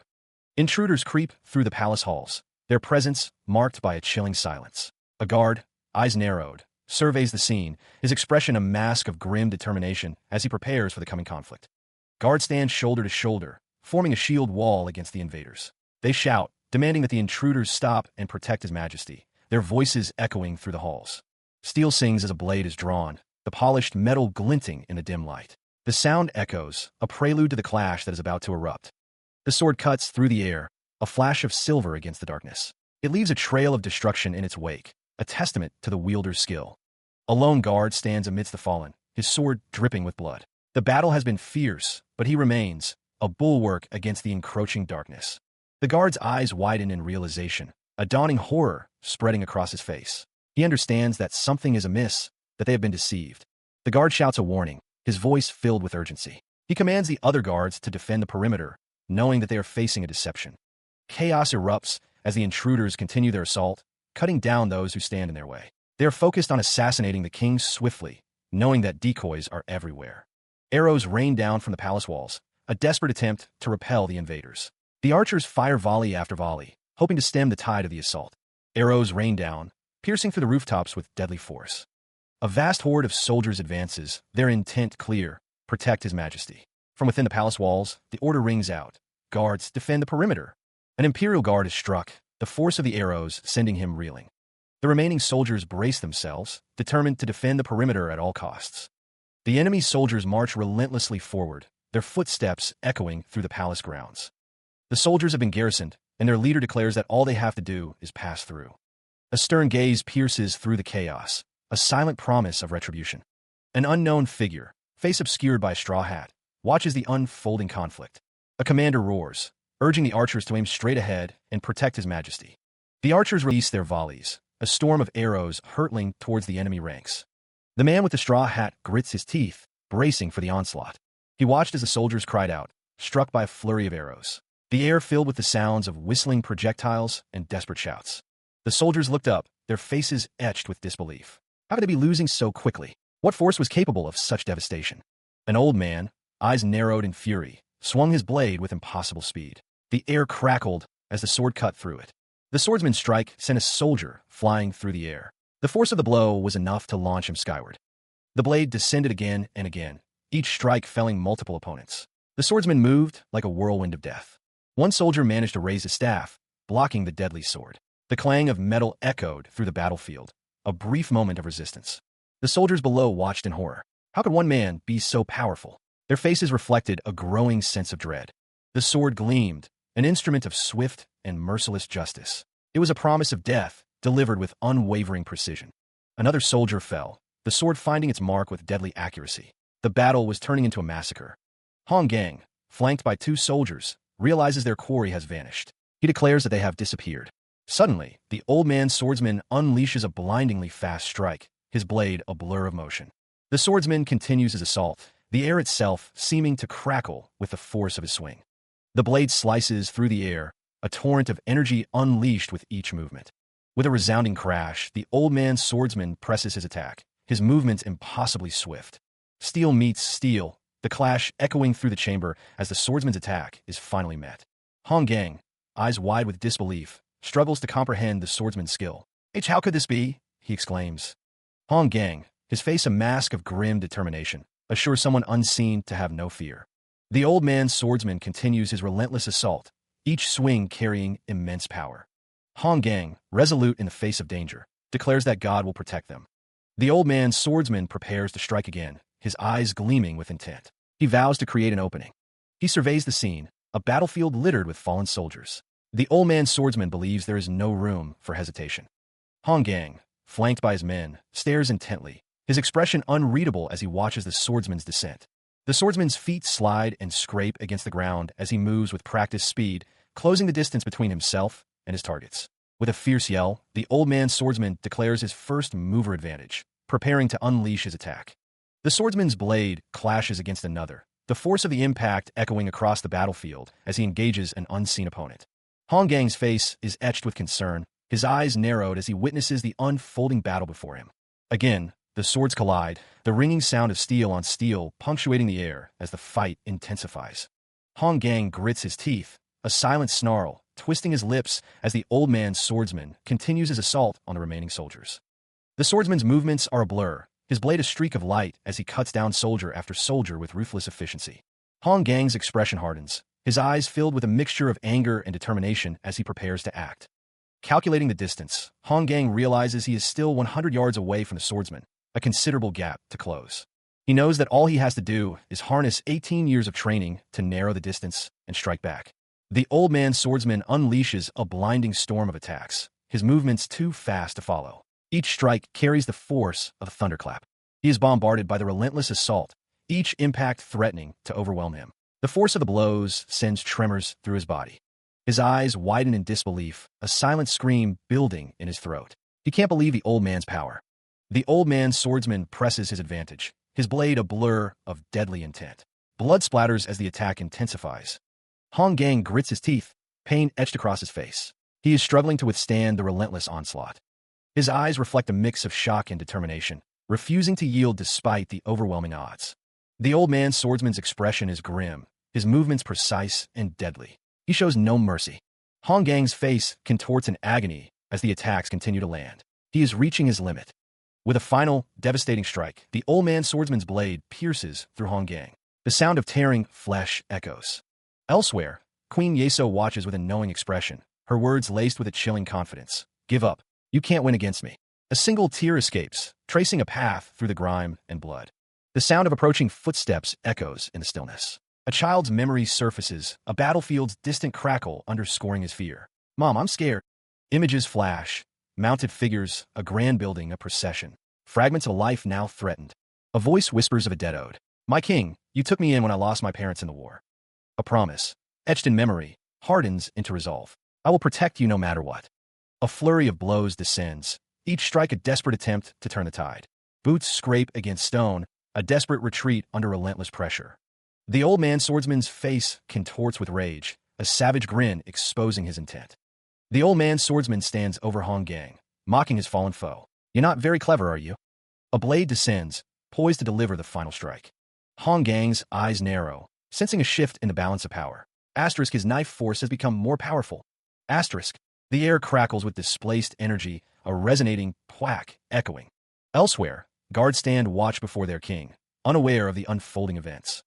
A fierce battle rages, the clang of steel on steel, a constant din banners flutter amidst the chaos. Three figures stand united, a ripple of power emanating from their stance. My king is in a time of need. A desperate thought echoes as energy gathers. A man stands in a doorway, observing the scene with a knowing gaze. Around a table, men feast and drink, seemingly oblivious to the turmoil outside. A blade whistles through the air, the sound of shack marking its deadly path. The old man's swordsman is struck, the force of the blow sending him reeling. He pours his life force into his knife technique. The camera focuses on the old man's swordsman's chest, the words echoing, this foolish dedication. Hong Gang's face contorts with determination, a primal roar escaping his lips. The old man's swordsman acknowledges, you have impressed me. With unwavering resolve, Hong Gang declares, I will protect my king. The sound of metal on metal rings out with a deafening clang. The force of the blow sends the old man's swordsman reeling through the air. He plummets downwards, a dark cloud forming around him as he falls. Meanwhile, the king stands tall, as a subordinate kneels before him, while Hong Gang watches with a fierce determination. The weapon is gripped tightly, ready for the next strike. The old man's swordsman is sent spiraling through the air, losing control. The force of the blow leaves the king's attacker stunned and disoriented. The old man's swordsman, bloodied and battered, trembles as he struggles to maintain his stance. The swordsman is shocked by the force of the blow, unable to believe he was pushed back so far. A subordinate urges the king to flee, reporting that the left general has cleared a path for their escape. The king's expression is grim as he considers the situation. The lunar east gate awaits. The old man's swordsman coughs up blood, collapsing from the devastating attack. The spear clatters against the ground, a symbol of fallen authority. A chorus of voices rises, praying for General Jiang's well-being and strength. Elsewhere, a man sits, surrounded by others. Their expressions are unreadable, their intentions unclear as they watch him. The warrior, battered and bruised, hacks and coughs, struggling to regain his breath after a brutal exchange. A weapon clatters against the stone floor, the sound echoing in the tense silence as someone cries out for their king.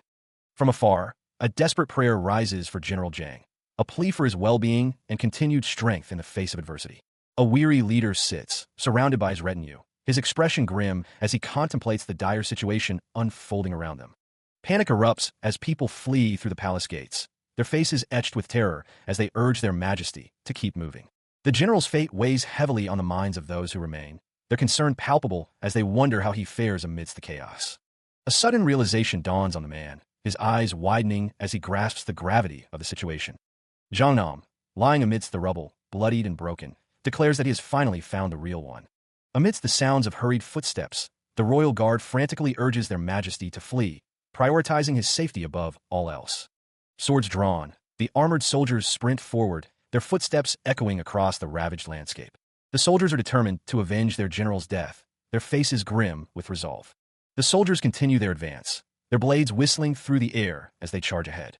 The soldiers escort the king through the palace gates, urging him to hurry along the path. The clash of steel rings out as the soldiers engage their enemies, blood splattering with each strike. A soldier reels from a blow, his face contorted in pain as blood streams down his cheek. The soldiers continue to lead the king through the streets, desperate to get him to safety. The king, surrounded by his protectors, looks on with a mixture of fear and disbelief. Meanwhile, Jiangnam stands with a group of soldiers, declaring that the hunt is over, and they have found their target.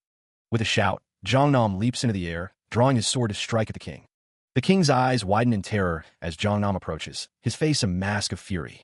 A blinding flash erupts as the sword connects, the sound of metal on metal echoing through the air. The crossed blades gleam, reflecting the light in a deadly display. The king's eyes widen in disbelief as the swords descend upon him. A voice wonders if they are facing the beggar's sect as the group advances. Guards stand defiantly before the king, declaring that any attacker must get past them first. The man with long black hair questions if it is Chief Yong Wasong. The armored figure realizes that Chief Yong of the beggar's sect being close to the king means something dire. The king is struck, and someone shouts that they are saved as the attack lands. A massive explosion erupts, and someone wonders what is happening amidst the chaos. The dark-skinned man with white hair asks how everyone is doing. A figure observes the city from above, noting that they must quickly find King Yeso and the Sword of State. The bearded man is told to hurry, as someone notes that the slippery eel has hidden well and wonders where he is. Three masked figures confirm something, then proceed to attack, causing a bloody scene. The blades drip crimson, the attack leaving a bloody mess in its wake. The aftermath of the assault leaves several figures sprawled lifelessly on the ground. "I don't think so," comes a voice. Perched atop a cart, a figure sits casually, twin blades glinting in their hands. "Since I'm here," he says, surveying the scene. Meanwhile, the sky stretches wide, a canvas of muted blues and grays, as the cart begins to move.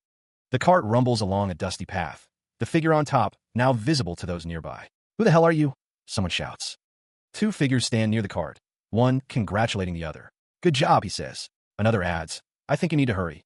A man with long, dark hair and a smirk considers the situation. "I know, what a complete mess," he thinks. The man's gaze sharpens, his expression turning serious. "Right, Young, give me a shout. Make it loud." Queen Yeso, staff in hand, strides forward with determination. "I'm on my way," she declares. The battlefield is littered with bodies as Queen Yeso surveys the scene. "Is that Her Royal Highness?" someone exclaims in shock. A man with a long beard and ornate hat looks on in disbelief. "It's Her Royal Highness. Who on earth is?" A hand grips a staff tightly, preparing for what's to come. The grip tightens, ready for action. She and another warrior demand that everyone kneel before them.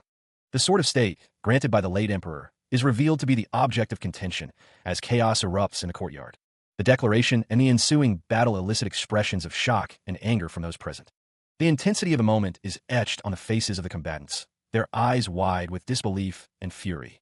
Queen Yeso, staff raised, prepares to engage, her face a mask of determination. An old man, battered and bleeding, declares he has found the Sword of State, only to be immediately struck down. The swordsman, having delivered the blow, stands over his fallen opponent, the clash of steel echoing through the courtyard. Queen Yeso prepares to strike, employing the 100 steps rock move of the 72 arts of Shaolin. The old man, injured and enraged, identifies his attacker as Kwanje Yang Muok. The woman is identified as the chief of the Jiangnam sect, employing the Chuang Bakma sword technique for assassination. The courtyard is filled with figures as Queen Yeso stands ready to fight. A warrior wonders if the Mount Cheon sect has arrived once again. She glares down, her expression a mix of annoyance and disdain. Queen Yeso remarks on their ubiquity, suggesting a weariness with their constant presence. The woman prepares to strike, utilizing the 100 steps rock move of the 72 arts of Shaolin. Her stance is firm, her eyes focused. The old man, bloodied and bruised, recognizes the technique. He states that she must be Kwanje Yang Muok. Below, A chaotic scene unfolds as the battle rages on. The woman and the old man are high above the conflict. The old man, his face contorted in anger, demands that someone shut their mouth. His expression is fierce. The woman's eyes narrow, her gaze intense and unwavering. She's focused on the task at hand. Her eyes remain locked on her target, determination etched on her face. She's ready to act. The old man's eyes widen in surprise as a soldier below shouts, questioning what he thinks he's doing. The woman, holding the old man close, urges him to hold on tight. Her expression is one of concern. Meanwhile, a group of figures plummets from a great height, their forms blurred by the rapid descent. The fall continues, the sound of rushing wind filling the air as the ground rushes up to meet them. The woman falls, her face showing determination despite the danger. She declares that there is no chance. Two figures swing their swords downward, the sound of steel cutting through the air. An old man shouts, trying to block the incoming attack. Below, two more figures continue their assault. High above, a chaotic battle unfolds as multiple figures clash with swords and martial prowess. A disembodied voice echoes, a chilling question hanging in the air. Remember me? Surrounded by a hostile force, the red-haired woman clicks her tongue in annoyance. An archer draws back their bow, preparing to loose a deadly arrow. The red-haired woman's face contorts in fury as she shouts an order. I command you all to knee. Eyes widen in shock as the command is given, the air crackling with unseen power. She watches as Baek Jajian glares, crushing something in his hand. He appears ready to fight. The enemies roar, their leader demanding the sword of state. One suggests they simply attack. Hwa-san smiles, judging from their lack of fear. The old man shouts that they have no idea who he is, commanding them to shut their mouths. The old man is grabbed by the throat, wheezing as he's told he should have known before he died. Hwa-san asks if he is really the Mount Cheon SECT chief, sneering that he will let him try to get away. The red-haired woman stands defiantly before the assembled enemies, who seem shocked by something. Hwa-san declares that the death of the Mount Hwa SECT chief has been avenged. A group of masked figures stand ready, their faces obscured. The old man is struck, and Hwa-san states that he will spare their lives, but wants them to feel agony and hatred. The red-haired woman and Baek Jajian are surrounded, vastly outnumbered by their foes. An archer draws back his bow, preparing to fire a volley of arrows. The force of the blow sends old man Baek flying backwards, his body contorted in midair. A wave of energy ripples outward, the unseen attack, leaving a visible distortion in its wake. The old man is sent hurtling through the air, a ragdoll tossed by an uncaring hand. He crashes to the ground, the impact sending up a cloud of dust as he gasps for air. Queen Yeso apologizes for the transgression to fighter Hwa-san, her expression unreadable. Suddenly, Queen Yeso's eyes widen in shock, her mouth agape as she stares at something unseen. She cries out in surprise, rushing forward to embrace fighter Hwa-san, relieved at his presence. Fighter Hwa-san assures her that she is fine, while another man remarks that they were dealt better cards than holding the commander-in-chief hostage. The red-haired woman watches the reunion with a smug expression, seemingly pleased with the unfolding events. Fighter Hwa-san grins, his eyes crinkling at the corners as he sees Queen Yeso. Fighter Hwa-san embraces Queen Yeso, commenting that she must have been quite a handful, but her presence assures him it is not yet time for him to die. Fighter Hwa-san smiles, telling Queen Yeso that she is as perceptive as ever and that she has already figured out the situation. A cry of alarm pierces the air, the sound of a stampede rising. The soldiers rush forward, voices rising in concern. They ask if their majesty is hurt. The red-haired woman speaks to Queen Yeso, who listens intently. The queen's expression is unreadable. The man with the golden headdress speaks, saying it was anticlimactic and that she is not needed as a hostage. He notes that it has been a while. Queen Yeso's eyes widen, her face a mask of shock and disbelief. The man with the golden headdress calls out a name, Yunhee. Queen Yeso's shock intensifies as she realizes the implications of that name. Yunhee, the youngest daughter of the late emperor, his majesty's sister. The man with the golden headdress demands to know if she had something to do with the traitors. He asks what on earth she has done and who has been inciting her. The red-haired woman accuses the man with the golden headdress of being the traitor. The man with the golden headdress shouts the name of Princess Yunhee, his face contorted with rage. Fighter Hwa-san urges his majesty to deal with family matters later, insisting that they must leave the palace first. Meanwhile, Miss Yang nods in agreement, her expression serious as she acknowledges the gravity of the situation. She's accompanied by a guard who pledges to stay by her side. The guard's words echo with a determined resolve as he prepares for a confrontation. The guard's eyes narrow, his gaze hardening as he anticipates the impending threat. His expression is a mask of focus, every muscle tense and ready. A flurry of blows erupts as the guard valiantly defends Queen Yeso. He deflects a series of attacks, his movements a whirlwind of motion and steel. Despite his skill, a blade finds its mark, striking the guard. He stumbles, the force of the blow evident in his pained expression. Baek Jaejeon arrives, his expression grim as he assesses the situation. He wonders aloud if his opponents came alone, his tone laced with a hint of challenge. A large group of armed figures stands ready, their presence a silent promise of violence. They await their orders, a unified force prepared to strike. A sword descends with lethal intent, the sound of impact echoing through the air. A voice declares that they are not alone, hinting at reinforcements. Baek Jaejeon smiles, a sense of relief washing over him. He seems confident in the face of overwhelming odds, ready to confront whatever comes next. A host of soldiers charge forward, their weapons glinting in the light. A sinister smile spreads across the man's face as he mutters, "You're not alone." What a relief. The soldiers continue their advance through the city streets, their numbers seemingly endless. An archer, eyes narrowed in concentration, draws back the string of his massive bow, preparing to loose his deadly shot. A wide, unsettling grin stretches across a face, promising pain and suffering. The arrow flies, a streak of deadly intent cutting through the air. A man's face contorts in shock and pain as the arrow finds its mark. The archer's target plummets from the rooftop, a victim of the unseen attack. A woman's eyes widen in alarm as a figure snatches something from her grasp. A man sneers at Queen Yeso, telling her, "You could be a hostage after all, princess." A slender finger taps a device, the screen glowing with an unknown message. One figure hands another a small, dark object as they prepare to leave. Below, the emperor stands with his guards. Queen Yeso's expression softens as she thinks of Hwasan. Hwasan stares intently, his gaze unwavering. Hwasan stands before Queen Yeso, making a deal. He declares that if she stays, everyone else can leave.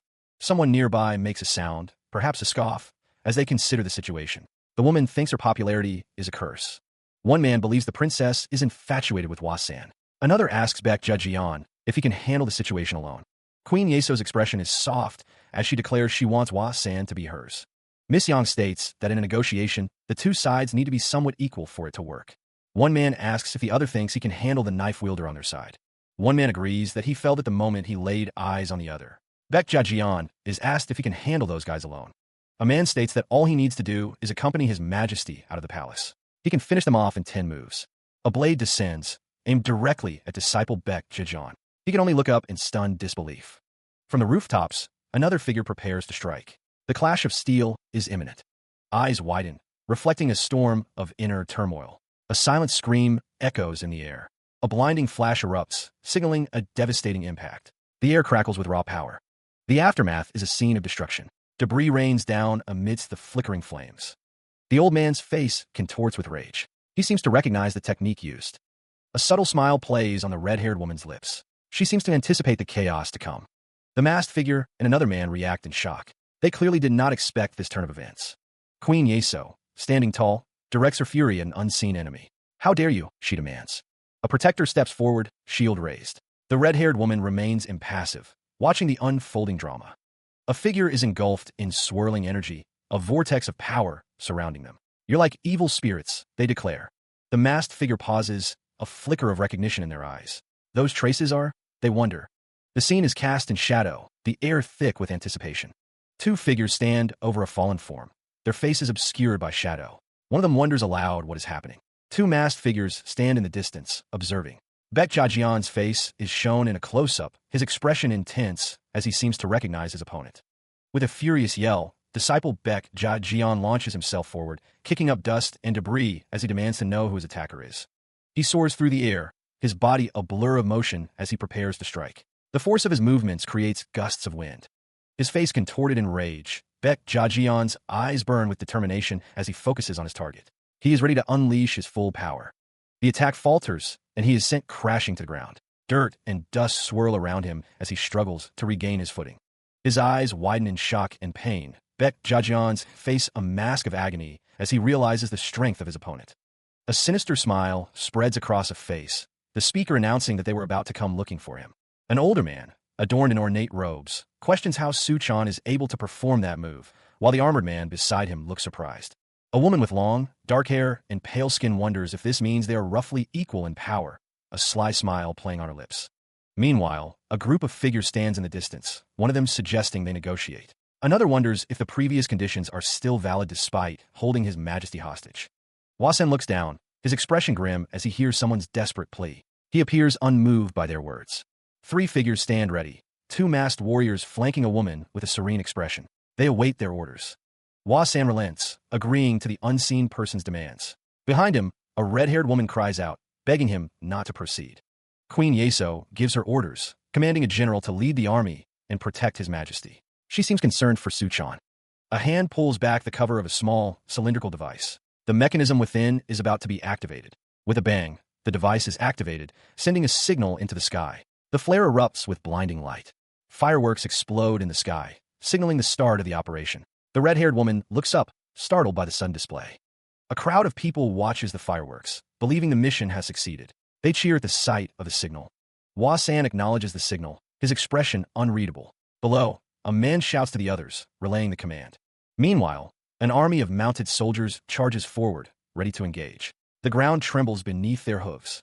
A figure with long, dark hair watches, a grim determination etched on his face. He declares that it is the signal. The man raises his arm high, his voice booming with command. The order to advance has been given. The thundering of hooves fills the air as mounted soldiers surge forward. The charge begins. Fireworks explode in the sky, signaling the start of the attack. Below, soldiers discuss the plan to break through and rescue His Majesty. A warrior's face contorts with fury as he prepares to meet the enemy head-on. He is ready to charge. With a roar, the commander urges his troops forward. The battle is joined. The cavalry charges, a wave of steel and fury crashing against the enemy lines. They are charging. A soldier raises his sword in triumph, declaring victory amidst the chaos of battle. The tide may be turning. Confusion spreads among the ranks as the enemy launches a surprise attack. The left guard is responding, but the rear and right guards have been routed. An officer realizes the king's army is involved, and King Yeso is admitting to being behind the insurgency. The situation grows more complex. Two soldiers kneel before the white-haired official, agreeing that further delay is unacceptable and battle is now unavoidable. The official's orders ring out. King Yeso must be arrested immediately. Capturing the king, he believes, will cripple the insurgent army. The official's eyes narrow, his expression hardening as he insists that the center guard be sent to attack the king. The official's face contorts with rage as he shouts orders, his voice booming with authority and a thirst for retribution. Two armored soldiers kneel, awaiting further instructions, their posture reflecting a mix of duty and anticipation. The official raises his arms, declaring that he will personally join the battle, leading the center guard to defeat the insurgents. Meanwhile, the red-haired woman sobs, distraught at the thought of leaving someone behind, as two soldiers kneel beside her. The woman cries out, calling for Hwa-san, her voice filled with anguish and desperation as she refuses to abandon him. Hwa-san stands atop a building, the wind whipping around him as he reflects on the situation in Shaanxi. The fighter's expression hardens, his eyes narrowing as he acknowledges that the cards have been dealt and the time for action is at hand. A group of soldiers stands ready, one questioning if this is where they begin fighting, their faces grim with anticipation. Queen Yeso's gaze hardens, her resolve unwavering as she declares the stakes, a fight to the death. Failure, she implies, is not an option. Hwa-san throws his head back, a manic grin spreading across his face. He scoffs at the notion of defeat, declaring he will not die.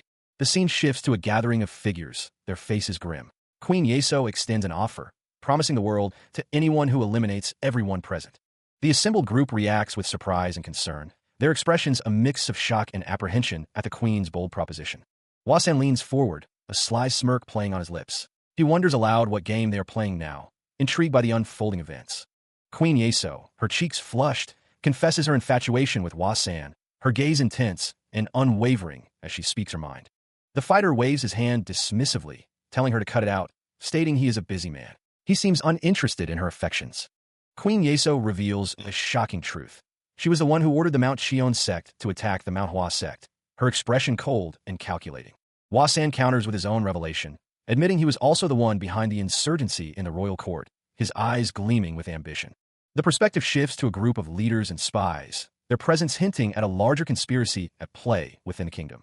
Queen Yeso's eyes narrow, her voice laced with seductive intent as she asks if he is tempted, offering herself as a reward. Suddenly, a violent crash echoes, signaling chaos and destruction, the source of which remains unseen but undoubtedly impactful. The man in the straw hat gurgles, blood erupting from a fatal wound. She watches the scene unfold, while an injured man behind her looks on in shock. The man's body slumps forward, his life extinguished in an instant. The old man's swordsman wonders why his target didn't dodge, dismissing him as useless. Queen Yeso closes her eyes, a faint smile gracing her lips as she says, "Now, then." A cacophony of voices erupts as the attackers gleefully announce, "Let's get started." Bwahaha! A man with long hair and a sinister grin leans forward, declaring, "Take this." A hand grips the hilt of a sword, preparing to draw the weapon. The blade plunges forward, aimed at an unseen target.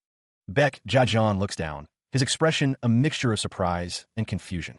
The disciple is surrounded, multiple swords raised against him in a coordinated assault. A sword descends with deadly force, poised to strike. He looks up, blood trickling from his lip as Queen Yeso gazes down, a cruel smile playing on her lips. The queen finds the situation disappointing. Surely, this isn't the first time he's dealt with masters at this level? With a battle cry, two masked figures descend upon disciple Baek Jajian, swords raised to strike. He is now surrounded. Three masked assailants close in, their blades glinting with deadly intent.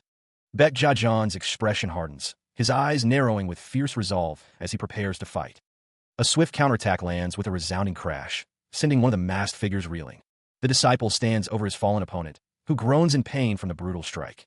His grip tightens on the hilt of his sword, the sound of his resolve echoing in the air. He clashes with another masked figure, the intensity of the fight etched on his face. One of the masked figures demands that he draw his sword, his voice filled with malice. With a flurry of blows, Baek Jajian defeats multiple opponents, leaving them scattered on ground. The disciple faces his last opponent, their eyes locked in a fierce, silent battle of wills. He is struck by an unseen force, the impact sending him hurtling backwards through the air. A masked figure looms above, the source of the blow.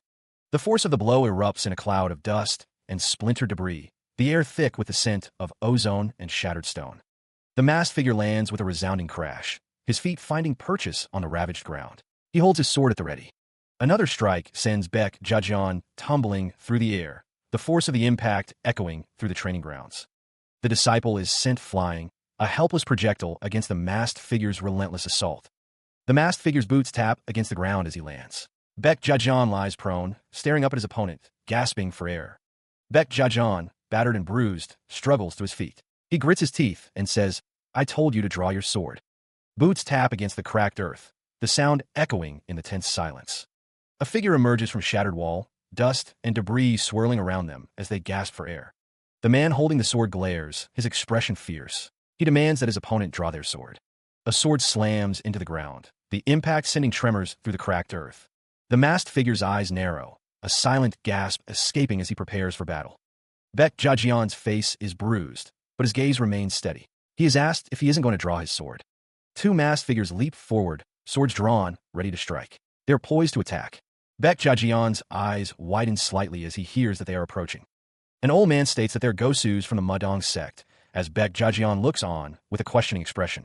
The knowledge of the Taegyuksen hand technique and the Mual move, techniques practiced within the Mudong sect, stretches back over a century. The masked figure, seated in contemplation, warns that his opponent's inner force is considerable, a fact that causes him to gasp. The old man's eyes widen, while Queen Yeso looks on in surprise. What they are witnessing is beyond anything they have seen before. Queen Yeso wonders if Baek Jajian can recognize something that was used 100 years ago. She is more curious about his identity. Three masked figures confront someone, their voices booming as they demand to know if he is from the Mudong sect. Queen Yeso, observing the scene, wonders why such high and mighty masters are dressed like clowns, a hint of disdain in her tone. Queen Yeso remarks that given how distracted everyone is by the spectacle, they must all be very confident in themselves. Queen Yeso thought they would be concentrating on the task at hand, unless they want to be annihilated or expelled from the sect for exposing their identity. Meanwhile, Queen Yeso wonders what kind of royal princess possesses such an evil tongue, noting that no one seems to be safe from it.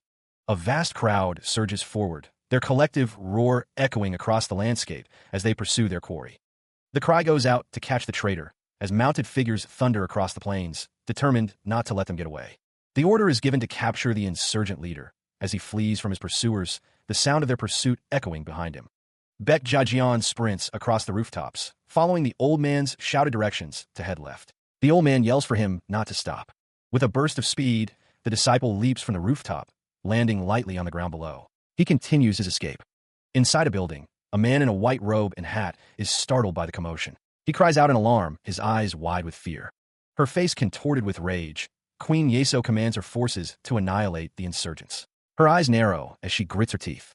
The soldiers surge forward, trampling one of their own in their haste to obey the queen's command to arrest the insurgents. The soldiers raise their weapons, believing the insurgents are within their grasp. They're eager to carry out their orders. The masked figure stands amidst the chaos, his hands glowing with an unknown power. He prepares to unleash the Daegumgang Devil Subdue technique. A devastating blast erupts, scattering the soldiers and creating a scene of utter destruction. The attack is swift and merciless. Queen Yeso's eyes glow with an intense light, her expression a mixture of fury and determination. She is focused on the battle. The masked figure unleashes a powerful punch, the force of which sends shockwaves through the air. The attack connects with devastating impact. Two soldiers watch in stunned disbelief, questioning the nature of the masked figure's technique. They're clearly outmatched.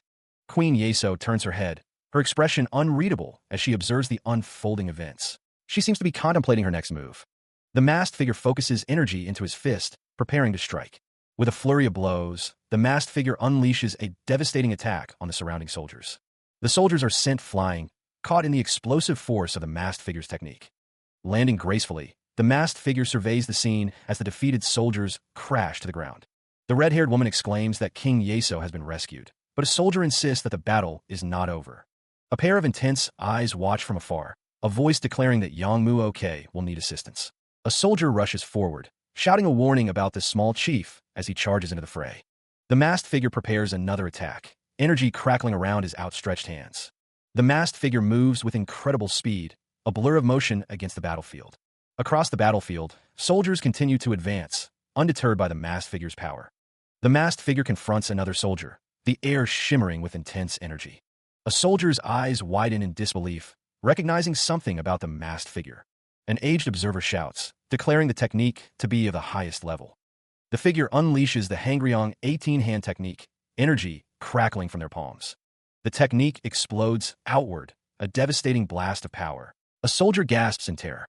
The energy beam continues its destructive path, soldiers screaming as they are caught in the blast. The beam slams into the ground, pulverizing everything in its wake with raw force. The masked figure grits their teeth, channeling more power into the devastating attack. Elsewhere, the battlefield is now a graveyard, littered with the bodies of fallen soldiers.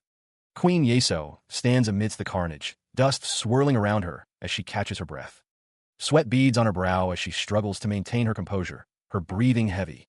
Two soldiers approach Queen Yeso on horseback, asking if she is all right after the attack. The red-haired woman scowls, frustrated that she might be outdone by Queen Yeso's efforts. She grits her teeth, muttering about the right royal as she struggles to catch her breath. A mounted figure raises his hand, signaling the arrival of reinforcements. The guards announce their presence, their horses thundering. General Song expresses his happiness at seeing someone, adding that His Majesty is just ahead of them, riding with the vanguard. The approaching party thanks them for protecting His Majesty. One of them notices a small chief is bleeding from the nose.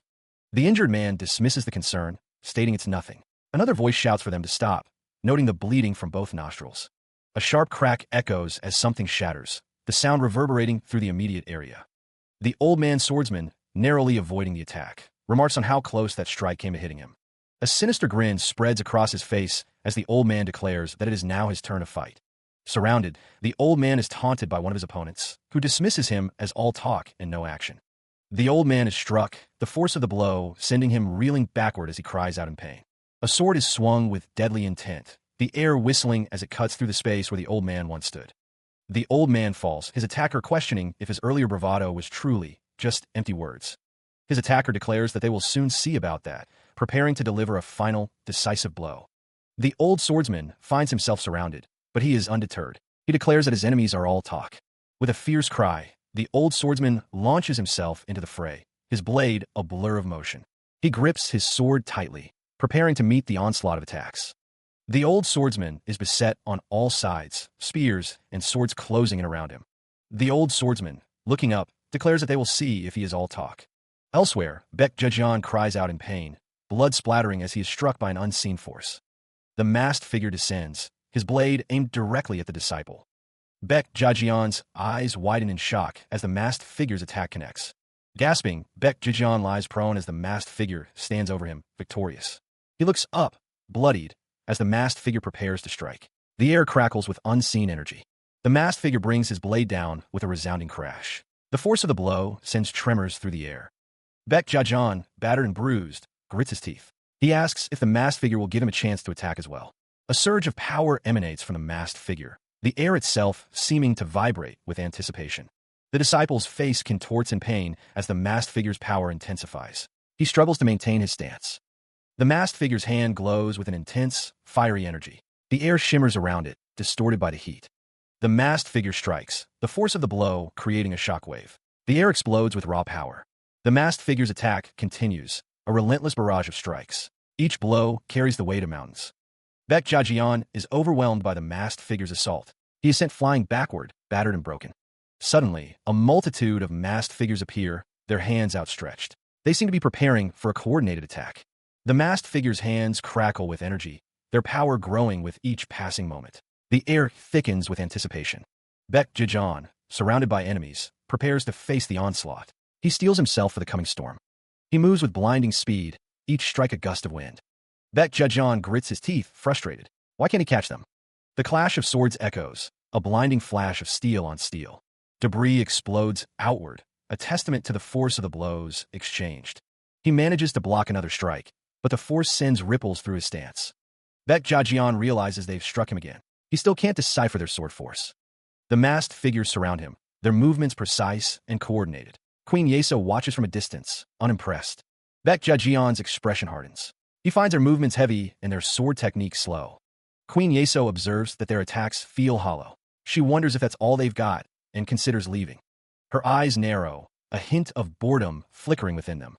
With a final, decisive blow, Baek Jajian defeats the old man swordsman, sending him crashing to the ground. The old man swordsman lies defeated, his face contorted in pain and disbelief. He grits his teeth, a surge of adrenaline coursing through him. Launching himself into the air, Baek Jajian prepares to face the remaining masked figures. The old man swordsman, clutching his sword, looks around in confusion, unsure of what just happened. The masked figure in the straw hat stands his ground, observing the unfolding events. A tremor runs through the masked figure, his resolve seemingly shaken by the recent turn of events. Landing back on the ground, Baek Jajian's eyes widen slightly, a flicker of surprise crossing his face. The old man swordsman lies prone on the ground, defeated, as a voice booms out, accusing him of being a fraud. Another figure berates the old man swordsman for slacking off, expressing their worry over the situation. Queen Yeso, observing from a distance, hears one of the masked figures address someone as Sir. The old man swordsman chuckles, a wide, toothy grin spreading across his face. He admits to catching his breath, claiming he was trying to lighten the mood, feigning concern. Baek Jajian's expression shifts to one of utter disbelief, questioning what he is witnessing. An unseen figure questions what the other is talking about, claiming to have just caught their breath. The other responds that they were merely testing the waters. The old man swordsman is told that he can stop fretting. He stands next to Queen Yeso, who is partially visible behind him. The masked figure stands with arms crossed, stating the obvious. His expression is smug, and his eyes are narrowed. The old man swordsman leaps into action, offended that someone would dare doubt him. He moves with incredible speed. The masked figure lands, asking if they have business. He is surrounded by a cloud of dust and debris. 3 masked figures stand in formation, weapons drawn. They seem to be amused by the situation, chuckling to themselves. The masked figure's face is revealed, asking what is so funny. His expression is intense, and his eyes are narrowed in anger. The scene shifts to a landscape with large rock formations. The atmosphere is tense and foreboding. The masked figure grins, asking if this is happening again. His expression is sinister and mocking. A masked figure attacks with his sword, moving with incredible speed and precision. The attack is swift and deadly. Another masked figure attacks, their movements a blur of motion. The sound of impact echoes through the air. The masked figure stands amidst a flurry of sword strikes, seemingly unfazed. He is surrounded by a red glow. He stands wreathed in power, a dark silhouette against the light. The masked figures watch, their expressions hidden, but their surprise is evident. Baek Jajian is a concentrated point of energy, the air around him shimmering with unseen force. His eyes burn with inner fire. The disciple asks if they are impressed. The energy explodes outward, a wave of power washing over the landscape. A hand is raised, perhaps in defense, or perhaps to channel the energy. Baek Jajian's face is a mask of fury, teeth bared, eyes blazing. The energy coalesces, taking on a tangible form, a destructive force unleashed. He declares it to be the bomb, a technique designed to block sword forces. Baek Jajian's face contorts in a manic grin, proclaiming himself the best. A crimson energy blade materializes, crackling with unseen power. The air itself seems to vibrate around the weapon. The wielder of the blade declares it to be a bomb. The red energy intensifies, swirling around him like a vortex.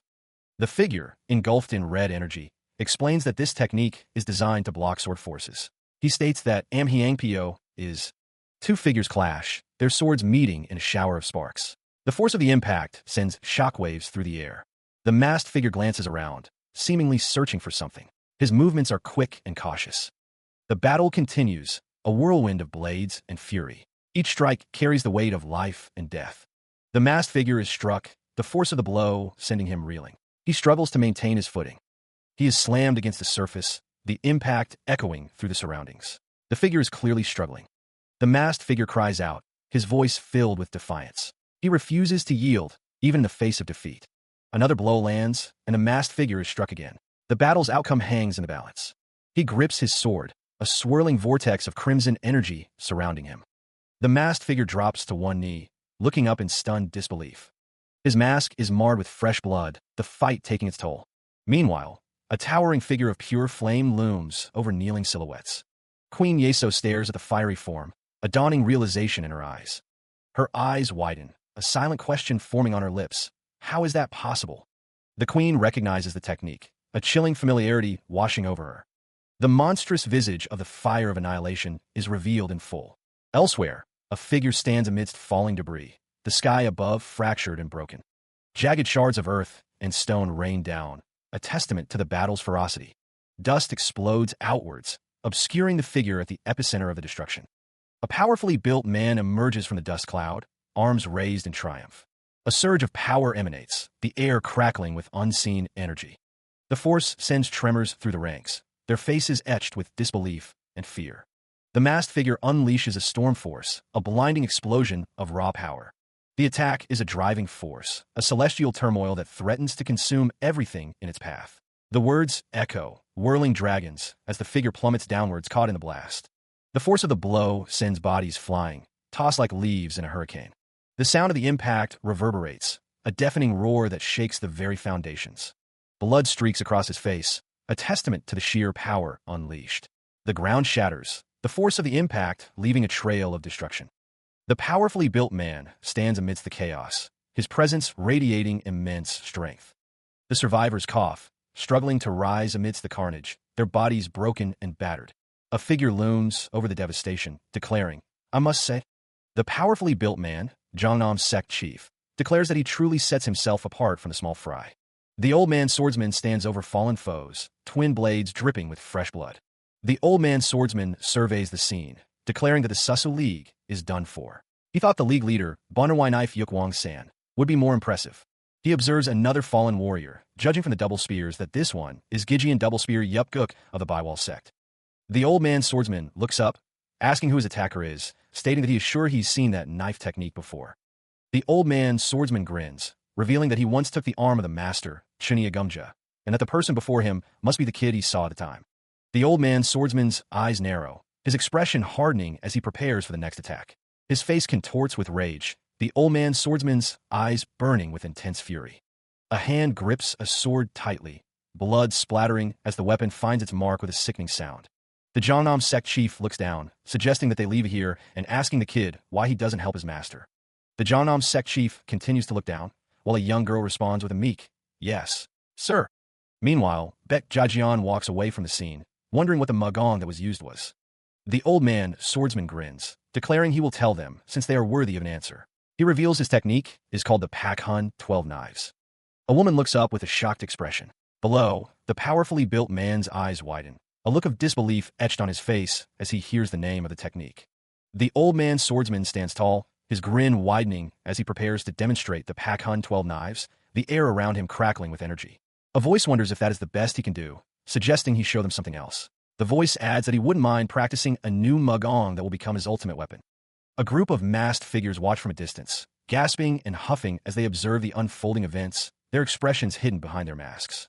The old man swordsman's face is illuminated by a red glow, his expression intense as he declares that he won't kill them, stating it's simple. The masked figures continue to watch, one stating that he needs to keep them alive so that they can tell the entire Murim about his power, because he wants to become famous. Another asks if he is done and if that is it. The old man swordsman's grin widens, his eyes gleaming with a sinister light as he says that if that's it, then let's light some fireworks. He reiterates that he said he wouldn't kill them. A massive, destructive energy erupts, filling the space with a blinding red light and the sound of shattering force. A silhouette of the old man swordsman is seen amidst the chaos, his movements swift and deadly as he unleashes a flurry of attacks. The silhouette continues its assault, the sound of impacts echoing as the old man swordsman makes it clear that he never said he wouldn't hurt them. The scene culminates in a grand finale of explosive energy, the old man swordsman's power reaching its peak as he prepares to end the night with a final, devastating blow. The major antagonist, Hwa-san, grins, teeth bared, as he declares that if this is all his opponent has, he'll light some fireworks. He adds that he never said he wouldn't hurt him. A burst of energy erupts, filling the space with a blinding, fiery light. The force of the attack sends shockwaves rippling outwards, a testament to its immense power.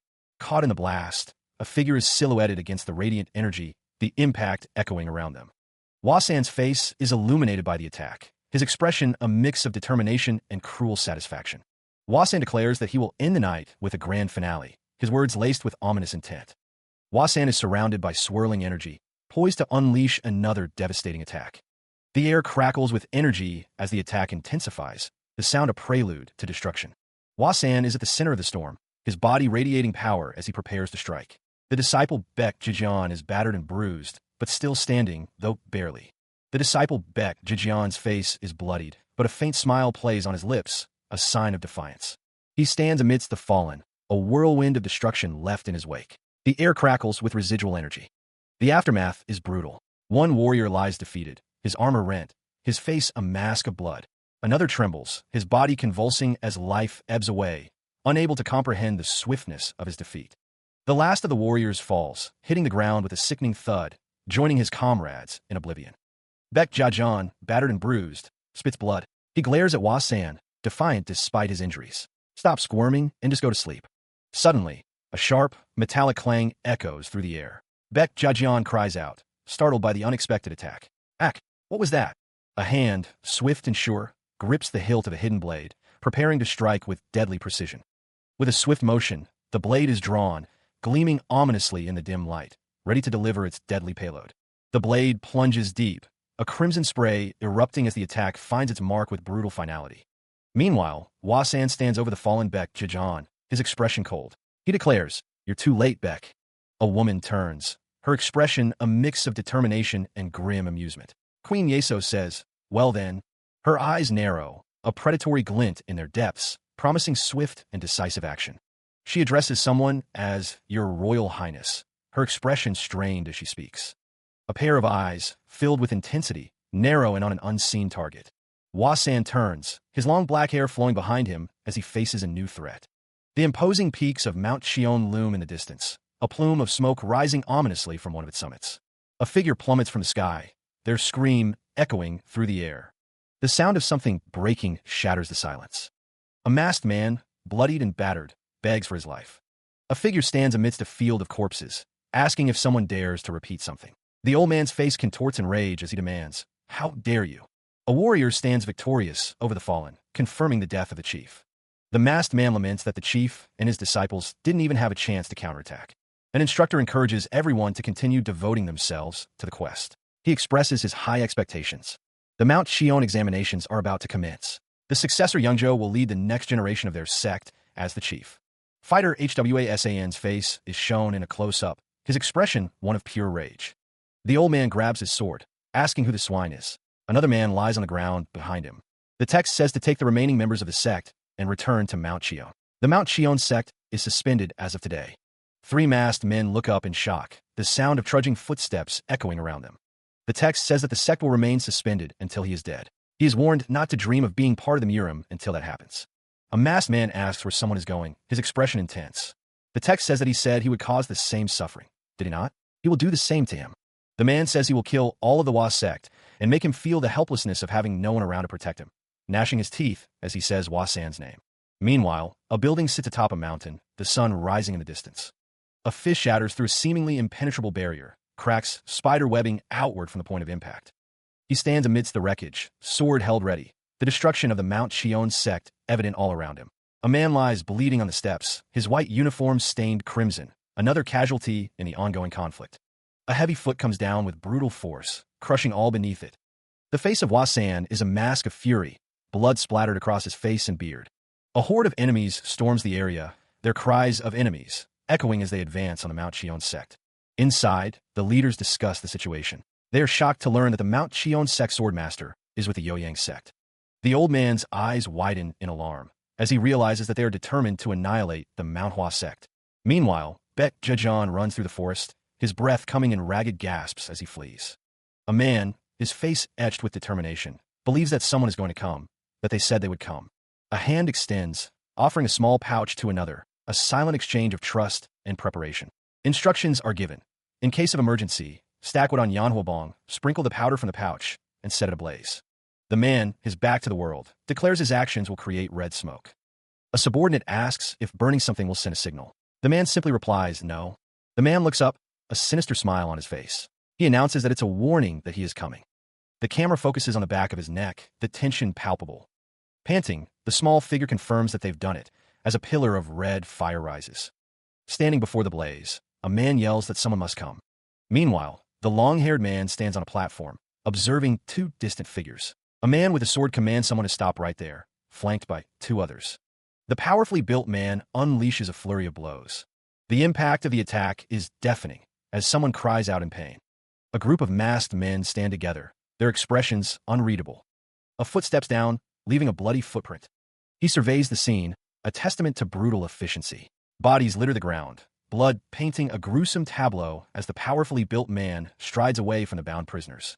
Fighter Hua-san, a smudge of dirt on his cheek, glances warily to the side. Behind him, masked figures stand in silent anticipation, while below, a man's intense gaze pierces the distance.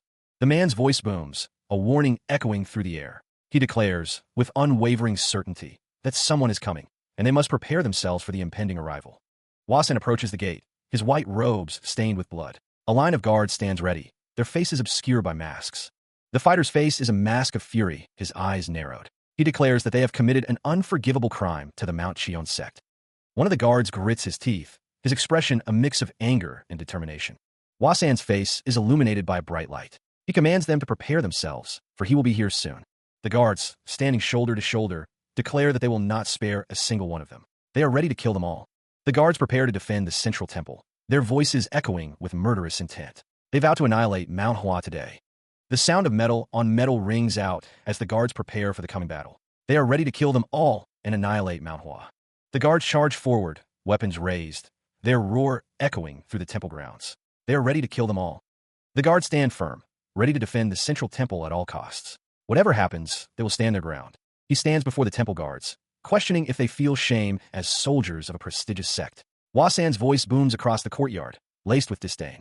The guards stand their ground, weapons raised, as Hua-san is warned that they will answer for their crimes if they do not retreat. The air crackles with tension as the standoff continues. A flurry of blows descends upon a single, defenseless hand. The sounds of metal striking bone echo through the courtyard. A burst of energy explodes outward, signaling the devastating impact of the strikes. The force sends tremors through the immediate area. Hua-san declares that he will annihilate Manhwa with his own hands. His face contorts with rage as he prepares to strike again. A hand lunges forward, a blur of motion and deadly intent. The force behind the blow promises swift and brutal devastation. Standing amidst the fallen, Hua-san remarks that he is a bit late. Blood stains his robes, a testament to the swiftness of his assault. Two guards watch in disbelief, their faces etched with horror. They can only utter that this is... A woman's voice cuts through the chaos, stating that they should have killed him a long time ago. Her expression is one of cold calculation. The strike connects with brutal force, bone audibly crunching under the impact. Blood splatters as the victim is sent reeling. The follow-through of the strike continues the devastation. The force is relentless, leaving no room for escape. A figure stands silhouetted against a bright light, the sound of cracking echoing. Their presence looms, a symbol of impending doom. He stands amidst the carnage, his expression cold. Talking is pointless, he thinks, as the last of his opponents fall. The fighter Hua-san surveys the scene, blood dripping from his face. He wonders aloud where Jagun has gone. A fallen warrior lies prone, his body swathed in bandages. Crimson stains bloom across the white cloth. A blood-soaked sword stands as a grim monument. Behind it, the remaining warriors stand frozen in fear. Dread washes over the faces of the remaining fighters. They know they are outmatched, but they cannot retreat. Hua-san's eyes narrow, his grip tightening on his blade. He warns them to stop being annoying and get out of his way. The men tremble, their inner force no match for his. One admits that he can't even move his legs. The battlefield is littered with corpses, a testament to Hua San's power. One man desperately tries to rally his comrades. A lone warrior, bloodied but defiant, urges his brothers to hold their positions. They will not forsake Manhwa. The bearded warrior, his face a mask of blood, declares that he will start with Hua San. Panic sets in as one of the men screams for someone to come. The situation is spiraling out of control. Another warrior taunts someone, calling him an old man who shamefully ran away. The battle continues to rage. He stands before the wounded man, who is back for more. Hua San wonders aloud if his opponent has truly learned his lesson. Turning, Hua San faces a white-haired old man, his face lined with age and anger. The old man retorts that he was waiting for the fighter. Hua San smiles, a dark amusement flickering across his face. He says that they will find out who the rookie is soon enough. The old man, enraged by Hua San's words, shouts that he will avenge Mount Chion with his life, drawing his sword. With a fierce cry, the old man lunges forward, his sword raised high, ready to strike a decisive blow. The air crackles with the sound of the blade, slicing through the air, a deadly arc aimed at Hua San. The old man's sword descends, a blur of steel and fury, promising swift and brutal retribution. But Hua San is ready, meeting the old man's attack head-on. The clash of their blades echoes through the air. The old man, face contorted with rage, screams his intent to kill Hua San, pressing the attack. Steel grinds against steel as their swords lock, a testament to their skill and determination. With a final, decisive move, Hua San gains the upper hand, his sword now pressed against the old man's throat. The old man's hand, severed from his body, falls to the ground, signaling the end of the fight. His fist connects with devastating force, the impact echoing through the air. The force sends the powerfully built man crashing through what remains of the structure. Hua San, blood dripping from his hand, remarks that his opponent takes things too easily. He asks if the man is behaving this way because he complimented him before. The powerfully built man, heavily bandaged, falters, swaying as he struggles to remain standing, sword in hand. The powerfully built man, face contorted in rage, declares that he killed his opponent's chief with his own hands just now. Hua San unleashes another devastating blow, the force of which sends the powerfully built man reeling. Disciple Baek Jijan looks up, a flicker of resolve in his eyes, as if hearing a call to action. He must prevail. The powerfully built man is sent flying through the air, his body twisting violently. Baek Jijan watches, his expression a mix of concern and growing determination. The powerfully built man crashes to the ground, the impact shaking the earth. His body continues to fall, a broken and defeated figure. Hua San delivers the final blow, his sword slicing through the air, ending the fight. He smiles, confident in the face of the ongoing battle. Hua San's hand moves with blinding speed, a blur of motion. Blood splatters across Hua San's face as the attack connects. The sword flashes, cutting through the air with deadly precision. Hua San's form becomes a whirlwind, a dance of death. The air itself seems to crackle with energy. Hua San stands over his opponent, sneering. "You're so pathetic, just because I complimented you once." His eyes narrow, his grip tightening on the hilt of his sword.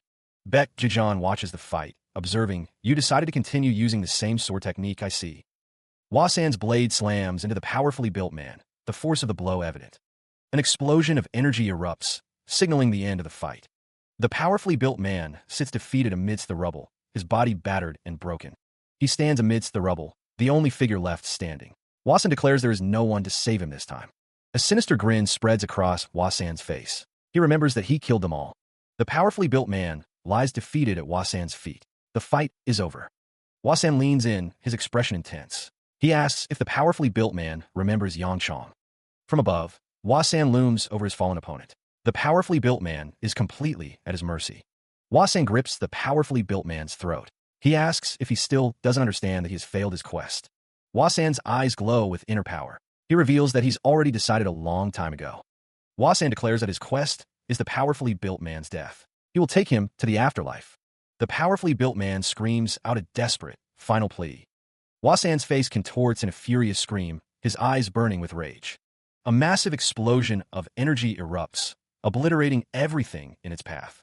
Dust and debris fill the air, the aftermath of Hua San's devastating attack. A wave of heat emanates outward, the source obscured by the intense crimson glow. The crowd is engulfed by the red energy, fear etched on their faces as they witness the powerfully built man's defeat. One of them cries out, questioning his battered state.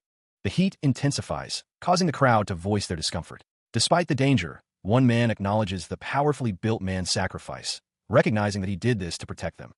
The woman's eyes widen in disbelief, the sound of impact echoing in her ears. She realizes that the Xingyun Yoyang sect has disappeared from the scene. Bruised and battered, The powerfully built man reflects on his defeat. He believes that Wasan must truly hate him to inflict such a brutal beating. Wasan stands triumphant, bloodied but unbowed. The sounds of his ragged breathing fill the air as he surveys the scene of his victory. Meanwhile, the sky stretches out, a canvas of clouds painted with hues of pink and blue, a silent witness to the events unfolding below.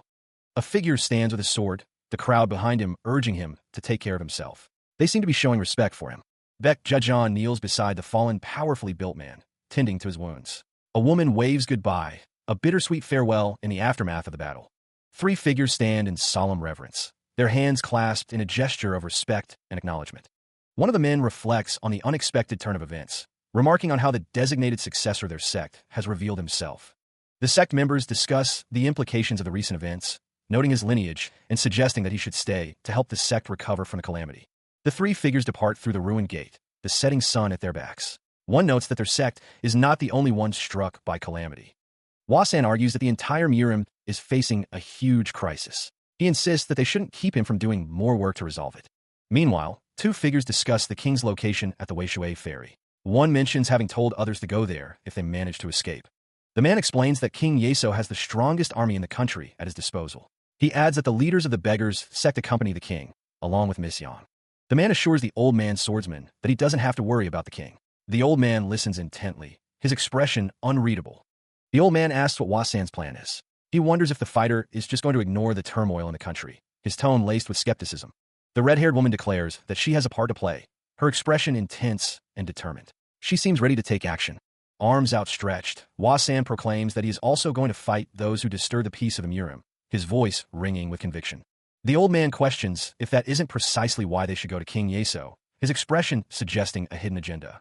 Wasan smiles, thinking that fame comes to those who stand alone at the top. He seems to relish the idea of solitary achievement. He resolves to do everything and take care of everything alone, his ambition driving him forward with unwavering resolve. The old man, exasperated, exclaims, "Oh, for God's sake," as he turns away, clearly frustrated by Wasan's self-centeredness. He shouts, complaining that his ear is being hurt, questioning if she's gone mad. The red-haired woman carrying Baek Jejeon yells back at him to shut up. Meanwhile, 300 years prior, the world was a very different place. A stone archway stands as a silent sentinel. The air crackles with unseen energy near the ancient structure. Beneath flickering torchlight, robed figures stand in solemn vigil around a stone table. Upon it lies a still form, the focus of their dark rite. The man's face is grim, his expression unreadable behind dark glasses. He declares that the new order is complete. Figures stand in silent vigil around a stone coffin, the air thick with anticipation. Crimson stains mar the stone floor, hinting at a dark ritual. The man's face is stern, his eyes hidden behind dark glasses. He declares that the grand law is finally completed. Monks sit in silent meditation, their forms indistinct in the dim light. They are waiting for something. From above, the scene reveals a ritual chamber. Monks surround the coffin, their presence a silent vigil. A blinding explosion of energy erupts, shattering the stillness. The ritual has reached its apex. Haigong's face contorts in rage, his voice a thunderous roar. He curses someone, demanding they stop. Upon the stone coffin lies a body, still and lifeless. The ritual's purpose is unclear, but its result is undeniable.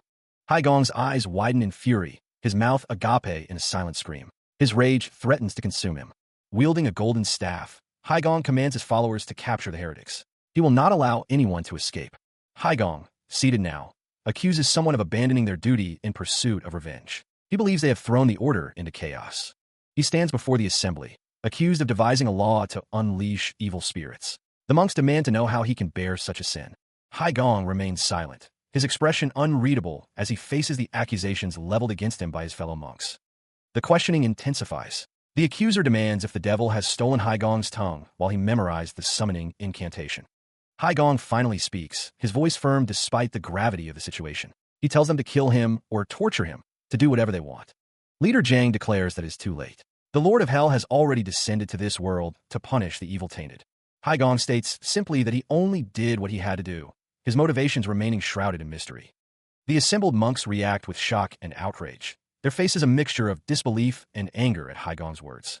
One of the monks grips a staff tightly, his knuckles white with tension as he vows to pursue Haigong until the very end. The staff slams down with a resounding crash. The monk declares he doesn't want to hear anymore, invoking the authority of Shaolin Temple's Green Jade Buddha.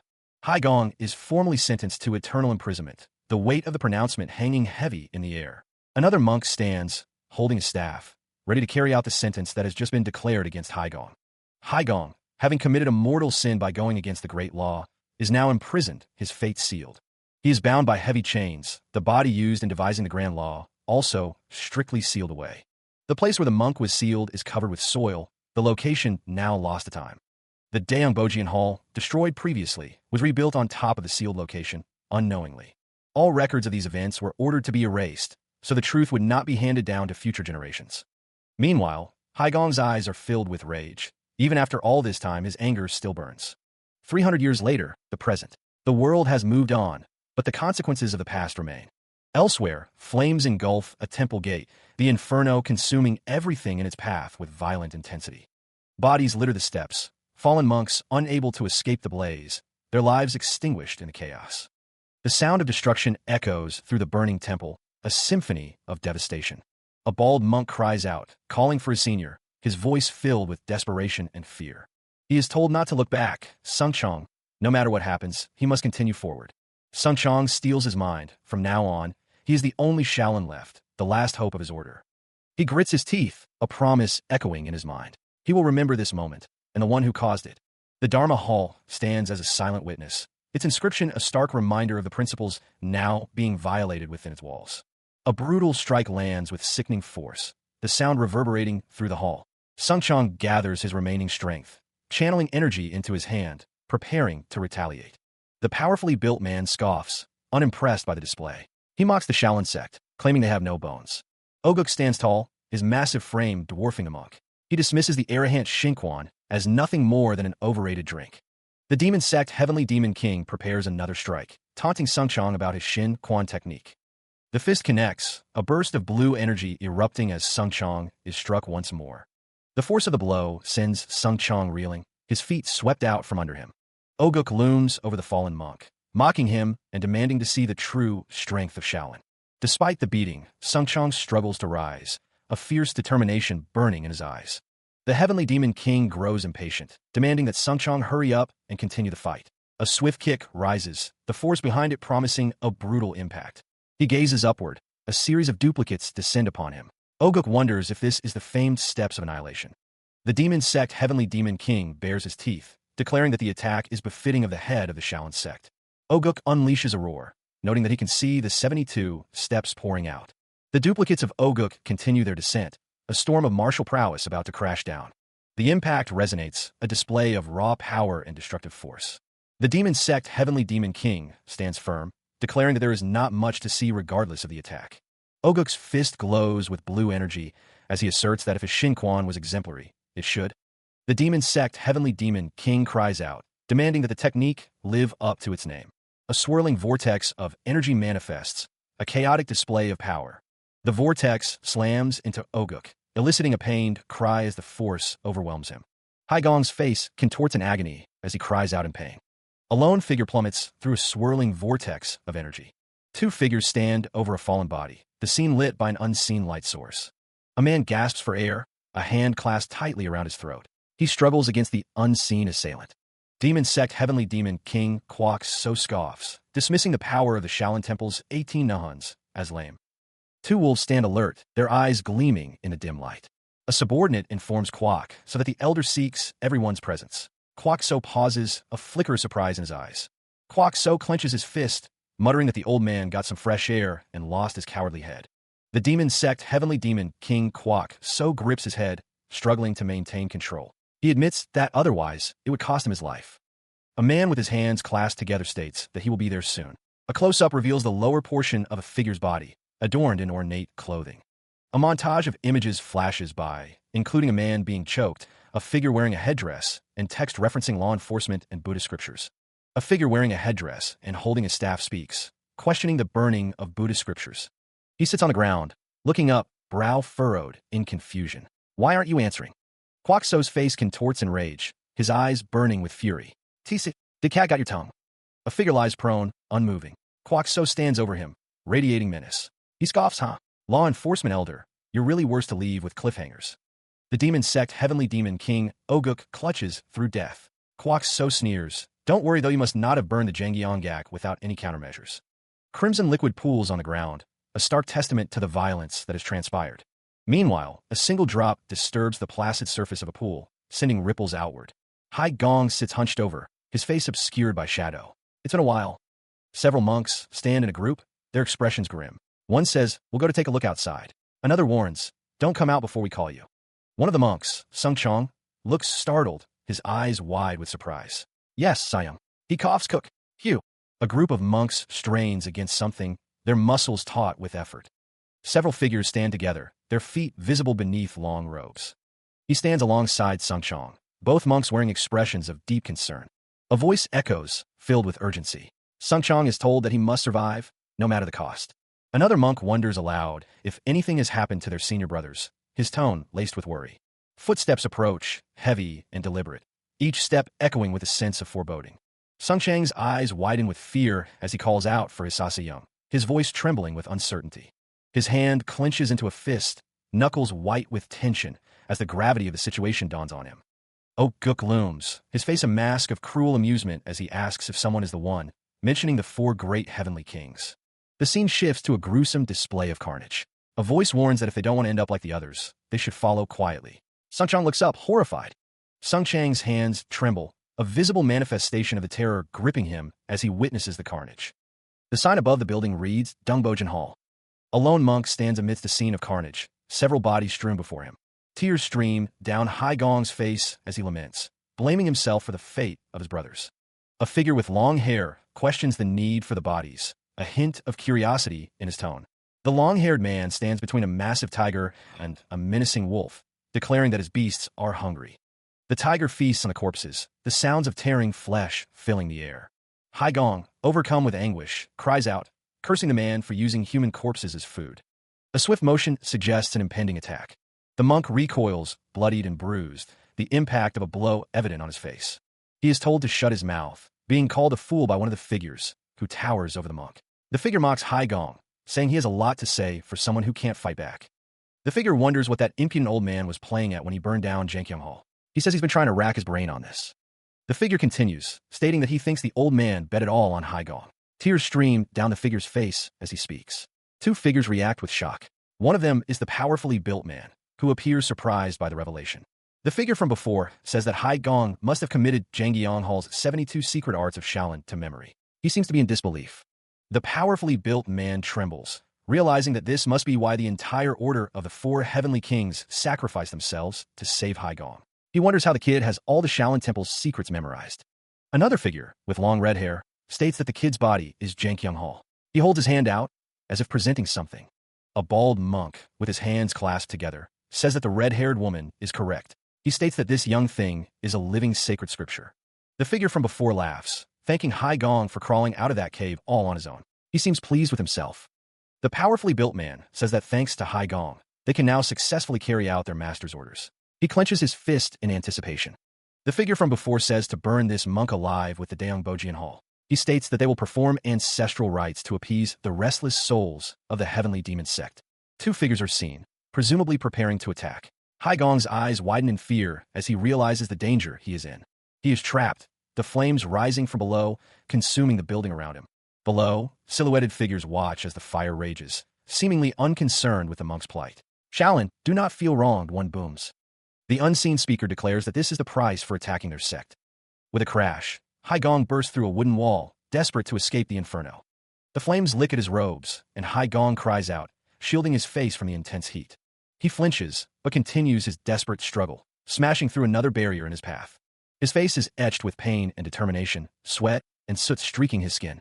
Before him, golden statues of Buddha are engulfed in flames, a sight that seems to fuel his resolve.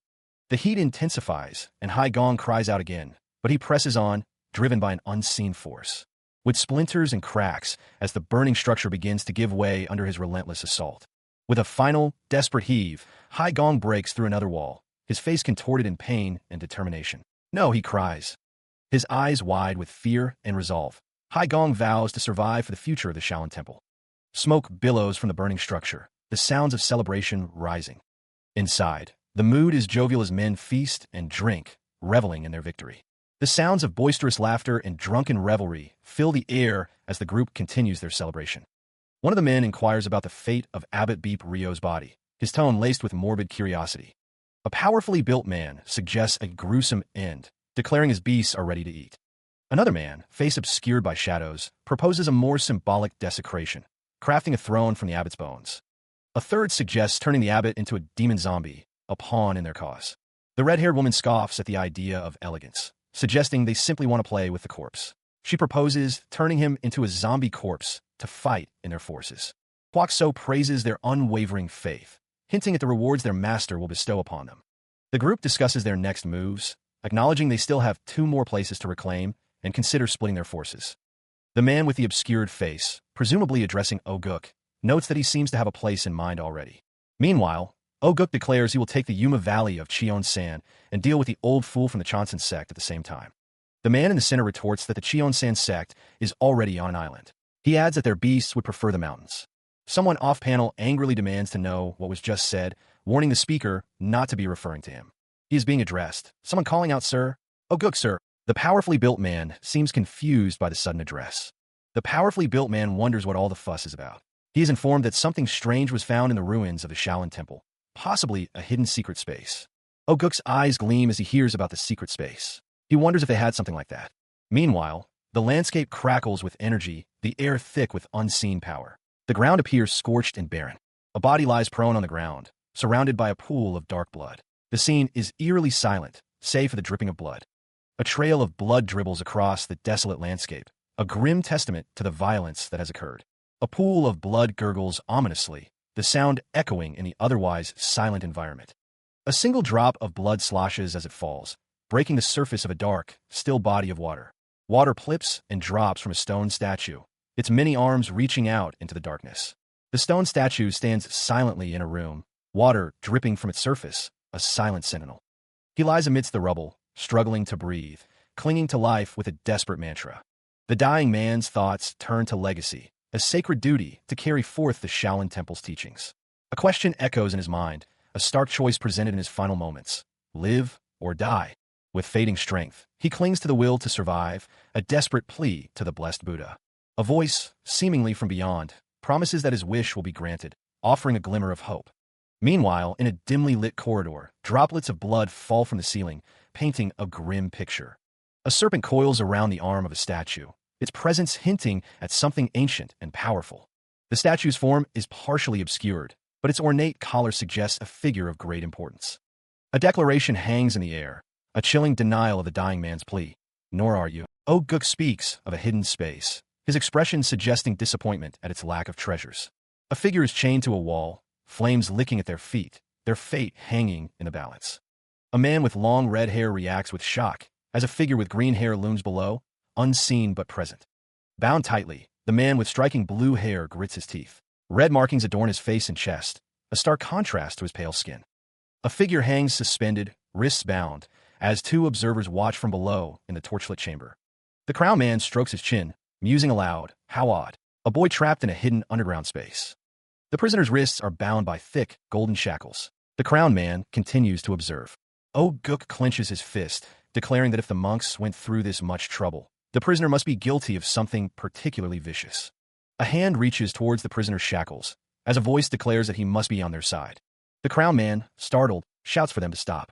The golden shackles, forged of Kunwa steel, are struck with great force. Oguk scoffs, telling the crown man to think before he acts, and questioning what the big deal is, since the prisoner is just a puny teenager punk. A voice challenges, asking if they are not afraid. With a resounding crack, the shackles break apart, freeing the prisoner. He hangs suspended, Kunwu steel shackles binding his arms and torso. A low growl rumbles from the disciple Baek Jian as he strains against his bonds. His eyes burn with a fierce intensity, a silent scream trapped within. The crown man watches from above, his expression unreadable in the dim light. Oguk's face contorts with rage. "What did I say? I told you to be careful."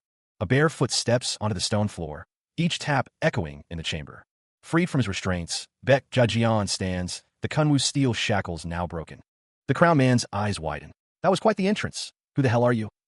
The powerfully built man looms over Baek Jian. "Let's have a quick chat to see if you're even worth dealing with, shall we?" A gasp escapes someone's lips. Baek Jian's expression hardens, his gaze fixed on his new opponent. A monstrous grin spreads across a face, teeth bared in anticipation. He is about to be struck by the powerfully built man, whose fist is poised to deliver a crushing blow. A pained cry echoes as the attack lands. The crowned man and the red-haired woman look on, their expressions a mix of shock and disbelief at the turn of events. The powerfully built man's fist connects with a sickening crunch. The red-haired woman wonders aloud if the disciple broke Oh Gook's adamant body. But a surge of power emanates from Baek Jejeon's hand, a swirling vortex of energy. The disciple's hand strikes with incredible force. The powerfully built man is sent flying backward from the blow. The powerfully built man crashes to the ground, choking in pain. The crowned man and the red-haired woman look down at the scene, their expressions now a mixture of concern and surprise. The powerfully built man glares up at Baek Jejeon, a snicker escaping his lips. The powerfully built man lies defeated amidst the shattered ground as Baek Jejeon stands over him. He stands with his back turned, the crowned man and the red-haired woman looming behind him. The crowned man and the red-haired woman are caught off guard, their expressions shifting to shock and disbelief. With a furious yell, the powerfully built man lunges forward, his features contorted in rage. Reacting instantly, Baek Jejeon slashes out with incredible speed, meeting the man's charge head-on. The crowned man unleashes a magical attack, a surge of energy crackling around his outstretched hand as he shouts, "Take this." The force of the crowned man's attack sends Baek Jejeon flying backwards, his body spinning through the air. The crowned man's face is a mask of fury, his eyes burning with intense anger as he prepares another attack. The red-haired woman's eyes widen in disbelief, her expression a mixture of shock and concern. The powerfully built man is impaled by a series of blades, his body suspended in midair. The crowned man and the red-haired woman react in horror as the powerfully built man gasps his last breath. Standing amidst a swirling blue aura, he appears unharmed, a testament to his resilience. Elsewhere, a lone figure stands silhouetted against the night sky, atop a towering mountain peak. A deep rumble echoes through the chamber. The two men in ornate robes flinch, their eyes wide with alarm. Around a flickering fire, one of the men asks what's going on. Another wonders if the scream they heard belonged to Master Oh Gook. The men gaze upon a horrifying sight, a mountain of bodies. One wonders aloud if something has happened to Oh Gook. The pile of bodies is a gruesome testament to a recent massacre, blood staining their robes. A close-up reveals the lifeless face of one of the victims, his eyes wide and vacant. A swirling ball of concentrated energy hurtles forward, leaving a trail of destruction in its wake. The energy ball slams into a group of soldiers, sending them flying through the air. Oh Gook's face contorts in a scream of agony, his eyes wide with disbelief and pain. A bare foot steps forward, the sound echoing in the silent chamber. The leg follows, the foot now firmly planted on the ground, ready to move. The bound man with blue hair and strange markings stands tall, his expression unreadable. Two men, swords drawn, demand answers, questioning what they are seeing. They wonder where the other masters are. One of the men recoils, his eyes widening in disbelief. Something about the bound man has changed. The bound man's eyes burn with an eerie, intense light, a stark contrast to his restrained state. The men, undeterred by the strange phenomenon, launch their attack, blades flashing in the dim light. A pack of wolves, their eyes glowing red, howl in response to the surge of power. Skeletal figures, animated by some dark force, reach out, drawn to the emanating energy. A wave of blue energy ripples outward, the source of the disturbance now undeniable. The bound man is now engulfed in a brilliant blue aura, his body radiating intense power. The blue energy intensifies, forming a protective barrier around the transformed figure. Below, a crowd gazes upward, their faces filled with awe and apprehension at the spectacle unfolding above. A single wolf paw presses against the ground, a tremor running through the earth as the power surges. The pack of wolves, once fierce, now whimper and tremble, overwhelmed by the sheer force of the unleashed energy. A tense standoff unfolds as armored men and wolves face off. One of the men shouts for them to stop, questioning the animal's behavior. Elsewhere, a group of robed figures stand ready, bells in hand. The bells ring out, their sound echoing through the air. The stillness of death is broken as one observes the corpses. A sense of dread fills the air as the question hangs. Why are the dead being recalled? A hand glows with an eerie blue light, energy crackling around it. The air shimmers with unseen power. The bound man, now bathed in blue light, struggles to speak. He utters a single word, a command, "Rise." Two men, witnessing the surge of power, can only stare in stunned silence. Their faces betray a mixture of fear and disbelief. In the distance, a multitude of figures stir. The dead are answering the call, rising from their eternal slumber. The robed figures stand in formation, their purpose now clear. They are the vanguard of a rising army of the dead. Sunlight bathes the landscape, illuminating the distant, rocky peaks. Water cascades down a cliff face, forming a pristine waterfall. Deer drink peacefully from the clear, shallow stream. Nearby, Baek Jejeon lies prone on a rock, his body still and unmoving. A deer pauses, its head raised, alert to some unseen disturbance. Baek Jejeon's eyes snap open, his expression a mix of shock and confusion. The deer scatter, fleeing from the sudden movement as Baek Jejeon sits up. Clutching at his chest, disciple Baek Jejeon kneels, struggling to understand what he's experiencing. Tears well in his eyes as he whispers, questioning his own existence. But I. A bald man stands amidst flames, his expression fierce as he shouts, "Died back there." A disembodied voice echoes, posing a stark choice. The vision assaults him, and Baek Jejeon cries out in pain, clutching his head. He steels himself, clinging to a desperate mantra for survival. A presence acknowledges his plea, offering a dark promise. Baek Jejeon's eyes glow with newfound resolve, power surging within him. The unseen force confirms, sealing his fate. The voice of the Buddha resonates, and Baek Jejeon's eyes widen in shock. A surge of power manifests in swirling calligraphy. Meanwhile, the title card indicates a shift, a strange happening. Baek Jejeon finds himself in a pool, questioning the fate of the Shaolin Temple and his brothers. He stares at his reflection, noticing a startling change in his appearance. Recognition dawns, and Baek Jejeon gasps, realizing who he has become. He looks down at his hands, a wave of confusion washing over him. Panic rising, the disciple can only ask himself what has happened to him. He sits, trying to make sense of the situation, but his mind races with questions. The disciple Baek Jejeon knows he must figure out what has happened to him, and quickly. Two men, laden with wood, walk along a path when one calls out, asking for pardon. Baek Jejeon sits on a rock, apologizing for disturbing them, and asks if they know where they are. The first man states that this is Mount Taihing, while the second whispers that the blue-haired man must be stupid. Baek Jejeon is shocked to hear that he is on Mount Taihing, a place he's never been before. He asks where to go, and one of the men questions Mount Sung, wondering if the Shaolin Temple now has blue-haired monks. The man points in a direction, saying it's pretty far, and he's not sure about the exact directions to Mount Sung. The man with the headband scratches his head, wondering how long it will take the disciple to reach his destination. The man bows deeply, expressing his gratitude and wishing Baek Jejeon safe travels on the rough mountain paths. Baek Jejeon acknowledges the well wishes, resolving to head to Mount Sung without rest. The sound of rustling leaves accompanying his departure. He pushes himself, determined to reach his destination in a single day, the sound of his struggle echoing.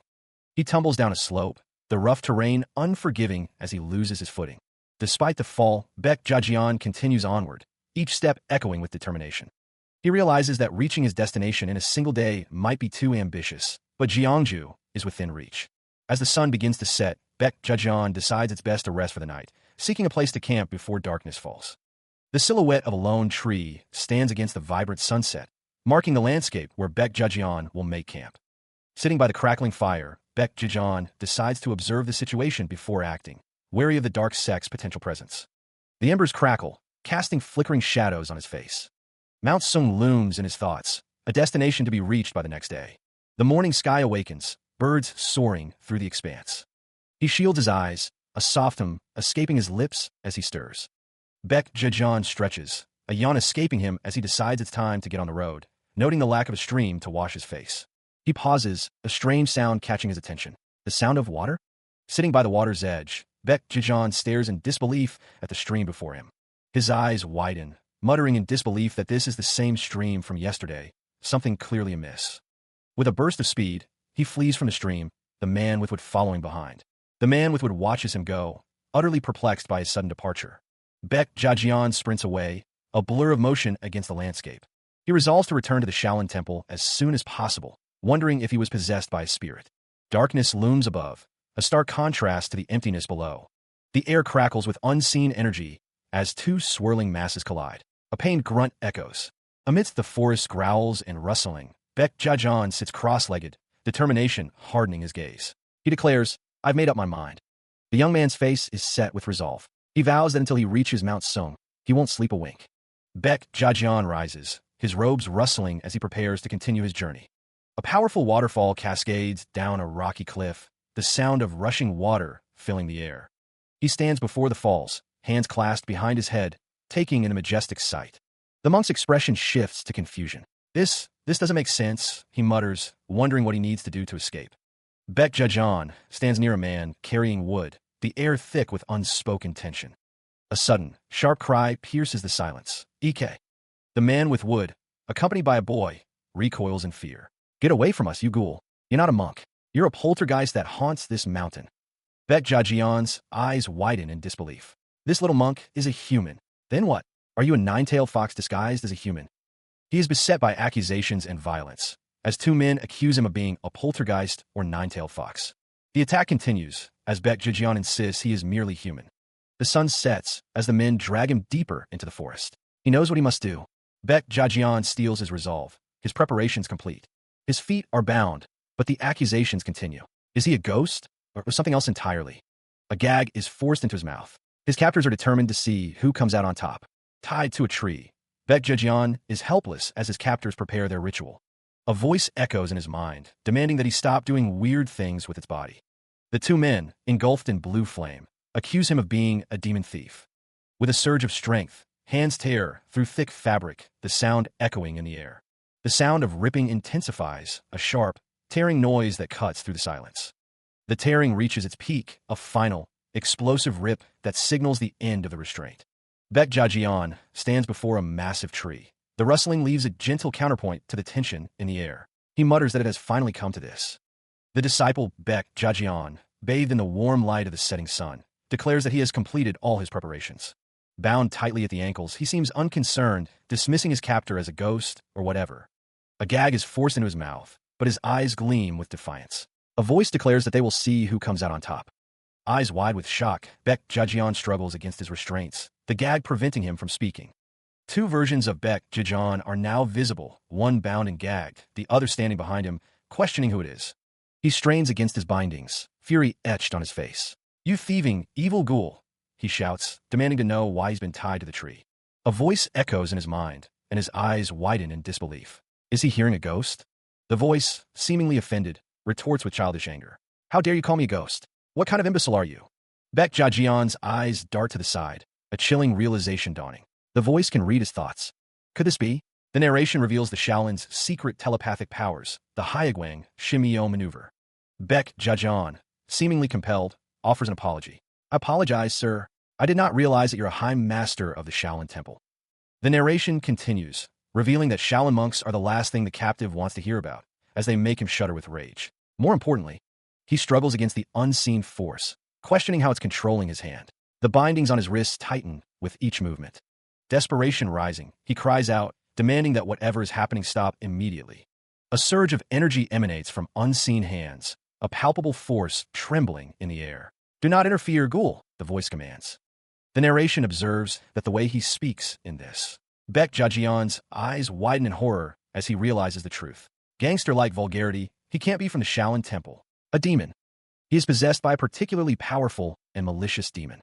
Bound and glowing with inner power, Baek Jajian chants, attempting to regain control. The demon mocks the chanting, demanding he shut his trap. The demon continues its own incantation, a fierce energy building.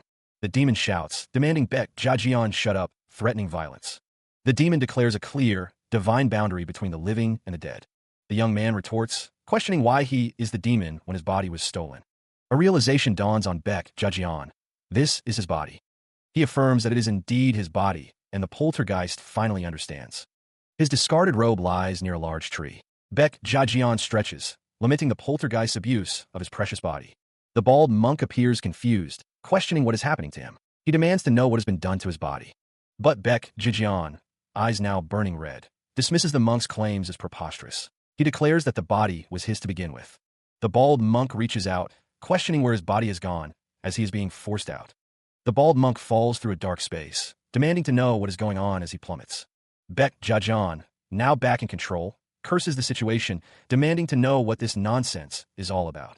He continues to rage, questioning what the bastards have done to his body, his anger palpable. Baek Jajian grits his teeth, resolving to escape before the Shaolin's mad monks catch up to him, his expression a mix of anger and determination. Standing beneath a starlit sky, Baek Jajian admits he has no idea how long he has been out for, his face etched with confusion. He reflects on the dim-witted poltergeist, acknowledging it as his biggest headache, his expression one of annoyance. Meanwhile, the bald monk, surrounded by figures, angrily questions how they dare call him a charlatan, demanding if they know who he is. The bald monk lies on the ground, defeated and muttering to himself, his body contorted in pain. The bald monk, still on the ground, asks if they heard him, calling them charlatans and demanding to know why they're taking it out on him instead of the celestial demons. The last thing the poltergeist heard was the demonic monk's incantations. He screamed as he was forced out. The poltergeist, now free, grinned. He had escaped from those mad monks, or so he thought.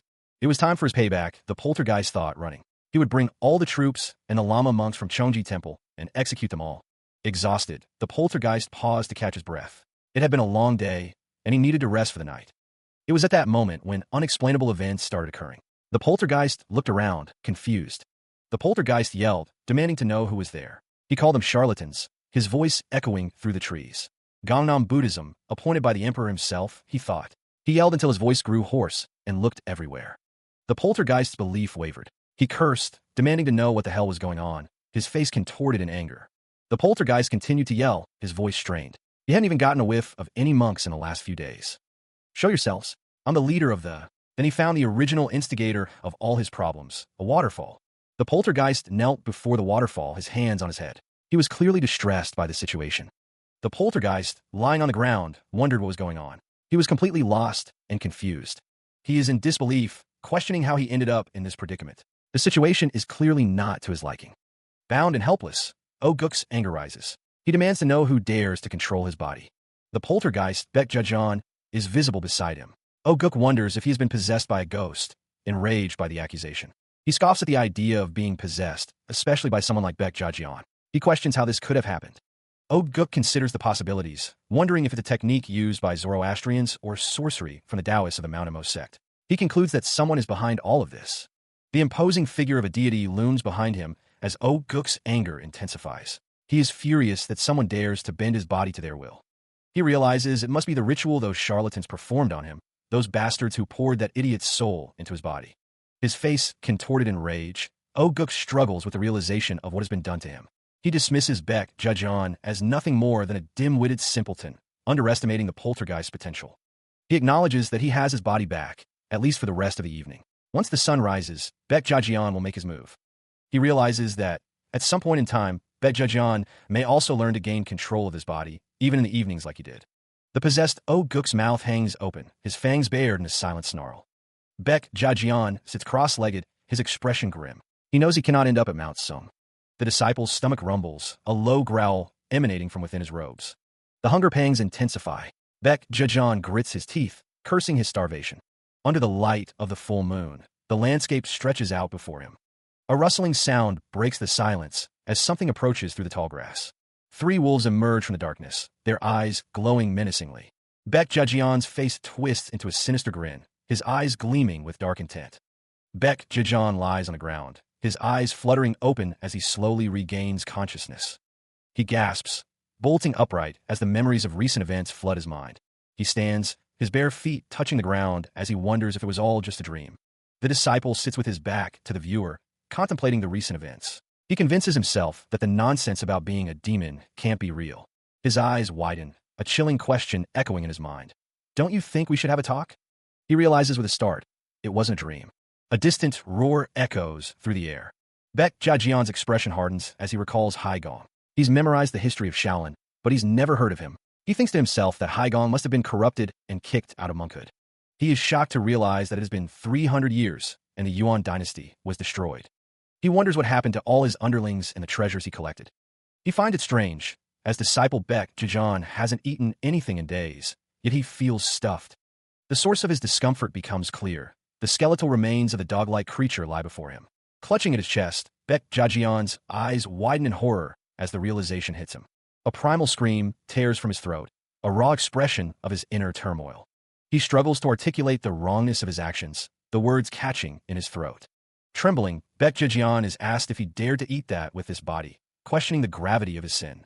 The accusation rings in his ears. He ate meat, a transgression against his vows. Overwhelmed by guilt, Baek Jajian collapses, sobbing at the realization that a faithful Buddhist monk killed and ate meat.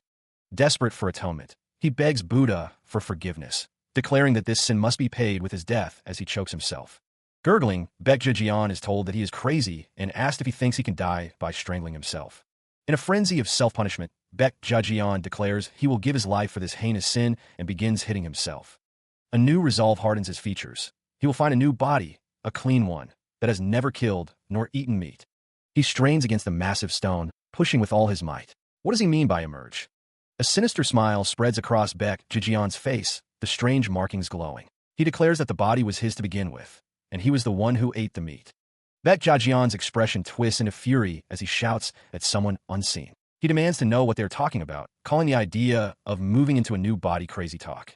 His eyes narrow, the red markings on his face standing out against his pale skin. Baek Jijian questions if their current situation makes any sense. He scoffs, turning back towards the stone he was pushing. Baek Jijian continues as he was saying, seemingly unbothered by the previous outburst. The text proclaims to trust this monk's abilities, hinting at the power and knowledge Baek Jijian possesses. Baek Jijian's expression softens slightly, though disbelief still lingers in his eyes. He questions if the other person is not too young to have achieved all that they claim. His eyes widen with intensity, lightning crackling around him. Baek Jijian declares that he managed to maintain his eternal youth because he obtained the 3 treasures that granted him longevity. Baek Jijian looks down, his expression a mix of defiance and weariness. He asks if they're saying he doesn't age, doesn't die, and is therefore immortal. He smirks, a hint of triumph in his voice. Baek Jijian confirms that they finally get it. He has achieved immortality, and they can confirm how fresh and youthful his body is even after 300 years. Baek Jijian holds out his hands, palms open, as if daring someone to take a closer look. He asks if they really think they can find him another body. He vows to find someone, his expression a mask of grim determination. Baek Jijian listens to his spirit self, who urges him to find a pure, sinless body as soon as possible, but to wait. The spirit self roars, but Baek Jijian states that his first priority is to drop by the Shaolin Temple at Mount Sung. Baek Jijian states that is where they have to go, as it was attacked by the celestial demon bastards. He needs to look for survivors and rescue them. Elsewhere, the spirit self questions who is doing the saving, reminding Baek Jijian that even the abbot bit the dust. He believes they're all done for. The spirit self asks why not exact revenge on those celestial demon bastards instead. Since Baek Jijian has all the secret scriptures memorized, he can rebuild the Shaolin Temple. But if there's no one left for him to pass the secrets down to, all will be lost. He may be clever, but he has no talent in martial arts. The spirit self tells him not to worry about that. Where there's a will, there's a way. Baek Jijian asks what way, telling him not to try to fool him with his deceitful tongue. Baek Jijian states that unlike the spirit self, he happens to be a prodigy in both intellect and martial arts. Therefore, he can pass all of Shaolin Temple's secrets to him, so he can master all of it. Baek Jijian is shocked, stating that's the most absurd thing he's ever heard. The Shaolin Temple has so many scriptures that even if someone spent his entire life learning them, he'd never be able to master all the maneuvers. The white-haired man grins, declaring himself a genius. He insists they focus on the specific passage. His expression shifts, eyes narrowing. He believes his body has obtained the 3 treasures of immortality, making him practically a god. Meanwhile, the village lies silent, streets empty. Only the wind whispers through the deserted buildings. Crows perch atop a blood-stained roof, their caws echoing through the desolate scene. Someone walks through the village, their boots crunching on the debris-strewn ground. The man with a scar over his eye surveys the scene, a sword strapped to his back. He stands before a building, the walls stained with blood, a testament to the violence that occurred. 2 masked figures kneel, one asking if there's any word from Seongmagun. The scar man frowns, finding it strange they haven't heard from him in a while. The masked figures discuss the 3 demon kings being at Seongmagun, wondering what could go wrong. One of the masked figures confirms that Master Kwok So's beasts have already ravaged the village before heading to Shaolin Temple. The scarred man states they can't be sure and will head to Mount Sung themselves, as the annihilation of Shaolin is the cornerstone of this great war. The masked figure seems unsure, questioning the order to mobilize so quickly. A signal cuts through the air, a high-pitched sound echoing across the deserted village. The scar man barks out, relaying the message. The signal has been received. The ground erupts in a violent explosion, sending debris scattering in all directions. Another blast sends bodies flying, the force of the impact undeniable. From above, the scale of the destruction becomes clear as more figures are hurled through the air. Meanwhile, Mount Sung, the location of the Shaolin Temple, is now the destination. The aftermath is a scene of carnage, bodies strewn across the landscape. The scarred man demands answers, questioning what could have caused such devastation. He wonders if Master Kwok So is responsible. Kneeling, the scarred man touches one of the bodies, a grim realization dawning on him. He wonders if the 3 demon kings even stood a chance. The scarred man orders his troops to prepare for entry into the Shaolin Temple, urging them to search for any survivors. The order is given to investigate the scene, to uncover the truth behind the destruction. The wind whispers through the trees, carrying with it the scent of something foul. Impossible, one of the masked figures thinks, surveying the scene. No matter how strong Shaolin's best is, there's no way all 3 demon kings could have been taken out. The path leads to the temple gate, but the air is thick with an unnatural stillness. A figure kneels on the ground, seemingly in shock or despair. The face of a man, etched with disbelief and horror, stares into the distance. Under the pale moonlight, a vast army stands silent, their forms indistinct in the gloom. What happened here? The man asks, his voice barely a whisper as he surveys the carnage. A face contorted in a silent scream, a testament to the horror that unfolded. The group of figures stands frozen, their expressions a mixture of shock and dread. Their corpses, one of them exclaims, while another murmurs, surely not, the entire Sioma army. Wiped out. The question hangs in the air as the scale of the devastation becomes clear. A field of corpses stretches into the distance. A full moon hangs high in the dark sky, its light casting long shadows across the land.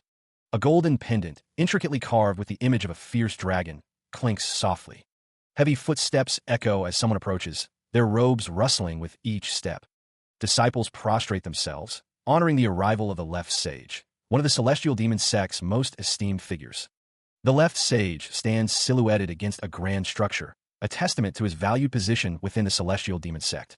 A man glances nervously, aware that he is in the presence of the left sage, whose rank is equal to Nirvana itself. The disciples bow before Lord Bima, acknowledging his authority and power within the sect. Lord Bima, his face obscured by a wide-brimmed hat, observes the scene with an air of quiet authority. A figure stand with arms crossed, swords strapped to their back, awaiting instructions regarding the bodies of the 3 demon kings. The group moves forward, their footsteps echoing in the large, ruined hall. One of the figures holds a torch, illuminating the path ahead as they continue their grim march. The figure in the conical hat states that he was informed every monk was killed at the Shaolin Temple. The scarred man apologizes, stating that he hasn't seen a single corpse on his way here. The group stands before what is known as Mount Sung, but they couldn't find a single body of a monk, and all messages from their recon team were burned. The figure in the conical hat reiterates that their forces were certain they won against the Shaolin Temple. The figure wonders if the mantra to ward off the underworld was used. The figure in the conical hat remains silent, pondering the situation. The group continues their search, the figure in the conical hat bringing up the rear. 2 figures kneel in a pool of blood, their bodies marked with ritualistic symbols.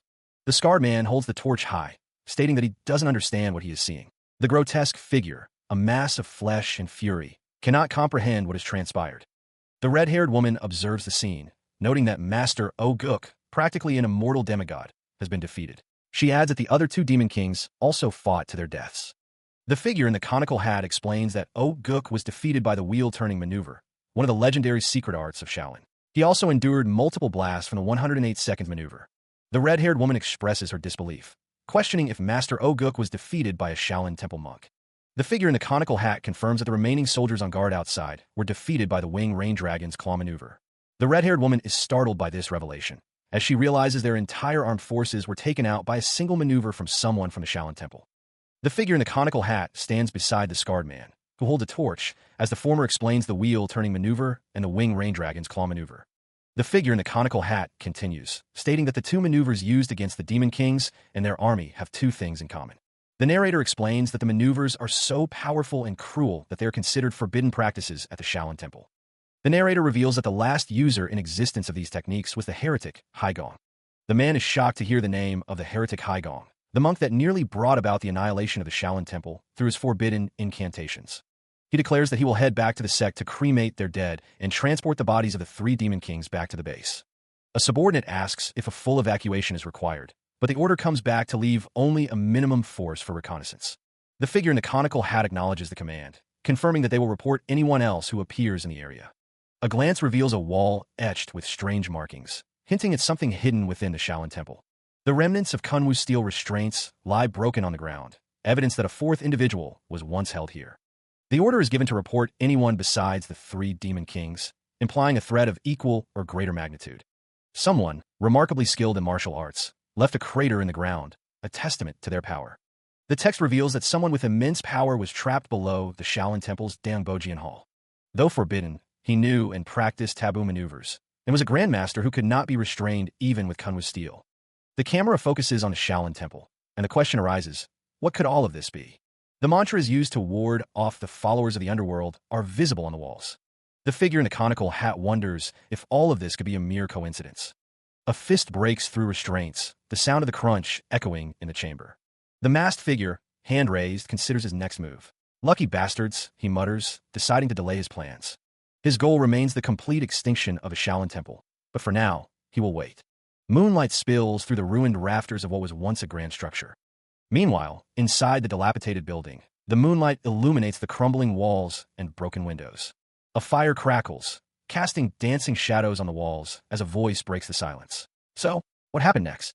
The blue-haired man, seated by the fire, looks up from his book. He asks, escape from the celestial demon sect and end up here? Why are you asking me that? The bald man in the yellow robe sweats, his expression strained. He accuses, aren't you the one who managed to get away from the celestial demon sect and hide in the mountains? The blue-haired man's face contorts in anger, a red mark appearing on his cheek. How dare you try to lie to someone like me, he snarls. He continues, voice rising, I didn't. I was surprised to wake up next to that waterfall. Even after 300 years, these Shaolin monks are still as wicked as ever. The bald man recoils, surprised by the outburst. Wicked? Don't speak ill of the Shaolin temple. You said we need to stay far away from the Shaolin temple to avoid someone called Haigong. The blue-haired man's anger intensifies, his eyes narrowed. Wicked? You really want to do this? Huh? The blue-haired man's eyes widen in shock, sweat beading on his forehead. Does this mean you can hear all the thoughts in my head? The bald monk addresses the bound man, claiming he can see into his heart. The bound man, blue hair, thinks to himself that the monk doesn't even know basic telepathy. The bound man focuses, attempting to clear his mind. The monk retorts, demanding respect and questioning the bound man's behavior. The bound man sits by a small fire, silent. The bound man trembles, wondering why the monk isn't even bothering to answer him. He yells, demanding to know where the monk is. The bound man raises his fist, asking if the monk has fallen asleep. He collapses onto the ground, lamenting that the monk didn't even say goodbye. Looking at the moon through a window, the bound man's anger rises as he wonders how to remove the monk's soul. He covers his mouth, realizing the monk can hear his thoughts, even when he's asleep. The bound man realizes this is all Haigong's fault, wondering if he is dead after 300 years. He thinks to himself that whether the person is dead or alive, one thing still irks him. He recalls the possibility that the method used to neutralize his forbidden invocation was preserved. The bound man sits outside, sighing. All his subordinates and mansions are useless now. His last hope is the ceiling annex at Mount Huang, where he hid his entire life savings. A figure stands in front of a doorway, holding a torch, the flames flickering in the dim light. The blue-haired man sits cross-legged, contemplating the problem. The problem is the idiot who's making a fuss about returning to the Shaolin temple. He wonders how to convince him to head to Mount Huang. He pauses, a thought striking him. He wonders what it could be. The sun rises over a landscape, illuminating the trees and mountains. He realizes, that's it. The bound man sits, chuckling to himself. He thinks it's quite the brilliant idea, if he does say so himself. The blue-haired man sits, seemingly dozing off. He rubs his eyes, looking sleepy. He wonders if he dozed off again. The bound man stretches, yawning widely. He decides to conclude their discussion from last night. He stretches again, calling out to see if anyone is there. He calls out, sweat beading on his brow, asking if the fake monk is present. Since no one answers, he assumes the monk must be asleep. He scratches his head, thinking he sounds like a complete lunatic. The blue-haired man glances towards the Shaolin temple in the distance, wondering if he should run far away from the celestial demons, as the corrupt monk suggested. He pauses, considering what would happen if there were survivors of the Shaolin temple. He looks up, confused by the possibilities. He gasps, realizing how wicked the monk must be. He wonders what sins he committed in his past life to deserve this. Baek Jijan trudges through the arid landscape, the wind whipping around him as he continues his journey. The seemingly endless desert stretches before him, a desolate expanse under the harsh sun. He pauses, glancing around with a furrowed brow. He mutters to himself, wondering if he's headed in the right direction. The sound of approaching hooves echoes across the sands. A rider shouts, gloating over their good fortune. Baek Jijan turns, his eyes widening as he realizes the danger he's in. He's caught off guard. The riders demand he hand over everything he has. They are clearly bandits, intent on robbery. The bandits surround the young disciple, their horses kicking up dust as they close in. The mounted thieves encircle their prey, anticipating an easy score. A cartwheel spins rapidly, suggesting a hasty escape or a quick capture. The wicked thieves have bound Baek Jijan. He cries out, questioning if they aren't afraid of Buddha. Two of the bandits mock the young man's plea, dismissing his faith as they revel in their easy victory. He is sent sprawling by a swift kick, the force of the blow evident. Two bandits peer through the bars, sneering at the captive. They warn him to behave and perhaps pray to his Buddha. The disciple's eyes widen in horror as he overhears the bandits' plans for him. Pickle in brine. The bandits celebrate their capture with a feast, roasting a pig over an open fire. Their laughter echoes through the mountains.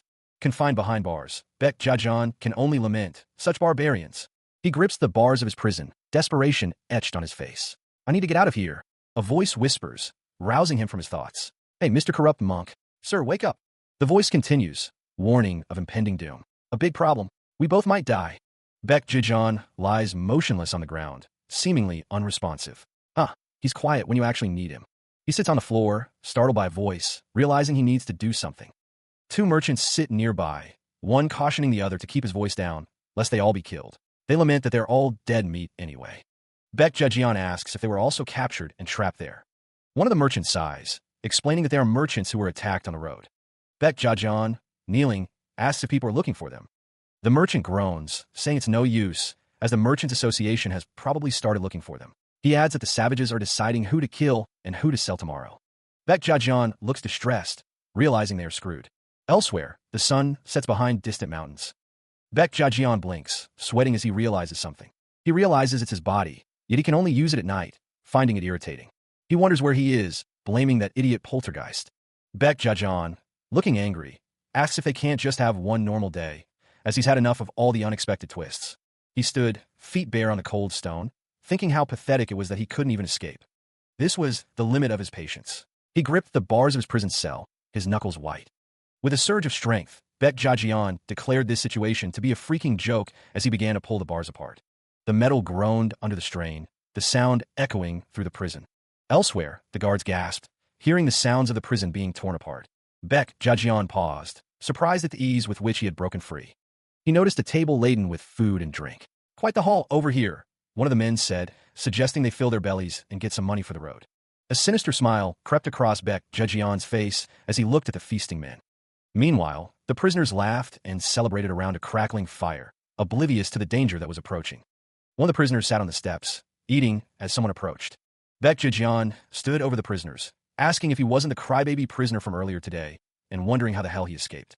A hulking figure, bound at the waist, rises to his full height. He is told to beat the newcomer and put him back in a cave, but not too rough, as he is merchandise. The muscular man cracks his knuckles, annoyed. He complains about being interrupted, saying the party was just getting good. The man tells Baek Jajian to take a few punches and get back in the cave like a good boy. He rushes forward, ready to attack. The muscular man lunges, his fist connecting with the disciple. The force of the blow sends dust and debris flying. Several other men, seeing the initial attack, join in the assault. They move forward, eager to participate in the beating. From a distance, the bound man with light blue hair watches the unfolding scene. He thinks to himself that this is disrespect from losers who don't even know their positions. The bound man's hand is bloodied. He says to himself that he will come over there and check how many teeth they still have. The group continues their assault. The sound of impact echoes as they strike Baek Jajian. The sounds of the beating continue as the men strike him repeatedly. The scene is chaotic and violent. The muscular man slams into the ground. The impact creates a cloud of dust. The bound man with light blue hair looks on, his expression unreadable. He observes the fight with a detached gaze. Meanwhile, two figures approach the scene. One identifies them as the commander and the vice commander. He smirks, a bead of blood trickling down his cheek, as he wonders aloud if the approaching figure is their leader. The armored man scoffs, declaring the situation pathetic, incredulous that his comrades were defeated by this kid. The man in robes observes the scene, noting that Baek Jajian is not just some average teenager. The robed man elaborates, stating that the young disciple is well-versed in martial arts. The armored man swings his massive weapon, declaring that he will take Baek Jajian out with a single strike. The armored man's weapon descends, a blur of motion aimed directly at the young disciple. The armored man roars, his face contorted in a mask of fury as he brings his weapon down. The weapon connects with a resounding crash, the force of the impact shaking the very air. Baek Jajian is splattered with blood, but he remains standing, a sinister grin spreading across his face. His grin widens, revealing a predatory glint in his eyes, as if he has anticipated this attack all along. An explosion erupts, the force of it sending shockwaves through the prison. He stares upward, his expression a mix of shock and disbelief. A massive foot descends, accompanied by a heavy, ornate axe. The bound man, still suspended, scoffs at the attack. I was expecting way more, with such gusto in your attacks. Is that all you've got? The scarred man's face contorts in fury, his teeth bared in a snarl. With a surge of power, the scarred man grips the axe's haft. The bound man spits out a retort, his voice laced with disdain. Get out of my face, asshole. The scarred man swings the axe with brutal force, the air itself seeming to crackle around the weapon. The axe hurtles through the air, a dark silhouette against the moonlit sky. The axe plummets downward, a terrifying shriek echoing through the night. The bound man sighs, brushing off imaginary dust. Sheesh, what a loud voice. But nothing to back it up with TSK. Jeez. The scarred man stands with his comrades, their faces a mixture of shock and fear. You made me all dusty. He unleashes a flurry of daggers, each one whistling through the air with deadly precision. The bound man, Baek Jajan, turns his head slightly, as if just remembering something. Oh, I forgot about you. The disciple's sudden movement causes a shift in the air around him, the light glinting off his pale blue hair. With deliberate slowness, the young man's hands reach towards something unseen, hidden within the folds of his robe. Baek Jajan cries out, his voice echoing with a strange, almost pained intensity. The bound man's expression twists with annoyance. Ugh, opponents like you are so annoying. The disciple remains suspended in midair, a small figure amidst a storm of his own making. You guys always. The young man's hand extends further, seemingly drawing power from an unseen source. Weapons without hesitation. The disciple continues his assault, the daggers multiplying and accelerating towards their target. The bound man glances upward, a flicker of curiosity in his eyes. That. Two more figures in white and light purple robes appear beside the disciple, flanking him as he continues his assault. Can't you see how annoying you are? The young man's hand glows with an intense light, as if he's about to unleash a powerful technique. Right? He launches himself forward, energy blades forming around his outstretched hand. The energy blades slice through the air with a sharp swishing sound. Baek Jajian's eyes widen in disbelief at what he is seeing. The bound man remains stoic, his expression unchanging despite the assault. The bound man raises his hands, a faint golden light emanating from his palms as he thinks that this makes no sense. The attack having failed, Baek Jajian lands heavily on the ground. He struggles to comprehend what just occurred, his mind racing to understand. Baek Jajian is shocked, wondering how he was able to perform the Shaolin's finger flick maneuver just now. Baek Jajian sits cross-legged atop the bound man blue hair, casually observing the scene. He remarks on the lineage of the punks before him. The scarred man, visibly angered, identifies Baek Jajian as a descendant of Huang Damjun of the Nabu sect. He then demands to know the bound man's family name. The bound man blue hair lies prone, beaten and bloody. He retorts that Baek Jajian even used the art of the Mandarin duck, so it will be a waste of breath to talk about him. Baek Jajian smirks, amused by the situation. He explains that the commander is part of the Nabu sect, who controls the dark world, and the vice commander is an offspring of the Zhuge sect. The scarred man, enraged, declares that the Zhuge sect is one of the top 3 sects of the righteous world. He thought they were animals, but they have a lineage. Baek Jajian continues to provoke, stating that the children of pedigree families are plundering others. He suggests that their families must look so well. The scarred man seethes with anger, vowing to tear off the bound man's mouth. He is furious that this fool talks so insolently about him. The bound man blue hair lies injured, a monk from the Shaolin sect, but his behavior is odd. It is questioned how he is using such a powerful martial art at such a young age. Baek Jajian laughs, taunting his opponents. He can hear them racking their brains and calls them bastards. He observes the bound man, noting the secret skill of the Shaolin 72 techniques. It's not something everyone can just use. The scarred man and another stand behind, listening as Baek Jajian continues his taunts. He calls them the black sheep that their families abandoned. Baek Jajian's eyes narrow, a dangerous glint in them. He sees their profane glares and declares they're going to need a lesson. The sound of flogging and thwacking fills the air as the unseen battle continues. Someone cries out in pain and protest. A desperate plea echoes, a voice begging for them to stop the unseen violence. Baek Jajian stands firm, unmoved by their pleas. He questions if they took the mountain village by force just a few days ago.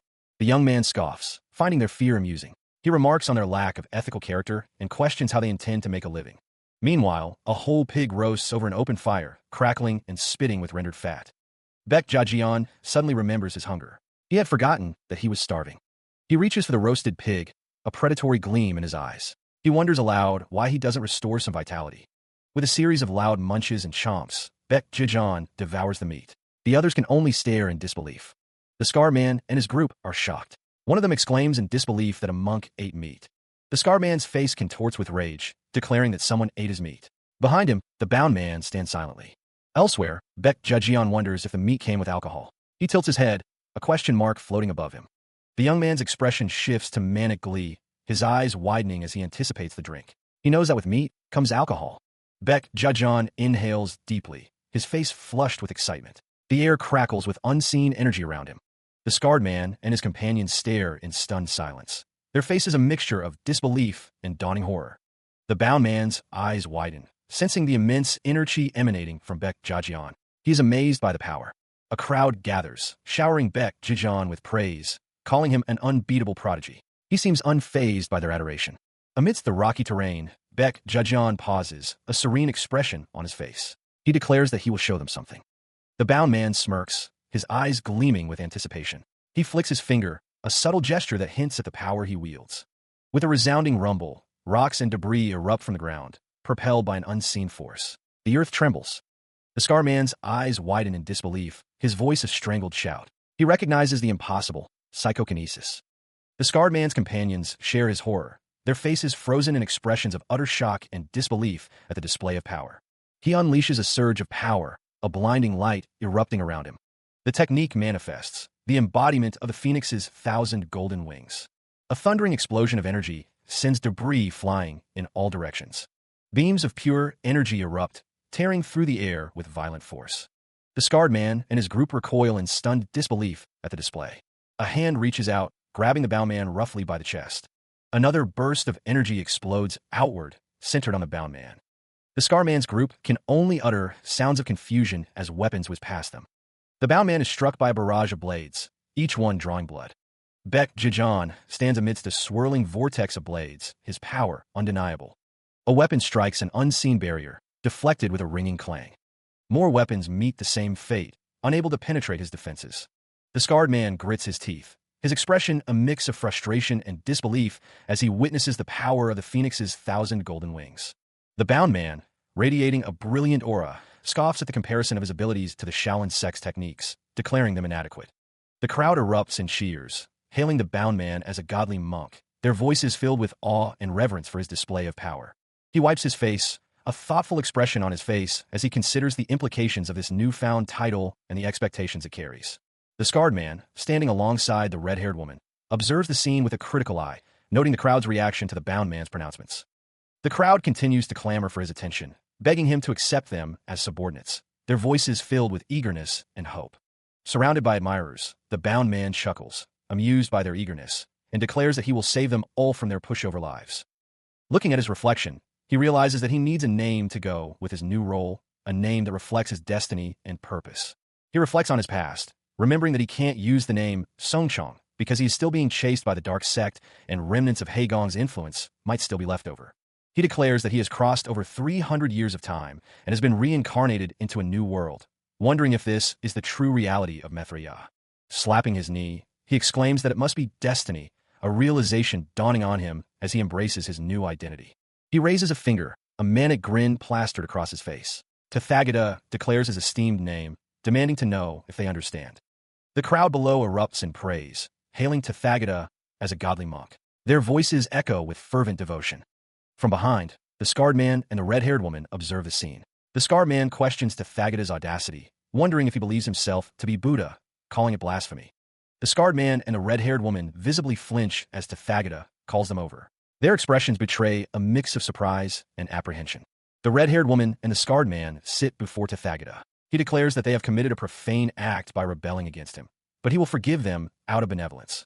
Tathagata confirms their names, Whale and Gongal. The scarred man and the red-haired woman are startled by this revelation, their bodies trembling. Tathagata smiles, confirming that Whale's name is Bai Jiang. He then suggests they call the red-haired woman Gongal for short, chuckling to himself. The scarred man and the red-haired woman are visibly shaken by Tathagata's words. The air around them seems to tremble with unseen energy.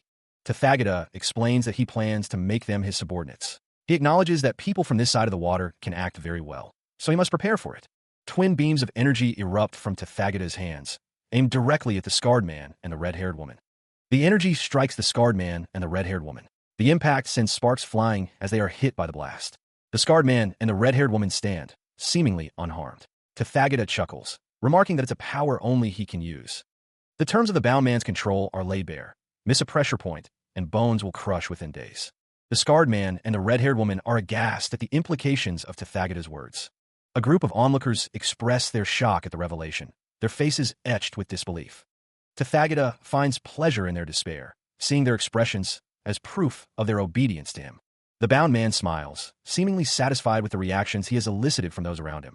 Elsewhere, a voice calls for music and a sword dance, seemingly celebrating the unfolding events. He raises a large container to his lips, preparing to drink deeply as the celebration continues. The container shatters as it's thrown to the ground, the contents spilling out in a messy spray. Tathagata hiccups, admitting that his tolerance is not what it once was after decades of abstinence. He collapses to the ground, his body sprawled out amidst the shattered remains of the container. A group of men stand over the fallen Tathagata, their expressions unreadable as they observe his condition. The scarred man and the red-haired woman look down at Tathagata, their faces a mixture of concern and suspicion. The sun beats down, baking the earth. Baek Jajan lies prone, sweat plastering his hair to his forehead as he tries to regain consciousness. The sky glares a hazy white blue, more sweat beads on his brow, dripping down his face as he struggles to sit up.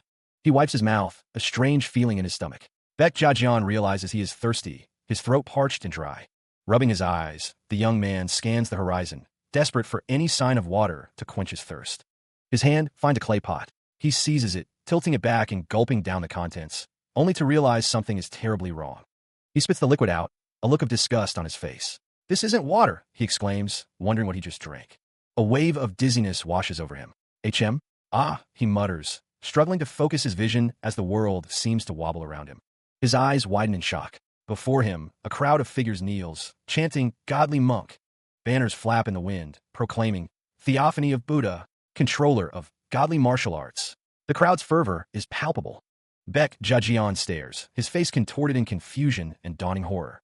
What is it?" he stammers, backing away. The crowd continues their praise. "The godly monk is amazing. All hail cult leader Tathagata. Tathagata is unbeatable and his godly arts are unmatched." He stands, arms wide, questioning why they call him godly monk Tathagata. The men observing him seem equally confused by his outburst. Baek Jajian points to himself, demanding to know why he was ordered to do this. Kneeling, Baek Jajian cries out that none of this makes sense, questioning the Tathagata title. The cultists around him chant, calling him godly monk and cult leader Tathagata. Two of the robed figures watch Baek Jajian, wondering what he's doing and if it's a torture method. They decide to stay out of his sight. Baek Jajian grabs the face of one of the men, demanding an explanation from the bowing figures. Two men watch the scene unfold, clearly annoyed by the outburst. Two men kneel, one identified as Tathagata's first guardian, respectfully asking how the cult leader is feeling today. Baek Jajian sighs, questioning why the two are suddenly acting this way. Two men glare with furious eyes, fueled by hatred and resentment. The bow man's face snaps to the side as he's struck, his expression defiant. His followers kneel before him. A man with long white hair clasps his hands, expressing gratitude. He announces that two servants have become guardians of the Tathagata cult. Baek Jajian's eyes widen in disbelief, his face a mask of confusion. He wonders aloud about the Tathagata cult. The bound man smiles slyly, his eyes gleaming with wicked intent. He is pleased with the chaos he has caused. A crowd of cultists stand behind the bound man, holding banners high. They are ready to follow his every command. Sweat drips down a cultist's face as he considers the situation. He wonders if the bound man could have avoided creating a pseudo-cult of deception. Two men observe Baek Jajian and the bound man, their expressions wary. One notes that Baek Jajian looks weaker, while the other warns against being deceived. The two men continue their hushed discussion, one suggesting they kill Baek Jajian now. The other wonders what to do about the curse. One of the men yells in frustration, realizing they can't do nothing. He suggests cutting off Baek Jajian's hands and legs. The man with long white hair smiles, calling out to the others. He orders them to gather over there. Meanwhile, the cultists surround Baek Jajian and the bound man, their intentions clear. They are ready to dismember him. The scarred man grips Baek Jajian by the collar, demanding why he would do something so sacrilegious. The disciple shouts back, warning him not to call him Tathagata again. The scarred man retorts that he'll cut off the disciple's tongue first. He then yells at the other cultists to get out of the way, calling them pathetic good-for-nothings. A masked figure holds a box, telling the others to watch and learn how to do it. Another masked figure wonders who is going to do it. Elsewhere, the bound man lies prone, admitting that he's scared. His eyes are closed, and he seems resigned to his fate. The scarred man, face contorted in rage, swings a staff with incredible speed. He shouts that he doesn't care. With a mighty crash, the staff slams down. A cloud of dust rises as the force of the blow reverberates through the air.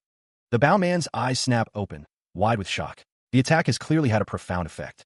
Three masked figures stand over the bowman, blades drawn. The air crackles with tension as they prepare to strike.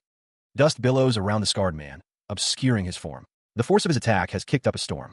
The scarred man and the red-haired woman look on, seemingly surprised. The disciple is also visible in the background. The bowman's eyes are wide, pupils dilated. Something is clearly happening to him, some kind of transformation. Blood streams from the bowman's eyes as he screams in agony. The transformation is complete, and its effects are horrifying. The man with the blue headband and the white-haired figure shout in unison, their faces etched with worry as the air crackles around them. A horrifying transformation unfolds. Someone chokes, struggling for breath, while a viscous liquid drips from an unseen source. Another figure trembles, blood trickling from their mouth. The dripping continues as a body falls heavily to the ground, the impact echoing in the silence. A pool of liquid spreads ominously around the fallen figure. He lies prone, unmoving. The light blue hair fans out around his head, stark against the ground. Another body collapses nearby, the sound of the fall punctuating the grim scene. The man with the blue headband and the white-haired figure gasp for air, their faces strained. Below, another figure trembles, blood still flowing from their mouth. The white-haired figure stares, aghast. He can't be human, he declares, his voice laced with disbelief and fear. A voice offers a prayer of relief, a small comfort amidst the chaos. Ba. It is a relief. A voice, filled with remorse, apologizes for a lapse in judgment. He admits he should have prioritized their safety, but the situation became too confusing. The crowd assures him that they will never forget that he saved their lives, repeatedly calling him godly monk with reverence. Sweating profusely, the bound man pleads with the crowd to stop calling him godly monk, his expression a mix of discomfort and exasperation. A man in a green hat inquires if he is affiliated with the Shaolin Temple, also addressing him as godly monk, and offers compensation for his services. A large man shouts at the little monk, enraged that he would dare ask for the godly monk's esteemed name. He bellows that the godly monk's name is Tathagata. The declaration hangs in the air, leaving three men in stunned silence. One of them stammers, questioning if Tathagata is, in fact, Buddha himself. The light, blue-haired man, apparently Tathagata, explodes in fury. He demands that they shut their mouths and never open them again. A disembodied voice offers something, though it is unclear what. The light, blue-haired man walks away, a voice calling after him. It assures him that Buddha will look after him. Two men watch him go, one muttering about how detestable he finds the situation. The light, blue-haired man turns, a puzzled expression on his face as someone calls him cult leader. A group of people urge their cult leader to climb aboard the platform they carry. The light, blue-haired man sighs, seemingly overwhelmed by the pronouncements of his supposed theophany of Buddha. The light, blue-haired man stands before two men, reminding them that they claim to be the leaders of the bandits who raided this place. He tells them to stop their brigandism and live quietly. Two men glare, wondering who this bastard thinks he's fooling. One of them expresses a desire to do something drastic. Two men kneel before the light, blue-haired man, declaring that Tathagata's first and second will forever follow and serve cult leader Tathagata. Two men look up, one with dark hair and the other with white hair. The dark-haired man says he's not leaving and won't die this way. Someone demands to know what is happening. Another voice orders that the godly monk be led to his throne. A voice cries out, identifying the bound man as a manifestation of a godly monk and controller of godly martial arts. He demands to be let go. The bound man, Tathagata, is carried on a wooden platform by two men. He asks what is happening to him. Tathagata, his face contorted in rage, curses the wicked monk, claiming he will bring about a premature death. The Hanam Dak oversees the river under the cover of night. The steps echo through Fonkai County. The scarred man stands on the steps as two masked figures bow before him. He asks if they took care of the officials in Kaifeng City. The masked figures confirm that the officials have either been put on house arrest or sent to jail. The scarred man glances to the side. The scarred man stands with three masked figures behind him. He relays that the ones who shall arrive soon are the 8 great men of the Holy Horse Temple. The scarred man's subordinate assures him that they have completed their preparations without error. The scarred man knows that the 8 great men of the Holy Horse Temple are this sect's greatest necromancers. The scarred man grins, knowing that even Yong Weizong, one of Mirim's 10 masters, won't be able to hold his ground against the sorcery of the 8 great men of the Holy Horse Temple. The bound man is chained and kneeling. He is told that tomorrow he will be reborn as a loyal devotee of this sect. A figure dashes through the grass. The figure continues to dash, heading towards a building in the distance. The scene opens in Kaifeng City as a fist slams down on a table, scattering food. Yang Sogol's face contorts in rage as he hears the news. The Shaolin Temple was wiped out. That's preposterous. At a nearby table, two figures discuss the implications. It's not just the Shaolin Temple. Hanam has been turned into a wasteland. Another man, with dark hair pulled back in a ponytail, clears his throat, drawing attention. Yang Sogol considers the officials. Would they ignore such lawlessness? He notes that one of those involved is an embroidered uniform guard. The conversation continues, revealing that all the people of Kaifeng City witnessed the Gabang sect's arrest in broad daylight. Why would the Emperor's comitatus touch a sect of Murim? The man with the ponytail cautions against jumping to conclusions, noting that Mu Ok and his sister-in-law are also at risk, since they're from Shaolin. Yang Sogol sighs, covering his face with his hand. Shouldn't they prepare a plan in advance? Another man declares that he must send his wife to his in-laws in Dongping County without delay. Yang Sogol states he's going to head over to Mount Song, as he can't ignore his sex crisis. A woman with white hair states that her daughter has grown to the point where no one in South or North China is capable of taking her down. She can take care of herself. The man with the ponytail looks surprised, questioning how she can talk about her only child in such a way. He sits alone. The last time he saw her was 8 years ago. A sigh escapes him as he contemplates the past. Enough of that. He thinks, what is he going to do? He must return to the Hongshan sect, a flinch of worry crossing his face. The Zhuge sect was wiped out, and he worries for both his Hongshan and the Wudong sect. Two figures approach, asking if he's returning and to come with them, as Hanam is dangerous. A figure stands in a field of tall grass, declaring that nobody is stopping him. The night sky twinkles above. Judging on sightings, the officials are in on this too. The woman advises not to meddle, and to be certain about decisions on where to act and where not to. The other figure retorts that the advice is for morons who don't know what thinking is. He calls her a rude bastard, insisting that it was good advice. He asks if she wants to fight. Even in a situation like this, our young lady. It was a short piece uncharacteristic of the two ladies, considering their unmatched rivalry. Sweat drips as the fight begins.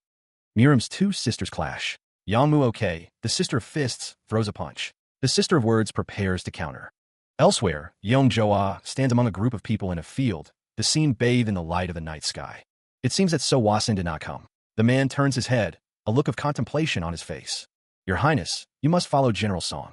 Joining Haicheng must be hurried above all. Sir So will be all right. After all, isn't he the one who proposed the plan? Father, do not worry. The daughter embraces her father, offering reassurance in the face of uncertainty. One woman believes Brother Wasan will appear dramatically. The other thinks he has run off with a sly adulteress and vows revenge. A ship cuts through the water. Someone urges their father to hurry and set off, implying a journey is beginning. Two armored figures offer a salute, their expressions unreadable beneath their helmets. A man on a rooftop watches a horse and rider depart. He hopes she will be safe on her journey. Banners proclaim Theophany of Buddha, regulator of godly martial arts in stylized lettering. A man with light blue hair, restrained in a chair, shouts about the noise, demanding quiet so he can relax. Someone demands that everyone stop. One man laments being stuck in a pseudo-religion, while another notes their martial arts prowess is offset by a curse. A man waves from a high platform. Below, two men inform a crowd that the leader is calling for Tathagata's first and second guardians. Tathagata's first guardian tells the second to shut up, expressing his annoyance with the situation. A man with light blue hair yells, questioning where someone would go and why they would go to MT Huang. One man wonders who is making fun of them. The other seems to agree, his expression mirroring the first man's anger.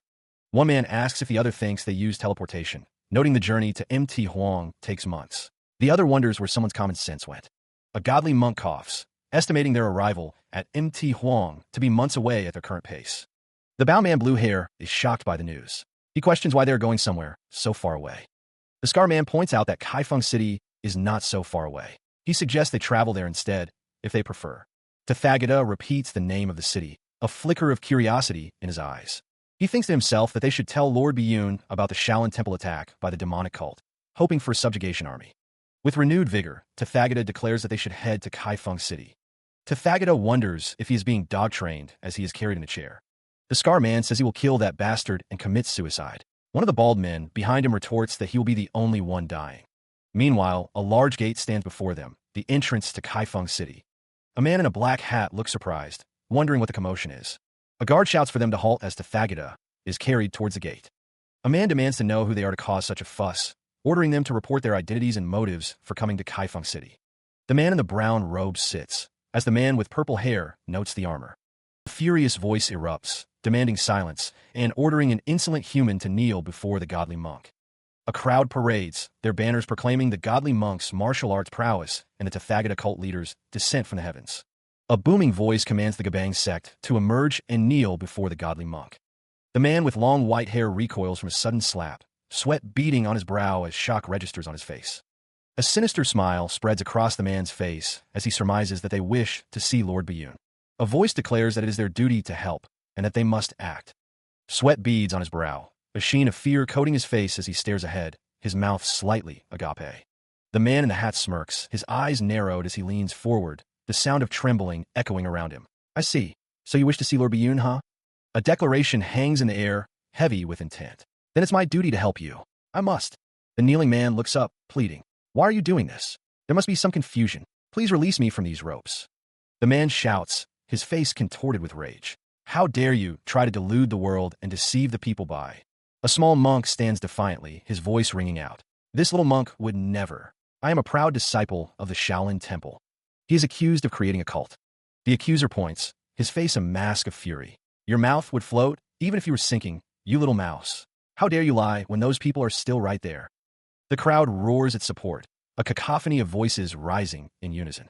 Yoa, let go of our godly monk. Tathagata, cult forever. Cult leader, forever. The little monk collapses to the ground, defeated. This little monk does not know those people. Oh Buddha, please solve this misunderstanding.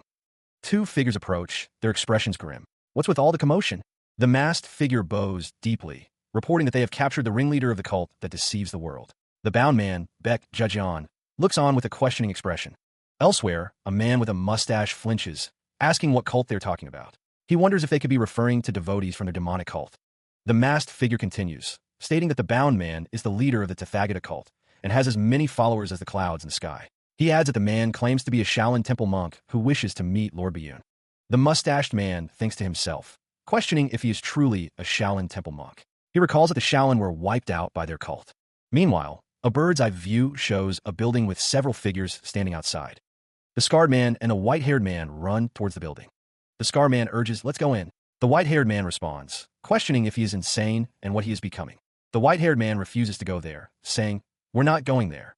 He warns that if they figure out what they've done, they know what will happen. The sun is setting. The scarred man looks up, thinking it is already that late. The white-haired man says that if he is telling the truth, then they will soon start experiencing seizures. He recalls that the bound man said he is the sole person capable of controlling the curse. The white-haired man continues, saying that if they let him get taken away like this, it's their loss. He adds that they need to be in a certain range from him, lest the seizures be real. The scarred man asks what they are going to do.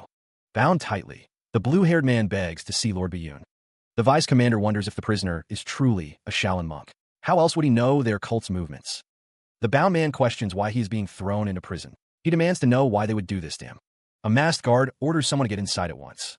Meanwhile, surrounded by masked guards, the bound man and a woman are held captive. The woman shouts that she will kill them. A masked guard declares the bound man to be a cult leader. He accuses him of causing a fuss. The bound man's followers attempt to convince the guards to let their leader go. They show loyalty to the little monk, willing to accompany him through life and death. The scarred man and the vice commander watch the scene unfold. The vice commander believes they are holding the lives of the cultists in their hands. The masked guard orders the bound man and the woman to be thrown into prison. The guard comply. The bound man prays to Buddha, asking for forgiveness for those who have dirted his name. The scarred man wonders if the bound man is really praying to Buddha. The vice commander hopes Amitabha will direct his mercy towards them. The bound man coughs, as the vice commander wonders when they will puncture their meridians to prevent them from dying due to the curse. Beck Jijan appears bewildered, questioning the mention of a curse and meridians, admitting he's never heard of it before. Two figures, surrounded by a fiery aura, express their frustration. One curses, realizing their target won't make things easy. As night approaches, a man inquires if the preparations have been completed, his gaze fixed on the darkening sky. The scarred man informs his subordinates that the prison guards and the embroidered uniform guards have been excused from their duties. A group of cloaked figures receive instructions. When the sun sets, they are to guide the 8 great men to the prison and return with haste.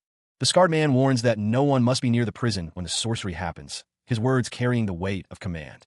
Meanwhile, the eaves of a traditional building are silhouetted against the twilight sky, hinting at the events unfolding within. A candle flickers, casting light on the prone form of the bound man, who cries out in pain. The vice commander stands over the bound man, his expression unreadable as the prisoner suffers under the curse. Elsewhere, a procession of women walks along a corridor, their footsteps echoing softly in the night. Imperial physician Umwasun presents a covered dish, his face etched with years of experience. Umwasun orders the women to stop, his expression serious as he approaches. He stands within the palace, issuing a decree. Entrance to the imperial palace is restricted until tomorrow morning. His Majesty? The man receiving the order questions who would issue such a command regarding the emperor. A hooded figure, staff in hand, prays through the night for His Majesty's quick recovery, commanding no interruption from common folk. Whispers spread, questioning prayers when His Majesty is in such a state, suspecting King Yeso of treason and chaos. Meanwhile, the ornate chandeliers of a prison cell chime softly, their delicate beauty a stark contrast to the rough stone walls. Baek Jajan's face contorts in fury, his eyes wide with disbelief and anger at his current predicament.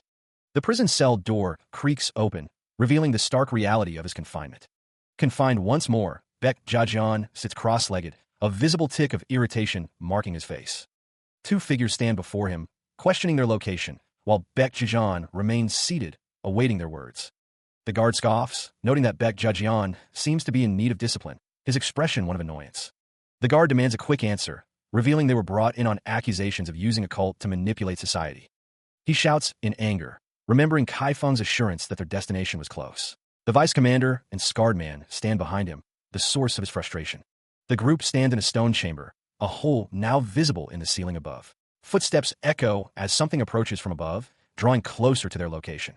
The ceiling shatters as something crashes through, tearing open the stone. Dust and debris rain down as the source of the disturbance makes its presence known. The scarred man and the vice commander stare upwards, confusion etched on their faces. They realize the cell doors are easily broken, questioning the nature of their prison. A heavy metal door creaks open, revealing a path forward. The sound of metal scraping against stone fills the chamber as the way is cleared. The vice commander states that this person can only lead them so far. Baek Jajian asks them to call for him when the time comes, a question mark floating above his head. The group moves forward, entering a long corridor lined with cloaked figures. The vice commander's sorcery is finished, their path now laid bare. The three companions pause, observing the silent, cloaked figures that line the corridor. Questions hang in the air as they try to discern the nature of these beings.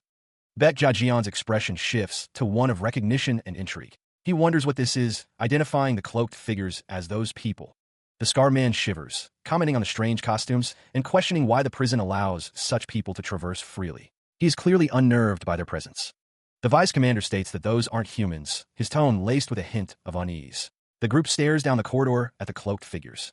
Baek Jajian smiles, revealing a sinister side. He declares that those aren't sons of bitches, but necromancy, and how fun it is. The man with the headband grits his teeth, declaring that he won't let such great toys pass by. Beside him, the white-haired man agrees, demanding they not let them go. Tathagata walks away, telling someone to follow him. Below, a figure with wild blue and white hair licks his lips hungrily, a sinister glint in his eyes as he anticipates the meal. A serene lake reflects the surrounding mountains under a twilight sky. A fishing line descends, breaking the water's smooth surface with a gentle ripple. The water's surface is now disturbed, revealing several floating corpses beneath. The fishing line dangles above a small, grassy island amidst the macabre scene. Meanwhile, Mo Yongbek, one of the celestial demon sect's 10 demon kings, stands firm, his gaze intense. Another figure stands behind Mo Yongbek, cloaked and silent in the shadowed forest. "How carefree you are," Mo Yongbek says, his expression unreadable. "What kind of fishing are you doing at a dead riverside?" Mo Yongbek's face is drawn, his brow furrowed. "It's because my head hurts," he says, a hint of annoyance in his voice.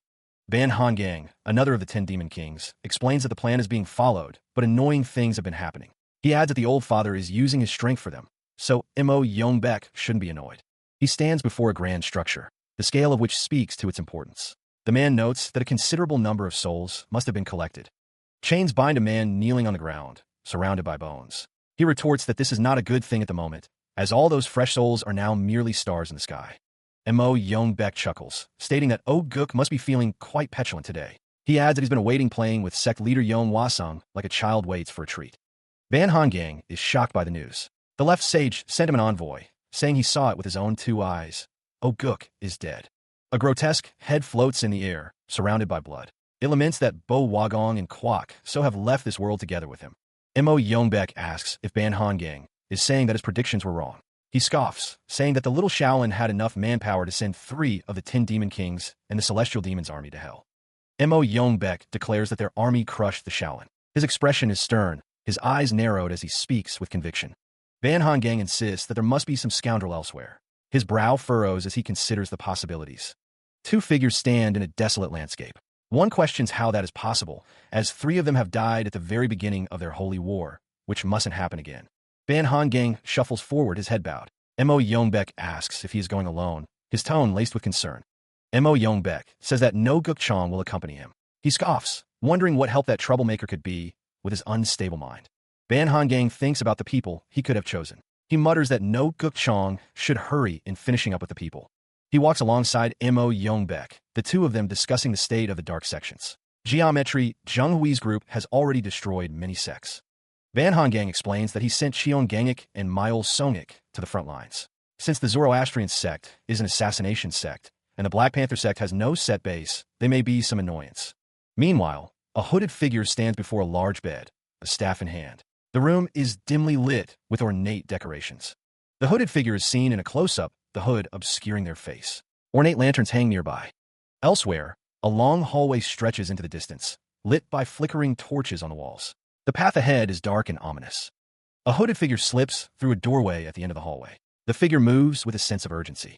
Deep within the complex, a bound man is chained, his face obscured by a mask with glowing red eyes. The chains are heavy and restrictive. Elsewhere, 3 hooded figures stand in a dark room, their forms silhouetted against the dim light. They appear to be waiting. A hooded figure lifts a heavy door, the sound echoing through the halls. The figure's strength is evident. The hooded figure holds a staff, its top adorned with hanging ornaments. The figure seems to be preparing for something. A wall shatters, revealing a dark void beyond. The force of the impact is immense.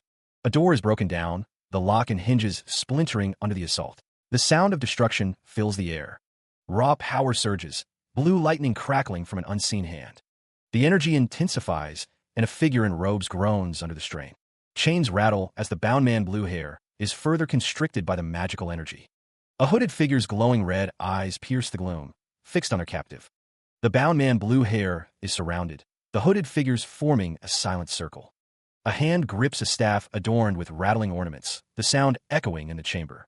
The hooded figure's face remains obscured, save for the unnerving glow of their eyes. The hooded figures raise their arms in unison, their robes flapping in the confined space. The bound man blue hair, surrounded by grasping hands, demands, "Are you for the dark sects?" His voice strained. The bound man blue hair repeats, "I'm asking who you are." A hooded figure retorts, their voice cold, "I do not know what you plan to do, but cease now." The flickering light dances across the hooded figures, casting long, distorted shadows.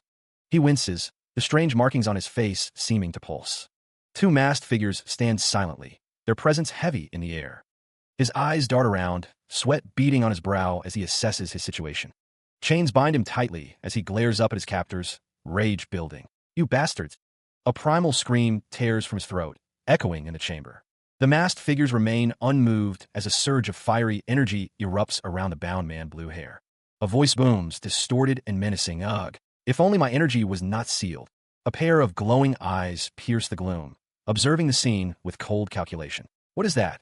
A dark, viscous substance oozes from an unseen source, spreading across the floor. The substance forms a slumped figure, its purpose unclear as it hits the ground. The black mass surges forward, its form shifting and swirling with ominous intent. The glowing eyes intensify as the shadowy figure rises, ready to unleash its power. From above, a hooded figure reaches down, their hand outstretched towards an unseen target below. He is held fast by thick chains, each link glowing with an inner light as they bind him. The bound man blue hair's face is contorted in a grimace, his eyes wide with a mixture of pain and defiance. Energy crackles around the bound man blue hair, the chains seemingly amplifying the raw power coursing through him. A dark, looming hand descends, its purpose unknown, but its presence ominous against the ethereal glow. A viscous, dark substance oozes from above, dripping into the bound man blue hair's open mouth, forcing its way down his throat. The bound man blue hair's eyes widen further, the energy around him intensifying as the dark substance invades his body. His mind struggles against the intrusion, his thoughts fragmented and fading as the darkness takes hold. My mind. N.O. Elsewhere, a girl with red hair smiles brightly, her expression filled with joy as she thinks of her father. The dark substance continues to flow, relentlessly invading the bound man blue hair's body as he struggles against its suffocating embrace. Your father. A hand clenches tightly, a surge of power emanating from within as the unseen force tightens its grip. The flow of the dark substance abruptly halts, its advance stopped by an unknown force, leaving a lingering question mark in its wake. A hand crackles with raw, untamed energy ready to be unleashed. The energy coalesces, forming a dark, ominous silhouette, a harbinger of things to come. Below, a figure hangs suspended, bound by arcane chains, as cloaked figures perform some dark ritual. A beam of concentrated energy pierces the scene, a focal point for the unfolding events. A hand swiftly grabs something unseen, a crucial element in the unfolding scheme. The hand clenches tightly, squeezing whatever it holds with immense pressure. A hooded figure, staff in hand, watches with an air of uncertainty, or perhaps anticipation. The bound man blue hair's expression shifts, a flicker of something predatory in his eyes as he licks his lips. A sinister smirk spreads across his face, a red mark prominent against his skin. He apologizes for the interruption, wondering how he can make amends for the disturbance. A group of figures stand cloaked in shadow, their faces obscured by deep cowls. One of the masked figures clutches a staff adorned with rattling ornaments. The bound man blue hair smirks, a dark amusement flickering across his face. He declares that possession is the blood sect's specialty. The bound man blue hair stands before the hooded figures, who loom silently. He calls out to them, his voice echoing in the chamber. The bound man blue hair's expression hardens, his eyes narrowing. One of the hooded figures accuses him of being a lackey of the celestial demon sect. The staff rattles ominously, the sound amplified in the tense atmosphere. The bound man blue hair stands defiant, the hooded figures surrounding him. The hooded figures raise their hands, crackling red energy arcing between them. Bolts of red lightning erupt from the hooded figures, converging on the bound man blue hair. He cries out as a concentrated blast of red energy slams into him. The force of the impact sends a shockwave rippling outwards. Two figures watch the unfolding events with growing unease, their expressions a mix of concern and anticipation. No Guk Chong, his body crackling with red energy, lets out a string of maniacal laughter. From a distance, a group of hooded figures echoes his laughter, their forms silhouetted against a crimson sky. No Guk Chong, eyes gleaming with malicious intent, mocks his unseen opponents, dismissing their efforts as insignificant. He prepares to unleash another attack, gathering energy between his outstretched hands. With a surge of power, No Guk Chong unleashes a massive sphere of crackling red energy. The energy hurtles forward, leaving a trail of destruction in its wake. The sphere of energy slams into its target, the sound of its impact echoing through the surroundings. The hooded figures are sent flying backwards, their robes billowing in a shockwave. The bound man blue hair lies on the ground, injured and gasping for breath. The area erupts in a violent explosion, sending debris flying in all directions with a deafening boom. He slides back, desperately trying to put distance between himself and the blast, pulling the bound man blue hair with him. No Guk Chong turns, his expression unreadable as he assesses the ongoing threat. With a swift motion, No Guk Chong grabs the bound man, securing him before the next attack. He continues to slide backwards, ensuring the bound man is kept out of harm's way. A masked figure's hand emerges from the smoke, ready to strike again. The masked figure wields a shimmering blue shield, prepared to block any incoming attacks. The shield clashes against multiple strikes, deflecting them with resounding metallic clangs. No Guk Chong stares at his hands, a flicker of confusion crossing his face as he wonders aloud. He recalls the secret art of steel-hearted jade, one of Shaolin's 72 divine skills, and questions why his body can utilize such a technique. A smirk spreads across No Guk Chong's face as he dismisses the question, deciding to deal with it later. No Guk Chong prepares to attack, resolving to make good use of this newfound ability. He is caught off guard as the masked figure's hand closes around him. The masked figure clenches his fist, preparing to deliver a crushing blow.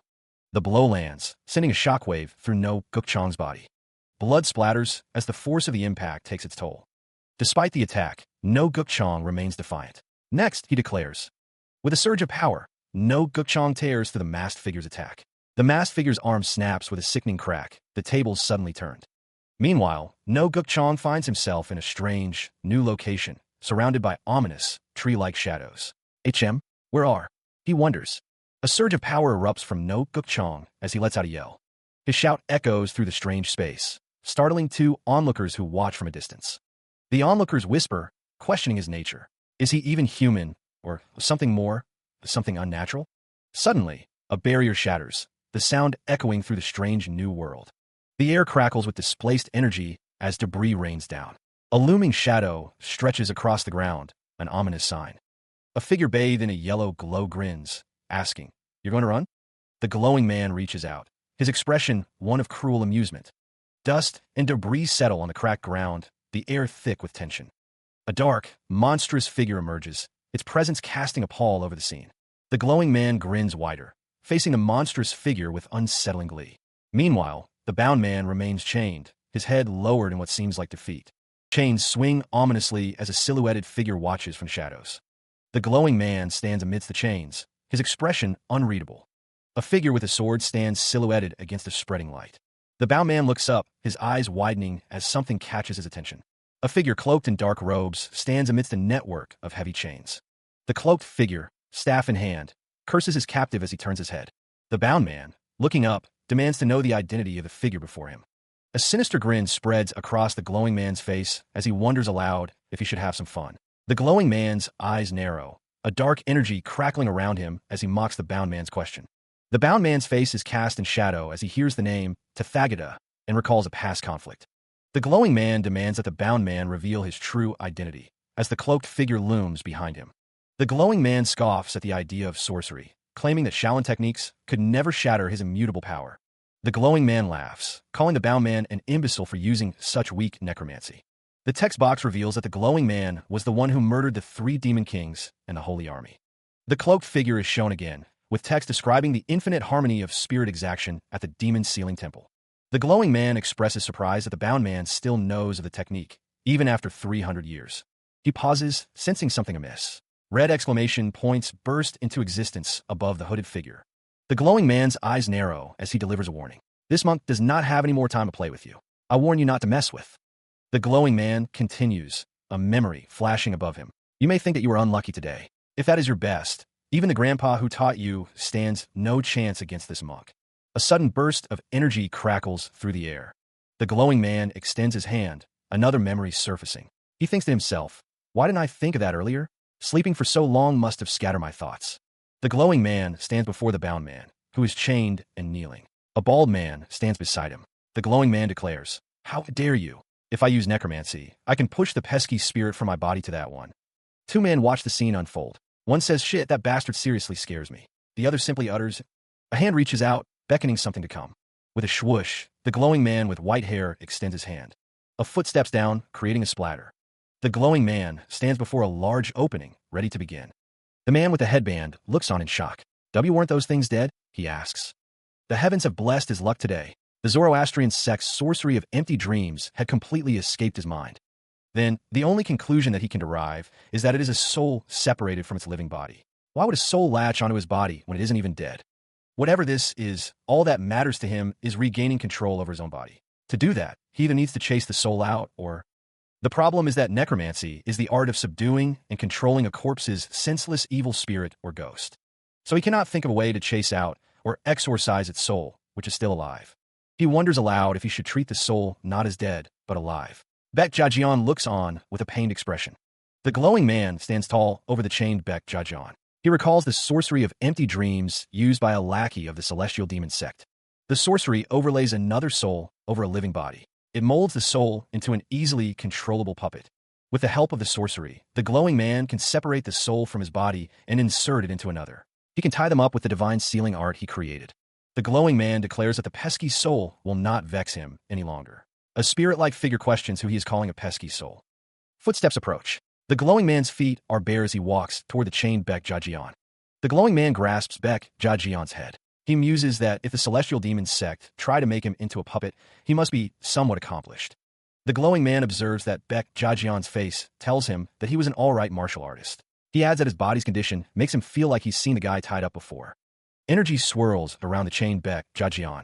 The sounds of the energy fill the air as the glowing man continues his work. A voice declares that what is happening cannot be. The situation seems dire as the soul separation continues. One character asks if the other has ever seen a monk act that way, referring to the glowing man's actions. He questions if he is truly a disciple of the Shaolin sect. The voice wonders if they feel like they have seen the guy who's tied up before. The distant view shows the chained figures. The glowing man speaks, telling the youngling that their karmic bond ends here. A bald man states that although the soul will crumble to ashes after 49 days because of his divine sealing art. The panel displays the words sorcery of. The glowing man performs a technique called empty dreams, lifting something from the disciple. A buzzing sound fills the air as Baek Jajian stands with his hands together, a blurry double image behind him. The glowing man floats above Baek Jajian, confirming that it is working. A spectral white figure emerges as the glowing man continues his work. The glowing man speaks to the obedient soul as it rises above the chained and seated Baek Jajian. The glowing man bids farewell, stating they will never meet again. With a sound of disintegration, the figures crumble as a red eye watches, confirming that it worked. Two men react with shock and maniacal laughter, the sound of cackling filling the air. Baek Jajian, now seemingly himself again, slumps forward, his words fading into nothingness. Confusion reigns as red question marks fill the void. A pair of eyes glare, filled with a dawning realization. That's me? Why can I see myself? Chains bind Baek Jajian as he struggles to understand. What went wrong? Why am I in this body? His frustration boils over, erupting in a primal scream. Curse it all. Baek Jajian has woken up, but he is still surrounded by chains. Two figures watch him. The two heads of Baek Jajian writhe in agony as he desperately tries to regain control. Go back. Elsewhere, a figure stands amidst a desolate landscape, his presence marked by two large exclamation points. Already? The glowing man's expression is one of grim determination. The glowing man reaches out, his hand closing around one of Baek Jajian's heads. The glowing man stares intently at Baek Jajian. Who might you be? Why are you crying? Does something hurt? Baek Jajian's face contorts in rage as he struggles against the glowing man's grasp. You, Arg. Baek Jajian lunges at the glowing man, consumed by fury. You conniving thief. Let's die together. He is struck, falling to the ground. Baek Jajian looks up, bewildered by the sudden assault. The glowing man, white hair, strides away, leaving the young disciple prone and questioning his motives. Elsewhere, two figures stand before a traditional building, one sternly reminding the other of a prohibition against entering. One of the figures recognizes the voice as Weizong's, the sect leader of Gebang, and mocks his pathetic display of crying. A sprawling complex of traditional buildings nestles among the mountains, shrouded in a hazy atmosphere. Above the entrance to one of the buildings hangs a sign adorned with elegant Chinese characters. Three figures stand silhouetted against a hazy sky, strange symbols floating above them. A white-haired man stands with a ball and chain, while a muscular, dark-haired man looks on with a stern expression. One man expresses surprise that the Yama party would visit such a rundown training facility, mentioning a Shaolin wench named Yang Muoke. A figure declares the sect's holiness and the absolute nature of their leader's commands, criticizing the audacity of a non-direct disciple. The man's face contorts with rage as he spits out an insult, calling someone a pig-headed fool. He strains, muscles bulging as he hoists the massive iron sphere. The sphere, suspended by thick chains, gains momentum as it swings. The impact is cataclysmic, a violent explosion erupting on contact. A man with a shield points, ordering the destruction. Below, figures scatter in terror. From above, the panicked flight resembles ants fleeing a disturbed nest. Two armored figures stride through the gaping hole, their expressions grim. One of the men pauses, questioning what they've found. His companion states that there is no human presence. Inside, the remaining inhabitants watch in stunned silence as their sanctuary crumbles. The panicked residents continue their desperate escape through the ravaged building. Even within the private chambers, the tremors persist as the inhabitants flee. On the rooftop, a kneeling figure reports to the armored men, relaying the situation.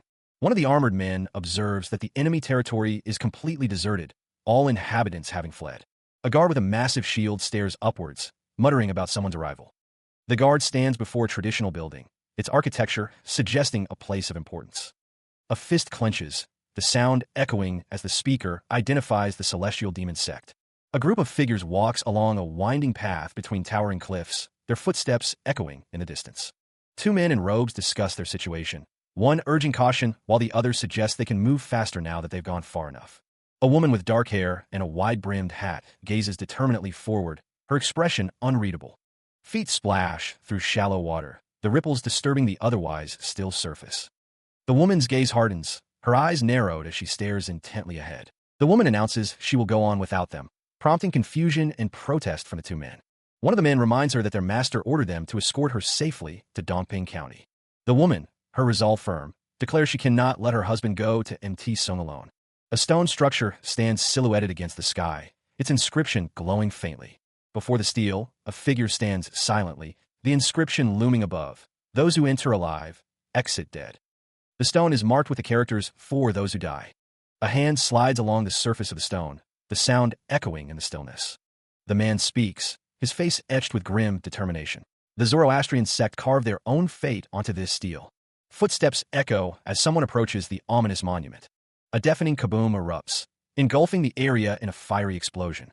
The sound of stomping feet grows louder as a group advances, their weapons at the ready. A figure stands, cloaked and imposing, observing the scene with a stern gaze. The red-haired woman swings through the air, suspended by a chain. A lone figure stands on a narrow bridge between two towering cliffs, issuing a command. The man's expression is stern as he awaits a response. The red-haired woman demands a name, stating that the target determines the price, and there are no bargains. She intercepts a punch, her expression focused and unwavering. The man declares he will give her 1 coin, his face betraying a hint of arrogance. The red-haired woman looks up at the coin, a flicker of annoyance crossing her face as she notes the warning at the entrance. A group of warriors stand ready, their weapons glinting in the dim light. The man smirks, confident in the strength of his forces. The warriors advance, their movements precise and coordinated as they prepare to strike. An exclamation of surprise escapes the red-haired woman as she is struck by a sudden blow. She is caught off guard as a sudden assault descends upon her. The air rushes as the unseen force strikes with brutal speed. A stern-faced man with long white hair commands his subordinates to find their leader. The subordinates dash off, eager to fulfill their leader's command, their movements swift and precise. A woman in a dark robe holds a tube, entrusting it to her leopard companion with a heartfelt request. Deliver this to Big Sister, and take care. The woman runs, her ponytail swaying behind her, as she moves with purpose. Meanwhile, a group of figures clad in blue robes advances through a forest, their path shrouded in mystery. 2 women discuss their sister, who has been hidden away for 20 years, wondering if the leopard can find her, as it has her scent. The group of masked figures declares their willingness to give up their lives to keep the sect alive. The woman shakes her head, her expression conveying a sense of urgency and determination. A man cries out in anguish, realizing that the god of battle's dying words have come true. Figures dash through the forest, their movements swift and silent, as they navigate the terrain with practiced ease. She is lifted off the ground, struggling against the figures surrounding her.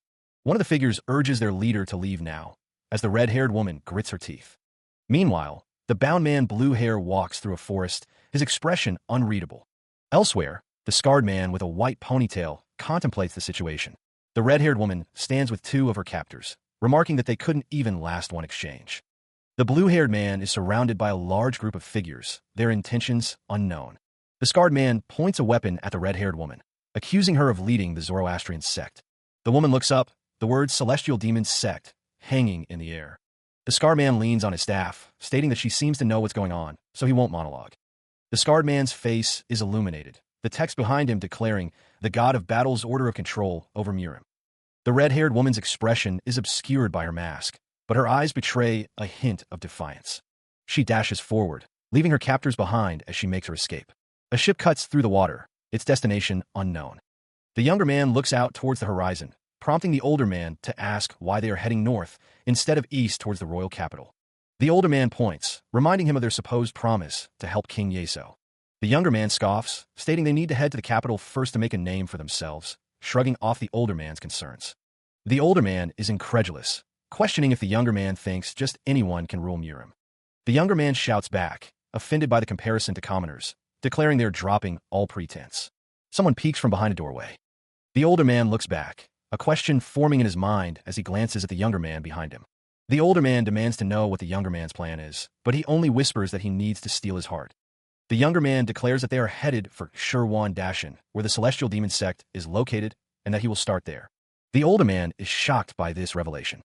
The older man protests, pointing out the journey will take months, even by horse, and accusing the younger man of scheming a vacation, but the younger man tells him to shut up.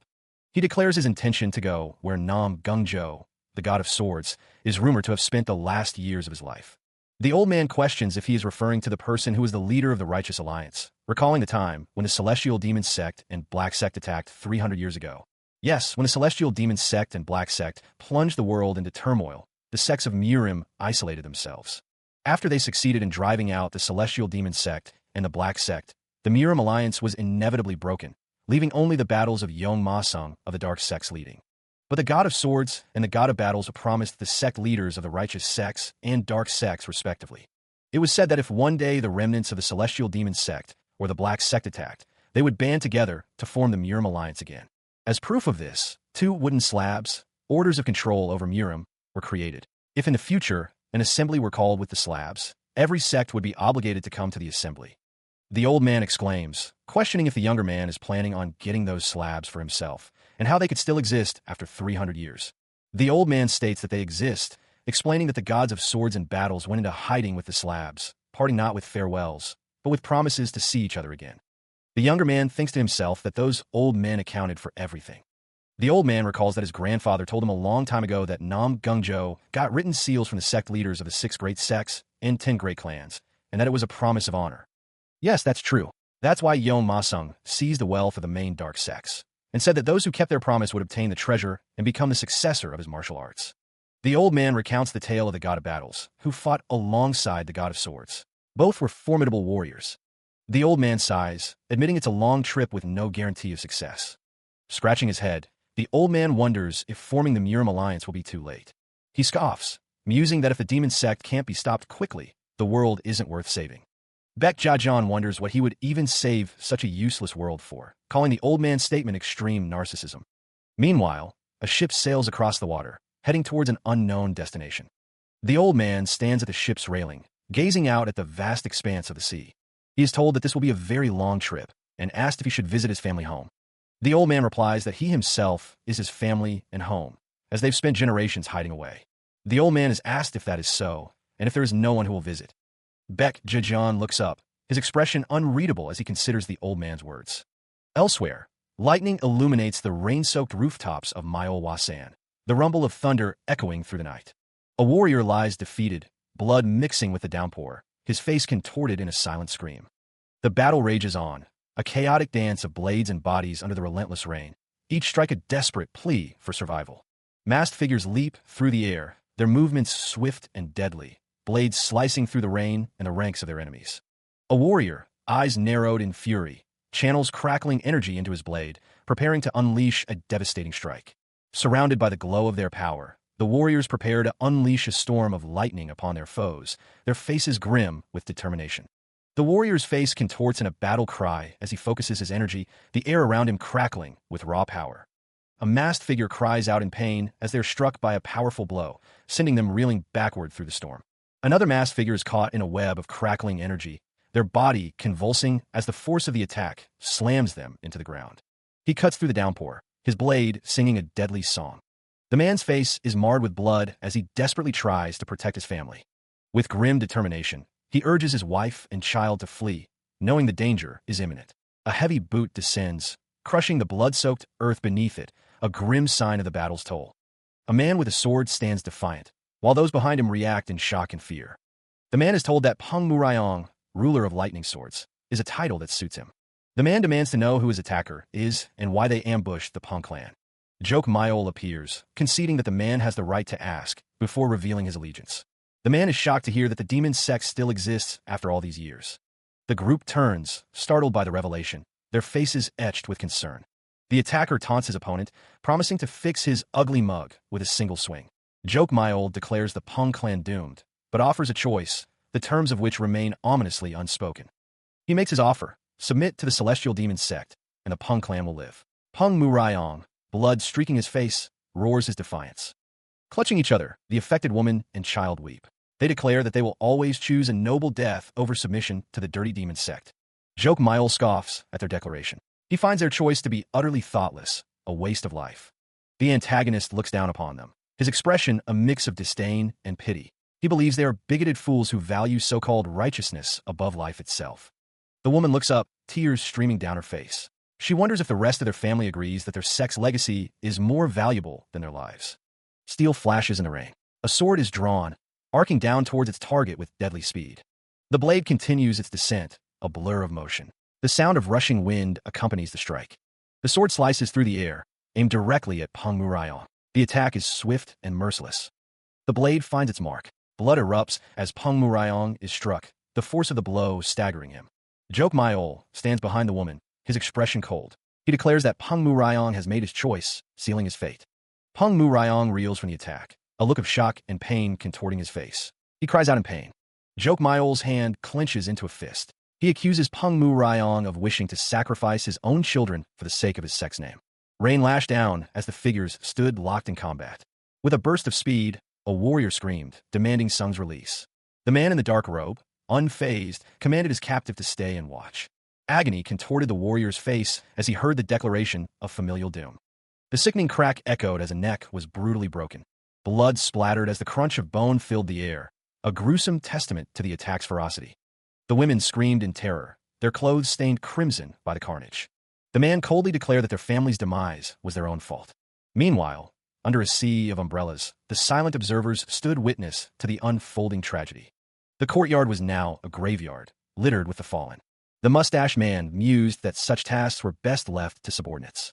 A flicker of surprise crossed his face as he glanced to the side. 3 figures bow in the rain-soaked courtyard, acknowledging the man who finds the scene distasteful. He wonders if they have had their fill.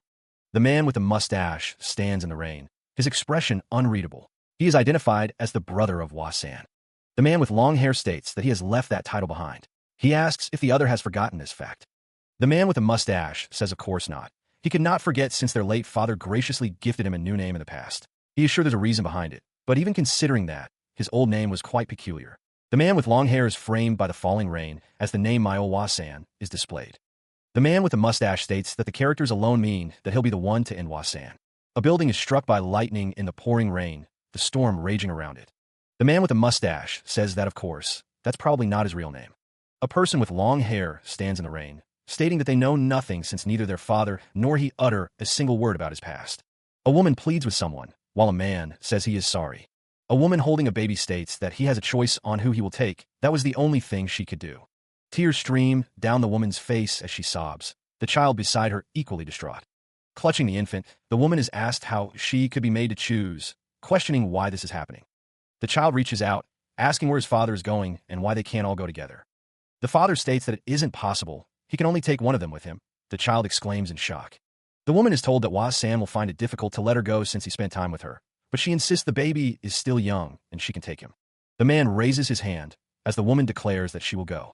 The woman holds the child as someone calls out to San in distress.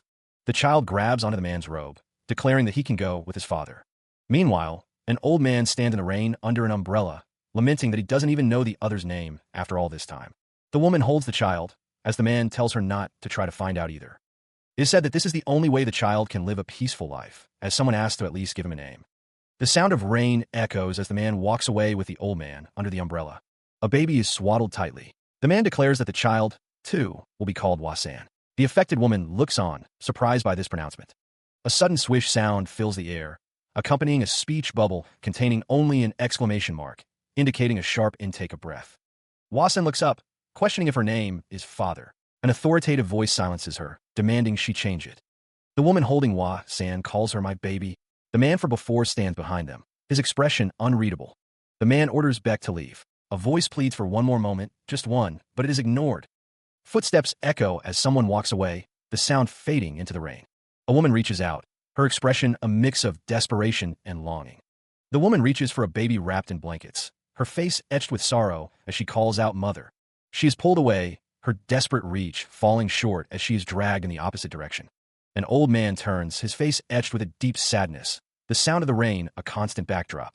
Hwa-san kneels before a building, being told to introduce herself to her grandfather. She stammers out her name. The old man smiles, chuckling softly as he declares himself the grandfather. He believes a worthy successor has finally been born into their house, and he can rest easy now. The old man kneads the child's shoulder, remarking on her potential. He expresses relief that she didn't take after her mediocre father. The old man stands tall, his expression unreadable as he looks down at the training grounds. The old man practices with his staff, his movements precise and powerful as he trains in the open air. Beck Jijan runs through the training grounds, his expression determined as he pushes himself to his limits. The old man demonstrates the attack of the snake and hawk, a technique used for assassination, known for its speed and silence. It is a killing move, a one-hit ultimatum. The old man and another man practice the technique, their movements fluid and deadly. A man approaches the old man, informing him that food has been prepared. He adds that the young master's father is asked to eat with him. The old man furrows his brow, seemingly annoyed by the request. He looks down at Beck Jajian with a questioning gaze. The old man is told to tell his son to eat alone, but he says he will eat with his grandfather. He wonders why his father has been asking for months. The old man scoffs, wondering why his son keeps asking. He thinks his son can eat alone like usual, and if Beck Jajian is so inclined, he should eat with him instead. The old man finds it laughable that his son, someone who can't even practice martial arts, tries to keep control over his progeny. Beck Jajian reassures him, saying he has him. The old man beams with pride as he hears that Hwa-san will become like him. A lavish spread of food sits untouched on the table, a silent testament to unspoken tensions. The old man's son sits at the table, acknowledging the words spoken to him with a simple, "Is that so? I see." The old man's son is told not to be disappointed, but he is told that is not the case. The old man's son reflects that Wasan feels closer to his father, or so he supposes. Elsewhere, a table laden with food sits untouched, a silent tableau of uneaten delicacies. A piercing scream echoes through the air as someone is injured, their body contorted in agony. The old man's face contorts in rage, demanding to know where their mind is at, scolding them for laziness. Someone runs, declaring they are on their way, as another says they are heading to see healer Tewa. A figure lies prone on the ground, groaning in pain as someone nearby expresses their frustration at the wasted time. The old man's voice booms, demanding to know where their mind is at. Someone asks if anyone is there as a person lies in bed, being tended to by others. The old man's face contorts in rage, spittle flying as he demands a repetition of what he just heard. The man explains that the So family cherishes their young, and he felt obligated to inform the old man that his grandson cannot continue the bloodline. Two figures walk along a path, the sound of their footsteps echoing in the distance. Tension hangs heavy in the air as the old man cradles the affected woman, his expression a mask of barely contained fury. The camera pans up to the roof of the building, the sun shining brightly. A man dashes towards the old man, urgently asking about Wasan's injuries, his voice filled with concern. The man relays what the doctor told him, that he is infertile, the revelation landing like a physical blow. The old man's eyes widen in shock, his face a mask of disbelief as he struggles to comprehend the news. The old man's voice booms with disbelief, questioning if he has another son. The camera pans out, showing the building and the figures within, the tension palpable even from distance. The old man declares that their family laws dictate that any infertile must be killed, swearing to only cut his major muscles and tendons. A man sits in silence, the weight of the old man's words hanging heavy in the air. The old man declares that his servant will remain with him. The affected woman acknowledges the old man's words, agreeing with him. The old man listens intently as the woman speaks, his expression unreadable. The old man instructs someone to send him off peacefully, his face grim. The old man and the affected woman stand side by side, their purpose unknown. The old man's words echo, burn the corpse or throw it in water, for Soke cannot carry the baggage of the past. A roar echoes, its source unseen, its meaning unclear. A hand lies limp in the rain, as thunder rumbles and lightning flashes. Rain falls steadily on a face, eyes closed, unmoving. A trembling hand grips a knife, the wielder's face contorted in fear or rage. The rain continues to fall on the unmoving figure, their expression one of anguish. He suggests that the other's sad backstory crosses paths with the Wasan sect, and wonders why they don't visit this time. He stands in the rain, his expression resolute. Baekjejeon declares he has someone he needs to find, his eyes narrowed with purpose. Elsewhere, a man with a neatly trimmed mustache looks on, a question mark hovering near his head, his expression unreadable. Inside a bustling establishment, a young man sits at a table with others. An older woman asks why they are going to Akieng, her brow furrowed with concern. The young man smiles softly, explaining to the old man that he wants to see his mother, as it has been a while since their last meeting. A woman gazes off into the distance, a determined look on her face. She thinks of her son, promising that he will be there soon. A disembodied voice declares that her one and only son, from Wasan, is coming to visit, the words echoing with a strange finality. A woven basket, filled with what appears to be herbs, falls to the ground with a soft thud. A woman and a child stand outside, both looking up with expressions of surprise and concern, a question mark floating above the child's head. The man with the mustache appears again, his face etched with sorrow. He says he has come for Wasan, apologizing profusely.